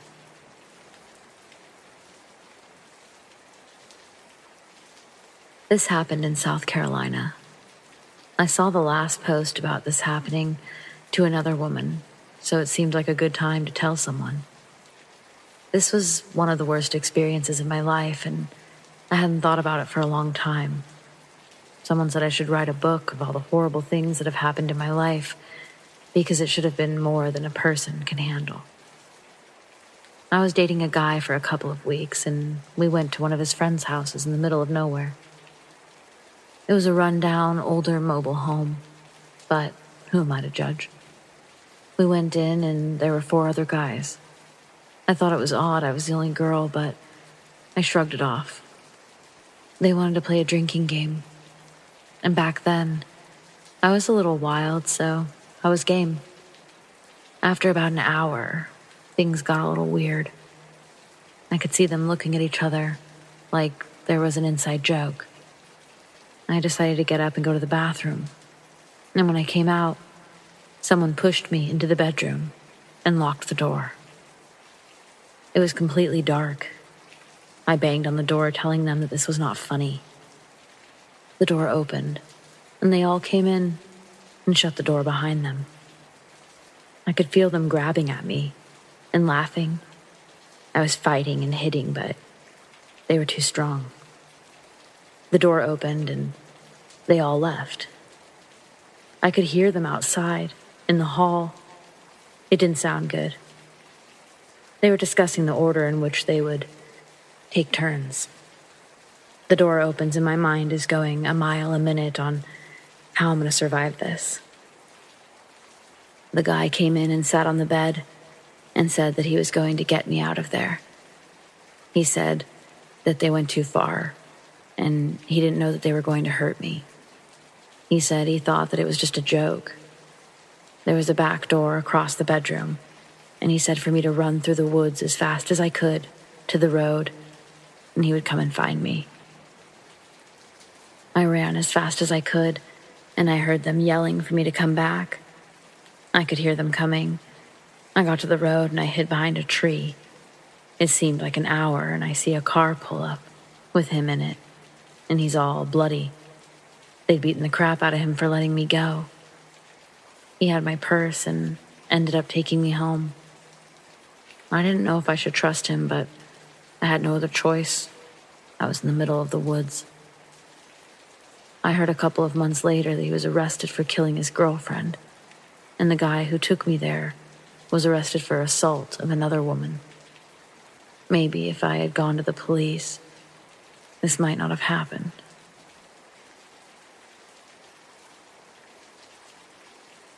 When I was around 11 years old, my family had just moved into an apartment downtown. It was a one-bedroom, which my older brother and I shared. Our parents shared the living room. Other than being small, it was relatively new and nothing was wrong with it. Nothing creepy. Not at first, anyway. I remember our mother specifically struggling when we first moved there, always talking about how something or someone was moving her things, driving her mad.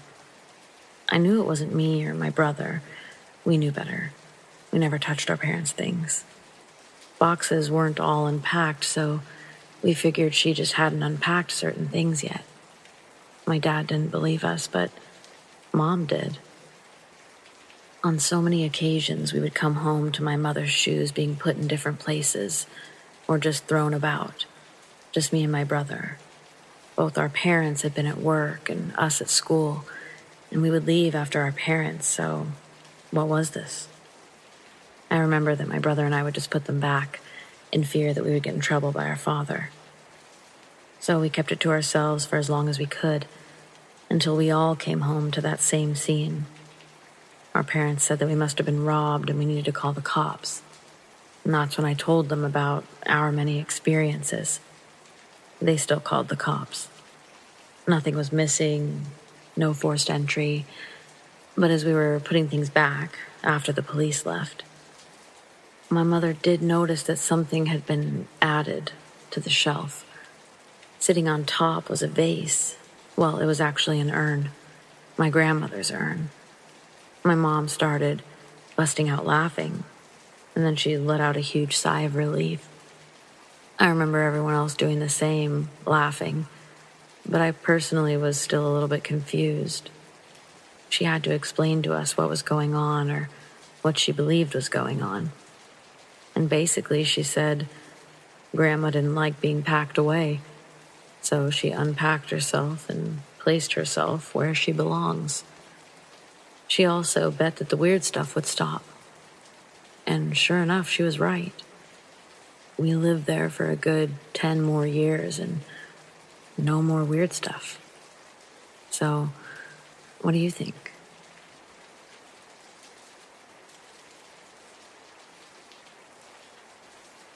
Okay, so this was probably middle of summer, late 2000s. I'd been gifted a Ouija board. Being from the South, I grew up in a Civil War town where battle was fought. My friends and I were bored, and one night we decided to use it. So I researched how to use it right. Salt circle, always say goodbye, flip the board over when you're done. Anyways, we played it on the lawn of the courthouse. Being the small, old southern town that this was, it was also where they had the hanging gallows. We sit there. It was really late at night. I trust my friend and he trusts me not to move it. So we start with the basic, is anyone there? The I moves to yes. Me and my friend are really into it now. We ask who. This is where it freaks me out and has stuck with me for years. It spells out dog. We asked dog how they died. They said war. Then it really said it did not like Jeff. That's my name. So here I am all freaking the fuck out. We keep going just a bit longer. We asked it why it didn't like me. It spelled out that it wanted to kill me. Needless to say, I moved the glass to goodbye, and I flipped the board over. So, I truly believe that it works. Just gotta trust who you play with and be as safe as you can.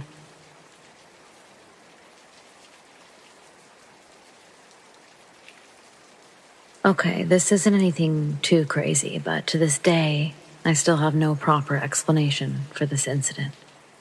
And I'd love to see if anyone on here has any answers. So I live in a moderately small-sized town, and one night I was walking home from a coffee shop, completely and utterly sober, at probably around 11 p.m. And on my way, right before I was about to walk onto this bridge, I peer to the left of me where there's this little side road thing, and I see a moderately sized group of people, all dressed in robes. They were all looking inward towards each other, all with their hoods up, so I saw no faces or skin or anything. Another odd detail is that the actual width of the group filled the entire space of the road, if that makes sense. A car wouldn't be able to get through. The space was filled completely. When I walked past, no one moved a single muscle, and I looked at the group for a total of about 4 seconds. Naturally, I was creeped the fuck out, and I literally ran across the bridge on my way home, looking back every 2 seconds, as I'm a very paranoid person. I've told a couple of people about this encounter, and yet I still have no answer. And no one in my town has seen anything either. So, does anyone have a similar story? Is there any mundane explanation for this? I'm totally open to ideas because this is one of those things that just boggles my mind and creeps me the fuck out to this day.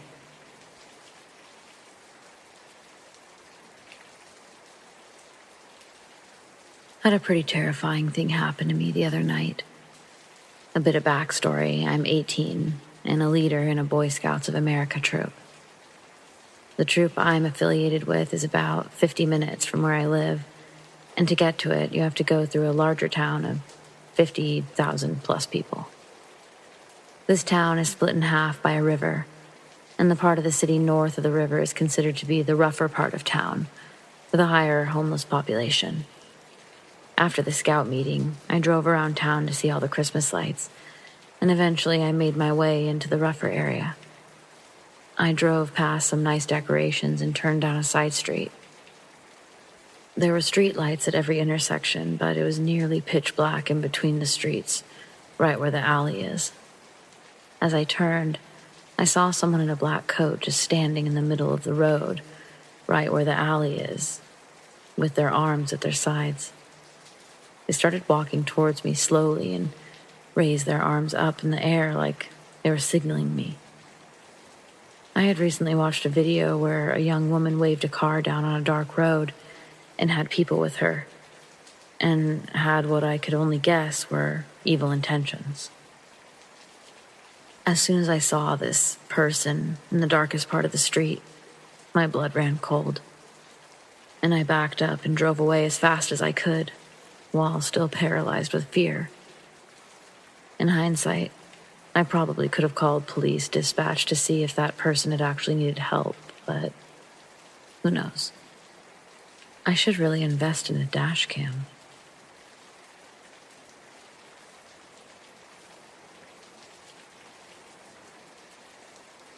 Okay, so I was at home with my girlfriend at the time and 2 friends. I was looking out the window, and there was fucking quickly changing, flashing colors in the sky. And during the day, too. I live in Montreal, so I don't live where you would be seeing the northern lights. And even if they were the northern lights, These lights looked totally synthetic. It was going between purple, blue, yellow, pink. I was fucking blown away, and I was like, what the fuck is going on? I called my girlfriend and friends to come look, and they were as confused as me. Years later, I was thinking about it, and I brought it up to my friends, and they had no memory of it whatsoever. I asked my girlfriend, and she remembered it. I have no clue what it could have been. Any ideas? I basically just think it's aliens.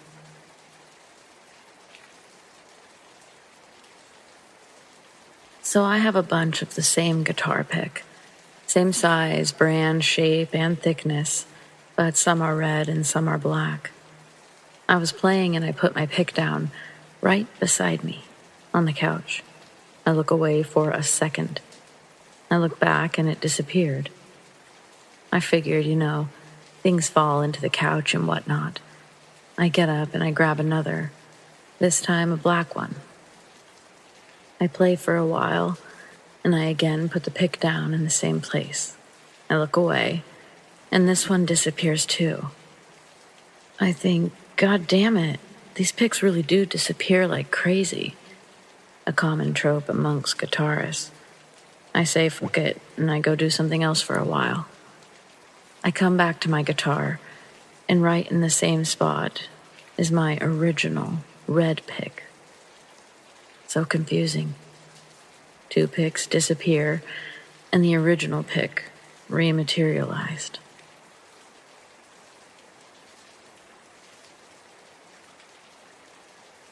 In 2001, I was living with my dad and 2 brothers in a small house my dad had just purchased. One night, I heard breaking glass outside.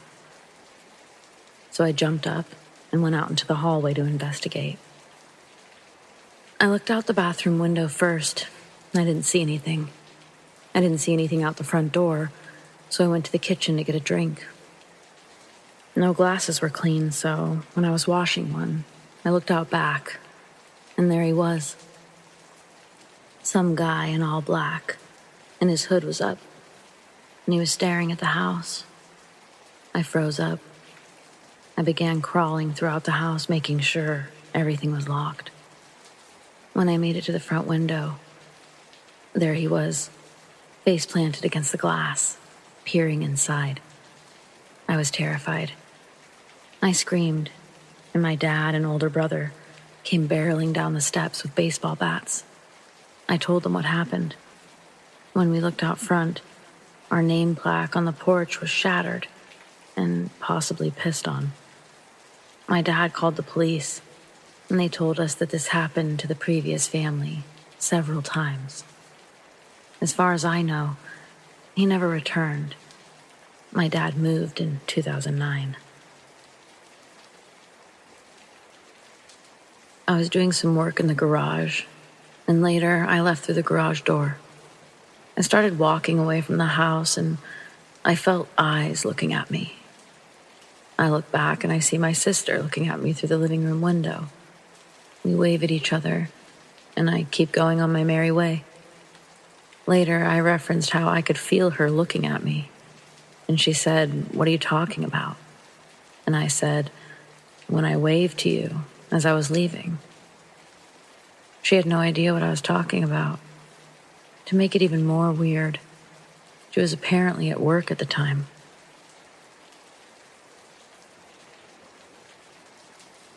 I'm a female, and I was 23 at the time of this story. These events took place in 2010, and I finally thought it was time to share the story of the horrifying events I went through with the demon in the basement. At the time, I'd been on the lookout for a new place to live, as my roommate had a cat, and I could no longer deal with my allergies. When I moved in with her, I was living in a dingy motel room, so having a roommate in a proper house was a serious upgrade. I thought the cat wouldn't be too much of an issue, but it was not to be.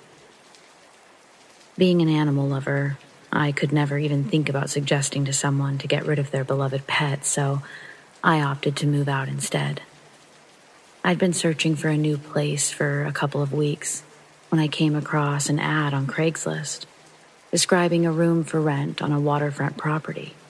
It was surprisingly affordable, and I was very intrigued. There were no photos on the ad, but the address was pretty close by. So I took a drive over to the place to look at the property, and it was beautiful. It definitely looked lived in and well maintained, so I called the number on the ad later that afternoon to make an inquiry. This is when I first came across Crazy Patty.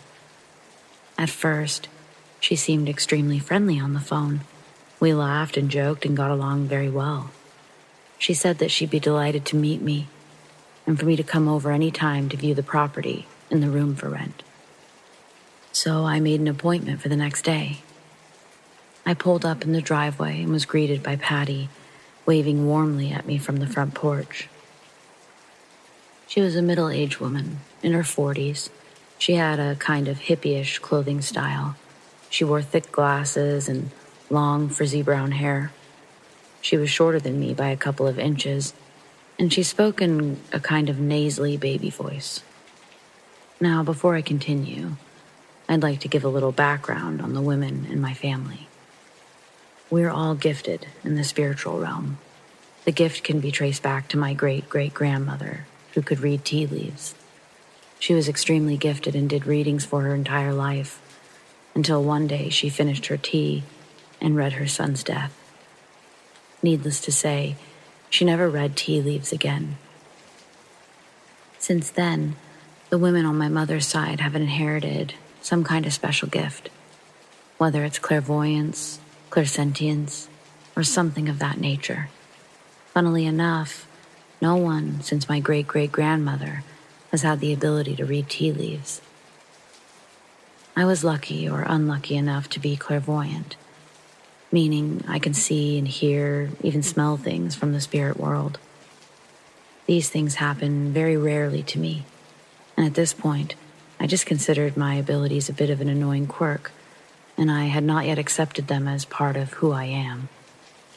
Even though I was aware of my gifts and the spirit world, I was still a very skeptical person. I always tried, and even wanted, to find rational explanations for things before I came to any conclusions about any kind of spiritual activity. Before these events, I had never experienced any kind of malevolent or demonic being. Since my phone conversation with Patty had gone so well, I was expecting us to get along just as well in real life. As I walked up the stairs of the porch to shake her hand, I immediately noticed her eyes. I can't fully explain how they looked, only that they were off. She said how nice it was to meet me and shook my hand. I immediately got icy chills down my spine. I managed to smile and said it was great to meet her too. She took me inside, and to be fair, the house was beautiful. It had a massive living room with huge skylights, and there were lush plants everywhere. The kitchen was ultra-modern and sparkling clean. There was also a huge 2-story deck out back, fully kitted out with furniture, a bar, and a fire pit. The deck opened out to a private beach on a lake. I immediately fell in love with the house. Patty took me downstairs to the finished basement, where the room for rent was. The basement consisted of 4 rooms, a large living room with a pool table, a bathroom, a smaller living room, and a bedroom. The rooms for rent were the bedroom and the smaller living room. Apart from being a little bit dark and without a huge amount of light, the rooms for rent were lovely. They were clean and fully furnished. Patty was extremely nice to me, and she seemed very excited to show me around, but something still seemed off about her. Despite the uneasiness I felt, I decided that I loved the house, and the next day, we went through with all the relevant paperwork. I paid my deposit, and before you know it, I was all moved in. At the time, I had no family where I was living. One side of my family was in Europe, where I'd just moved from at the beginning of the summer, or all the way down in the southern part of the United States. So I was feeling a little lonely, but I was optimistic.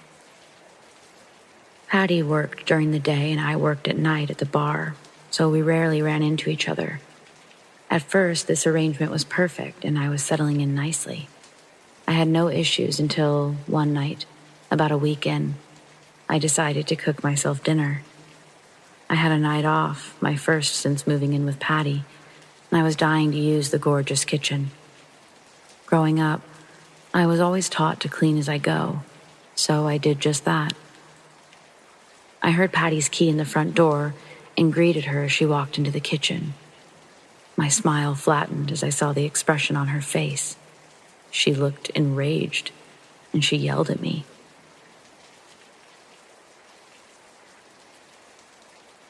Her brow was furrowed, and her lips were pulled back in a snarl.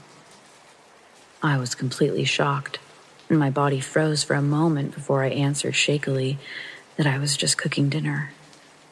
I tried to appease her by offering her some, but she swelled like an angry toad and screamed that I had destroyed her kitchen. Now, my dinner was fairly simple, and I'd been cleaning as I went along. The only thing that was dirty was one pan, which was already soaking in soapy water. I explained that I obviously had every intention of cleaning it up, but she screeched again, stomped down the hall, and slammed her bedroom door. I quickly cleaned up everything and made sure that the place was spotless before taking my plate down to my bedroom and eating down there so I didn't run into her again. After that, things got worse. Patty was no longer friendly to me and looked at me like I was just a gross insect that she longed to squash. I tried desperately to look for somewhere else to live, but I lived in a tourist area, and it was a seasonal town. It was coming into winter, and many businesses had shut down and residents moved out of state. I could find nowhere else to rent that I could afford. I even contacted my old roommate, but because of a sudden family issue, she'd moved back in with her parents. I kept looking for weeks, but I found nothing. As the weeks went by, it became apparent that Patty didn't want me there. She wanted no trace of a roommate in her house. She wanted to collect the money, and that was it. I tried to stay out of her way by doing my household chores and emerging from the basement when she was out of the house. On my night shifts, I went into work to eat dinner so that I didn't have to use the kitchen. I made sure to only buy microwave dinners for the nights that I couldn't afford to eat out. Every time I had to come upstairs and Patty was there, I would be met with her intense glare and those eyes that continued to be off somehow. At this point in time, my living situation had started to affect me physically. I was constantly exhausted. My skin was paler. I even became very skittish. It was after this change in me started to take hold that things in the basement started happening. Things would go missing and then turn up. At first, I just put this down to forgetfulness, which I'm prone to.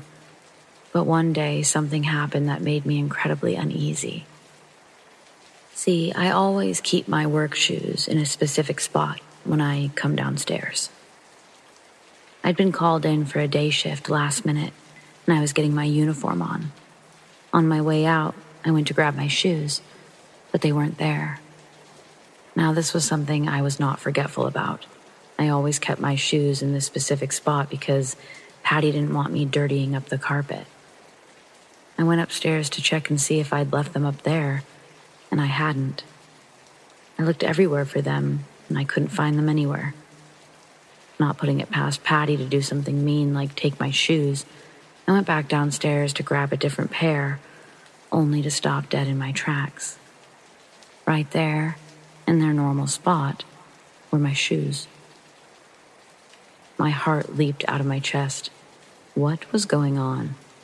I knew I was forgetful at times, but they definitely weren't there a minute ago, were they? There had to be an explanation. Patty was at work, so I knew it wasn't her, and it was at that moment that the thought crept into my mind. Was there someone else in the house? Terrified, I grabbed my shoes and I ran upstairs. I grabbed my keys and immediately left the house. locking the door behind me. I wondered if I should call the police, but what would I tell them? I found my work shoes right where I left them? I thought about telling Patty, but the thought of telling her that something had bothered me like that would only give her ammunition to torment me further. So I didn't tell anyone. After work, I came home to Patty eating her dinner and a mess in the kitchen. Luckily, I had the foresight to grab some food to go from the bar, so I crept in as quietly as possible and just went downstairs to eat, as I always did. I turned on the light in my room, and for a split second I thought I saw a dark figure in the far corner of the room. I did a double take, my heart pounding. I had to be going nuts. The stress of this place was starting to make me hallucinate. Satisfied but still a little uneasy with my explanation, I turned on my TV and began to eat my dinner. As I ate, I was still convinced I saw flutters of movement coming from that corner of the room, just out of my sight. But every time I looked, nothing. This mysterious figure would start making regular appearances out of the corner of my eye. But again, when I tried to look, there would be nothing there. I thought I was losing my mind, and I became even more withdrawn. It was after a few months of this happening that the dreams started. I would be having a perfectly normal dream. Then all of a sudden, I'd have the feeling of being strangled by a faceless man. I would be fighting him off, and I would always wake myself up by screaming. I would wake up sweating and my heart would be pounding. The worst part was, my throat would be sore, and I never knew if I had really been screaming or not. I would like to think that if I was, Patty would run down, but that was unlikely. I would start having these dreams about once or twice a month. Then, as it came closer into the fall of the following year, they started happening more regularly. Once a week, twice a week, every other day. I was feeling completely broken down mentally, emotionally, and physically. I was a shell of my former self. At this point, you're probably wondering why I stayed at Crazy Patty's house for as long as I did. Well, for those of you who have never experienced emotional or mental abuse, consider yourself lucky. It is extremely powerful. Patty used a variety of techniques, including manipulation, intimidation, and gaslighting, to ensure that I stayed where I was.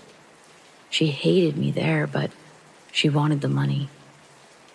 She literally had me convinced that I wouldn't find anywhere else as nice as her place for the price I was paying, and that no one would put up with me anyways. Up to this point, I had not considered my unsettling experiences at Patty's house to be demonic. I'd put them down to a side effect of being so stressed and beaten down. Until one night, as usual, I'd eaten my dinner out of a to-go box in my bedroom. I was sitting on my bed with my laptop in my lap. I'd been watching some funny videos online when all of a sudden I couldn't take a breath. It felt like my chest was being constricted by an invisible grip. I went to move my hands up to my throat to check for swelling or something, but I couldn't move my arms. I was completely paralyzed. It was then that I finally saw the figure in the corner. Its face was covered with a hood, but it lifted its head just enough for me to catch a glimpse of its face. Its eyes were huge and bulbous, much like the milky, pupilless eyes of an anglerfish. It had no other features except for those eyes and that smile, that toothy smile full of uneven, rotting teeth, a smile that extended beyond the boundaries of its face.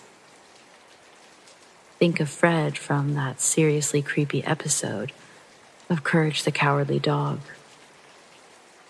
My heart stopped, As soon as I saw this figure full on, it disappeared.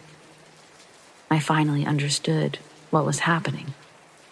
I was being attacked. Somehow, I fought the pressure, and it subsided. This ordeal couldn't have lasted for longer than 10 seconds or so, but it felt like much longer. I was finally able to draw a breath as I lay on my bed, panting, as if I'd just been drowning. I immediately jumped up and dug into my junk drawer. I found a few white candles, some sage, and a few crystals. I lit the white candles for protection. I lit the sage to purify the room, and I kept my crystals in my hand. Needless to say, I did not sleep much that night. After this incident, I continued to keep sage lighting at all times when I was in the room awake, and things settled down for a while. It wasn't until Halloween night that the crescendo of my experience peaked. Cliché, I know, but think about it. It was, and still is, believed that the veil to the spirit world is at its thinnest on All Hallows Eve, making it easier for spirits to enter our world. I had been working that night, and I'd gotten home around 1 a.m. Exhausted, I fell right to sleep, only to get that strangling sensation some hours later. But this time it felt different. This time it felt more real. In my dream, the entity that was attacking me had grabbed me by my throat. In the past, I had not seen its face while it was doing this. I finally got a full-on view of its face. I could see the cracks on its rotten teeth. I could see the pale blood vessels in its grotesque eyes. And I could smell its rotten breath. I felt a scream coming, but I couldn't get it out. In my dream, I fought and fought desperately, trying to escape its grasp. It picked me up by the throat and slammed me into the wall behind me. I kept fighting it with all my might until I finally woke up. I was sweating and panting, tears streaming down my face. I looked at the clock. It was only 3 a.m. But as soon as I looked at the clock, my blood froze in my veins. Not because it was 3 a.m., the traditional witching hour, but it was then that I realized I was not laying in my bed. I was sitting up against the wall. I leaped out of bed and ran into the bathroom, afraid I was going to be sick. Luckily, my stomach held, and I ended up splashing some cold water on my face. It was only when I caught a glimpse of myself in the mirror that I had to stifle a scream. My neck was bruised and scratched, like I had been strangled. Without even thinking about how late it was, I called my boss in absolute hysterics. The bar I worked at was attached to a hotel, and I pleaded with him to let me sleep in one of the rooms that night. He did, and I decided right then and there that I'd be moving out of Crazy Patty's house. I arrived back the next day to pack up what few belongings I had. After I had everything all packed up, I noticed her bedroom door was open. This was highly unusual, as she always kept it locked when she wasn't there. Thinking maybe her car was in the shop and she was there, I went over to tell her I was leaving. But she wasn't there. I went to close the door when something on the floor caught my eye. Normally, it's out of character for me to snoop in somebody else's room. But something in my gut just told me to check out what it was that caught my eye. On the floor was a planchette that had been broken in half, with the glass shattered all over the floor. The glint of the glass is what caught my eye. On the other side of the room was a board, the Ouija board. It finally clicked that it had been Patty that set this entity on me. I stormed out. I was fiddling with my house keys, trying to get it off the keychain, to leave it on the counter with a note that I'd left her. when I noticed movement on the deck outside. I looked up and was absolutely horrified to see Patty standing on the other side of the glass door, staring right at me, completely naked. She had her hands on the glass, and she seemed to be pressing her face against the glass. It was then that I noticed her eyes. Her eyes had always been off to me, but I finally understood why. Instead of her usual slightly off eyes, staring right back at me were the milky, bulbous eyes of the entity. I quickly turned around, ran to my car, and tore out of the driveway and never returned. Things got better after that. My anxiety subsided, my face filled out again. I started to be a lot more social. After a few weeks, I moved into an apartment with 2 girls I worked with, and I got along with them really well. I never saw Crazy Patty again. As of telling this story, almost 12 years have passed, and I'm no longer easily beaten down by manipulation tactics. I've become a lot more assertive, and I won't tolerate any attempt to deceive or manipulate me. I've also been practicing white magic in the form of plants and cooking, and I've embraced my clairvoyance as part of who I am. I'm happy to say that I've never experienced anything like I did at Crazy Patty's house. If I get even a whiff of a negative entity, I get the hell out of Dodge. Stat. All in all, I am a much healthier, stronger, and happier person than I was all those years ago. But late at night, I still get the horrifying image of Patty staring into my soul with the dead eyes of the demon in the basement.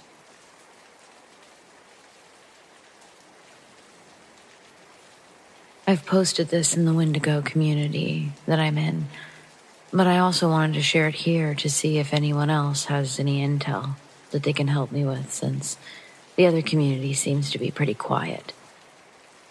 I realize how unbelievable this story is, or might be, but I assure you it's entirely true. I've had countless experiences with the supernatural since I was 4. I'm 33 now. But this is one of the most terrifying ones I've had. I've looked at some of the stories in this community to see if there's anything I haven't discovered yet. I thought that if I shared my encounter here, there might be someone who has some information that could help. Please don't comment if you don't believe in the supernatural. I've seen skeptics plastering their 2 cents on some posts. I'm looking for legitimate information. My questions are at the end of this, so thanks in advance. I had an experience with a Wendigo this fall, in early October in northern Minnesota, in a state forest, very close to, if not on, a reservation. I've always heard that speaking of them can draw them to you, but I hadn't thought of or listened to any Wendigo stories any time close to my encounter. I was staying with some dear friends. I'll call them M and C. I had walked down to the camper from the house with my miniature dachshund, Ebony, around midnight, and I found that I needed to set some things up, primarily the heater. By the time I was done getting everything in order, it was approximately 1:30. I never thought to lock the door because really, I figured it's the middle of the woods, so there's nothing to worry about. I was wrong. I had closed the curtains, thank God, and I was having trouble falling asleep because my anxiety was going mad. M and C's dogs were barking outside, and their geese wouldn't stop honking. Ebony, who usually falls asleep under the covers, was sitting on my hip while I laid on my side. And I could feel her turning her head back and forth, like she was trying to track something outside. I tried tucking her under the blankets to calm her down, but she kept returning to her perch on my hip. I have no idea how long I laid there. I would say at least 40 minutes, when all of a sudden I heard M's voice outside the camper. "Anybody in there?" And then what sounded like claws being dragged down the side of the camper. I almost called back to her when I realized, number one, she and C would both be fast asleep by now, and number two, M knew that I was in there. She wouldn't ask if anybody was. Suddenly, I noticed everything had gone absolutely silent outside. The dogs and the birds had stopped carrying on. The gusts of wind had even stopped. It was the kind of silence you hear about in horror movies, how the woods go mute when something evil is in the area. Then, another thought hit me. Ebony would be losing her shit and barking at the door if that had been anything human. She was frozen on my hip, dead quiet, shaking. I didn't dare move, but I was really starting to have to pee, and I remembered that I hadn't locked the door. I had no idea how long I laid there debating whether I should get up and use the bathroom and lock the door, but it felt like an eternity. In reality, I guessed it was 10 or 15 minutes. I thought it may have been a skinwalker at first, but I remembered they don't mimic the voices of your loved ones to lure you into the woods. Wendigos do. I knew these creatures, demons, whatever they are, could lure humans out of their abodes if they made eye contact with you. And everything in me was screaming to make sure I didn't look outside. I made doubly sure that I didn't look through any cracks in the curtains as I walked softly to the front of the camper and very slowly turned the lock, praying and holding my breath. I made sure to keep my eyes away from the windows as I crawled back to bed and pulled Ebony close. She finally stayed under the blankets. I snuck a peek at my phone for the time before I laid down, figuring it had to be close to 3 a.m., the witching hour. It was 2:30. As soon as I laid down, the wind kicked back up. M and C's basset hounds erupted into howls as they came running down to the camper, a little ways into the trees, and the geese started their noise again. I heard the bassets come back to the camper, barking a few more times before they laid down outside the door to protect me. I didn't get out of bed again that night. I told M and C what happened the next morning. I think I was hoping M would say that she had come down to check on me and Ebony, but she confirmed what I already knew. They'd gone to bed as soon as I'd left the house.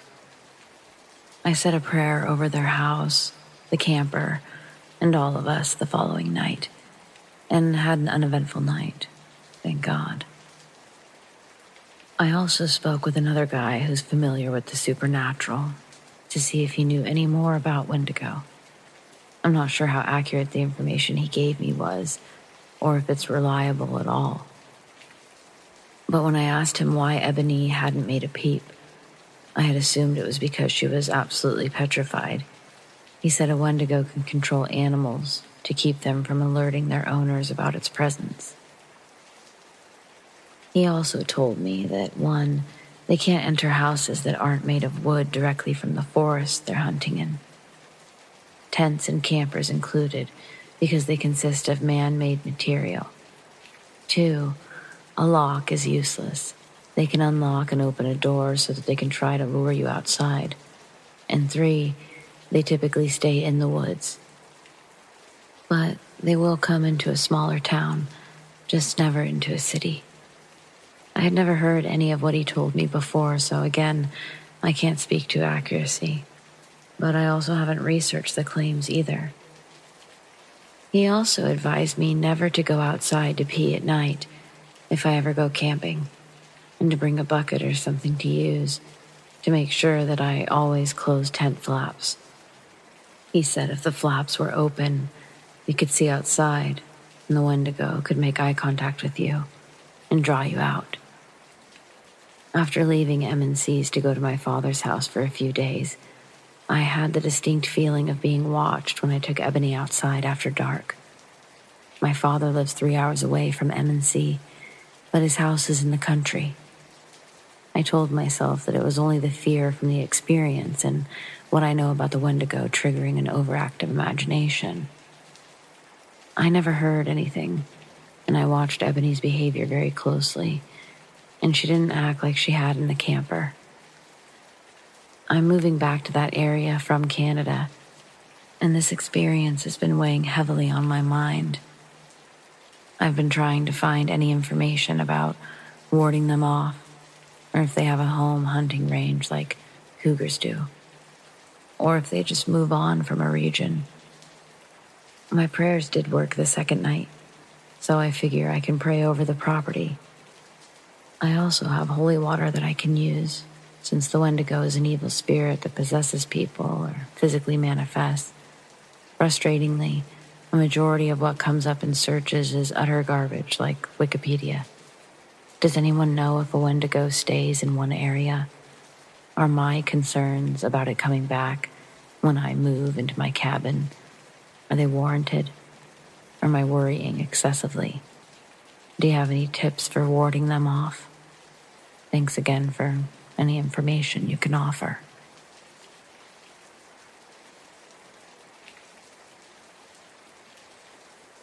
I was making something to eat for me and my ex-wife. It was late at night and I was asking her what she would want. She answered and said, "I'm going to charge my phone and come back." A few minutes later, as I waited in the kitchen, she came back. She didn't say anything, but moved out of the way as I was pulling things out of the fridge. I spoke to her, but she didn't reply. And at the time, it made sense, since she was addicted to some app game. So after the food was done, I noticed she was no longer in the kitchen. I walked back to the bedroom and said, "Hey, why are you back here? I just said the food was ready." She said, "I've been back here." Long story short, she said after she went to the bedroom originally, she never came back. I saw her there. I talked to her. No response from her, which I explained was normal. So we gathered our food and discussed what happened. Apparently, I was in the kitchen, alone, with someone who looked like her and semi-responded like her, but she wasn't there. So I saw a woman who resembled my ex, and I interacted with her, but it wasn't her. I still can't figure out who or what I spoke to. Since my separation from the Navy 3 years ago now, I've been working part-time doing security at the local bars and clubs. I recently just finished my last 2 days, thankfully, because I now have more time to spend with my 5-month-old son and wife without feeling drained from working 6 or 7 days a week. Don't ask how I did it. I don't know. A few months back, I was working at one of the aforementioned local bars. It so happened to be one of my favorite spots to work. Good food, decent pay, all around amazing people. There are hardly any fights, so my job mostly consists of escorting or throwing people out when they're too blitzed, or kicking out sailors after curfew. Well, you get it. I was having a good time and chatting with drunk customers. Then my wife called me. That's weird, I thought. It's 2 a.m. I'm not gonna lie, I got a little anxious. I mean, we do have a freshly buttered baby in the house, so I'm sure you can understand. She told me that she couldn't sleep because of a nightmare. I finally let my breath go. I told her I couldn't talk too much, on the clock, so I told her to message me. We began texting each other and I asked her about her nightmare. I wish I hadn't. She began to describe the reoccurring nightmare, beginning with her sleeping alone in our room. She woke up to a man sitting on our bed. Frozen in fear, she can't say anything, but he begins to speak. When he finally turns to her, she can only make out a pair of red eyes. I then asked what his voice sounded like. She said his voice was so deep, it sounded like something that couldn't have come from a human. She continued to tell me the rest. He then walks into my son's room, grabs him, and then disappears. She'd been having that dream around the same time that I was having mine. It's been months since either of us have dreamt about him, although recently my closets now have a very heavy and dark feeling to this day, like he's just waiting for the day to strike. Fast forward to now. We introduced the new year, and things were feeling pretty light until 2 nights ago. My wife began talking in her sleep around 3 a.m. Normally, I don't wake up until 4, as that's when my son decides to be an ass and wants to play with me.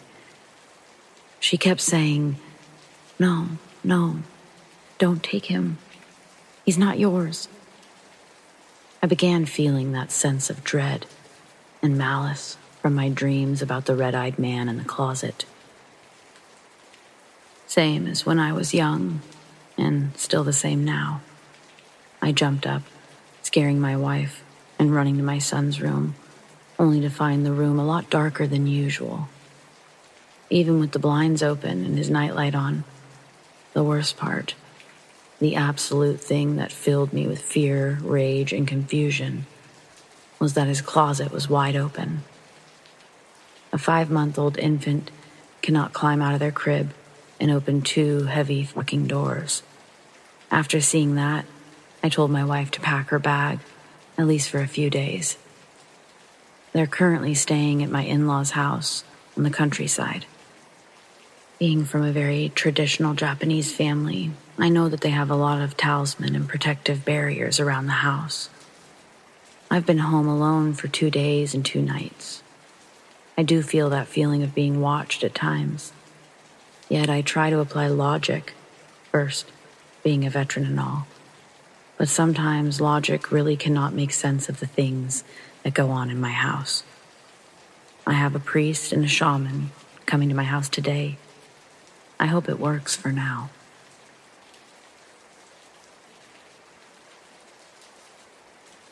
My boyfriend and I were on a late-night drive, me being in the passenger seat. It was dark out, and the area that we were in was surrounded by woods. We came to a stop at a red light and sat, listening to music. The light turned green, and he drove ahead. All of a sudden, I couldn't see anything. I couldn't see street lights that would have been ahead, or the headlights on the cars illuminating the road. Just black. I blinked so many times thinking it was just my eyes or something. But there wasn't a thing that I could see for a good 3 or 4 seconds. After that time, everything was visible again. The street lights, headlights, and the woods in my peripherals were back. I tried explaining it away as my eyes playing tricks on me, until my boyfriend spoke up, and he asked, "Did you see anything just now?" I could have written it off had it just been me who saw it, but we both did, and we haven't been able to explain it. This is a road that we always take. Nothing like this has ever happened until that night. Is there some explanation for something like this happening? Has anyone else experienced this before?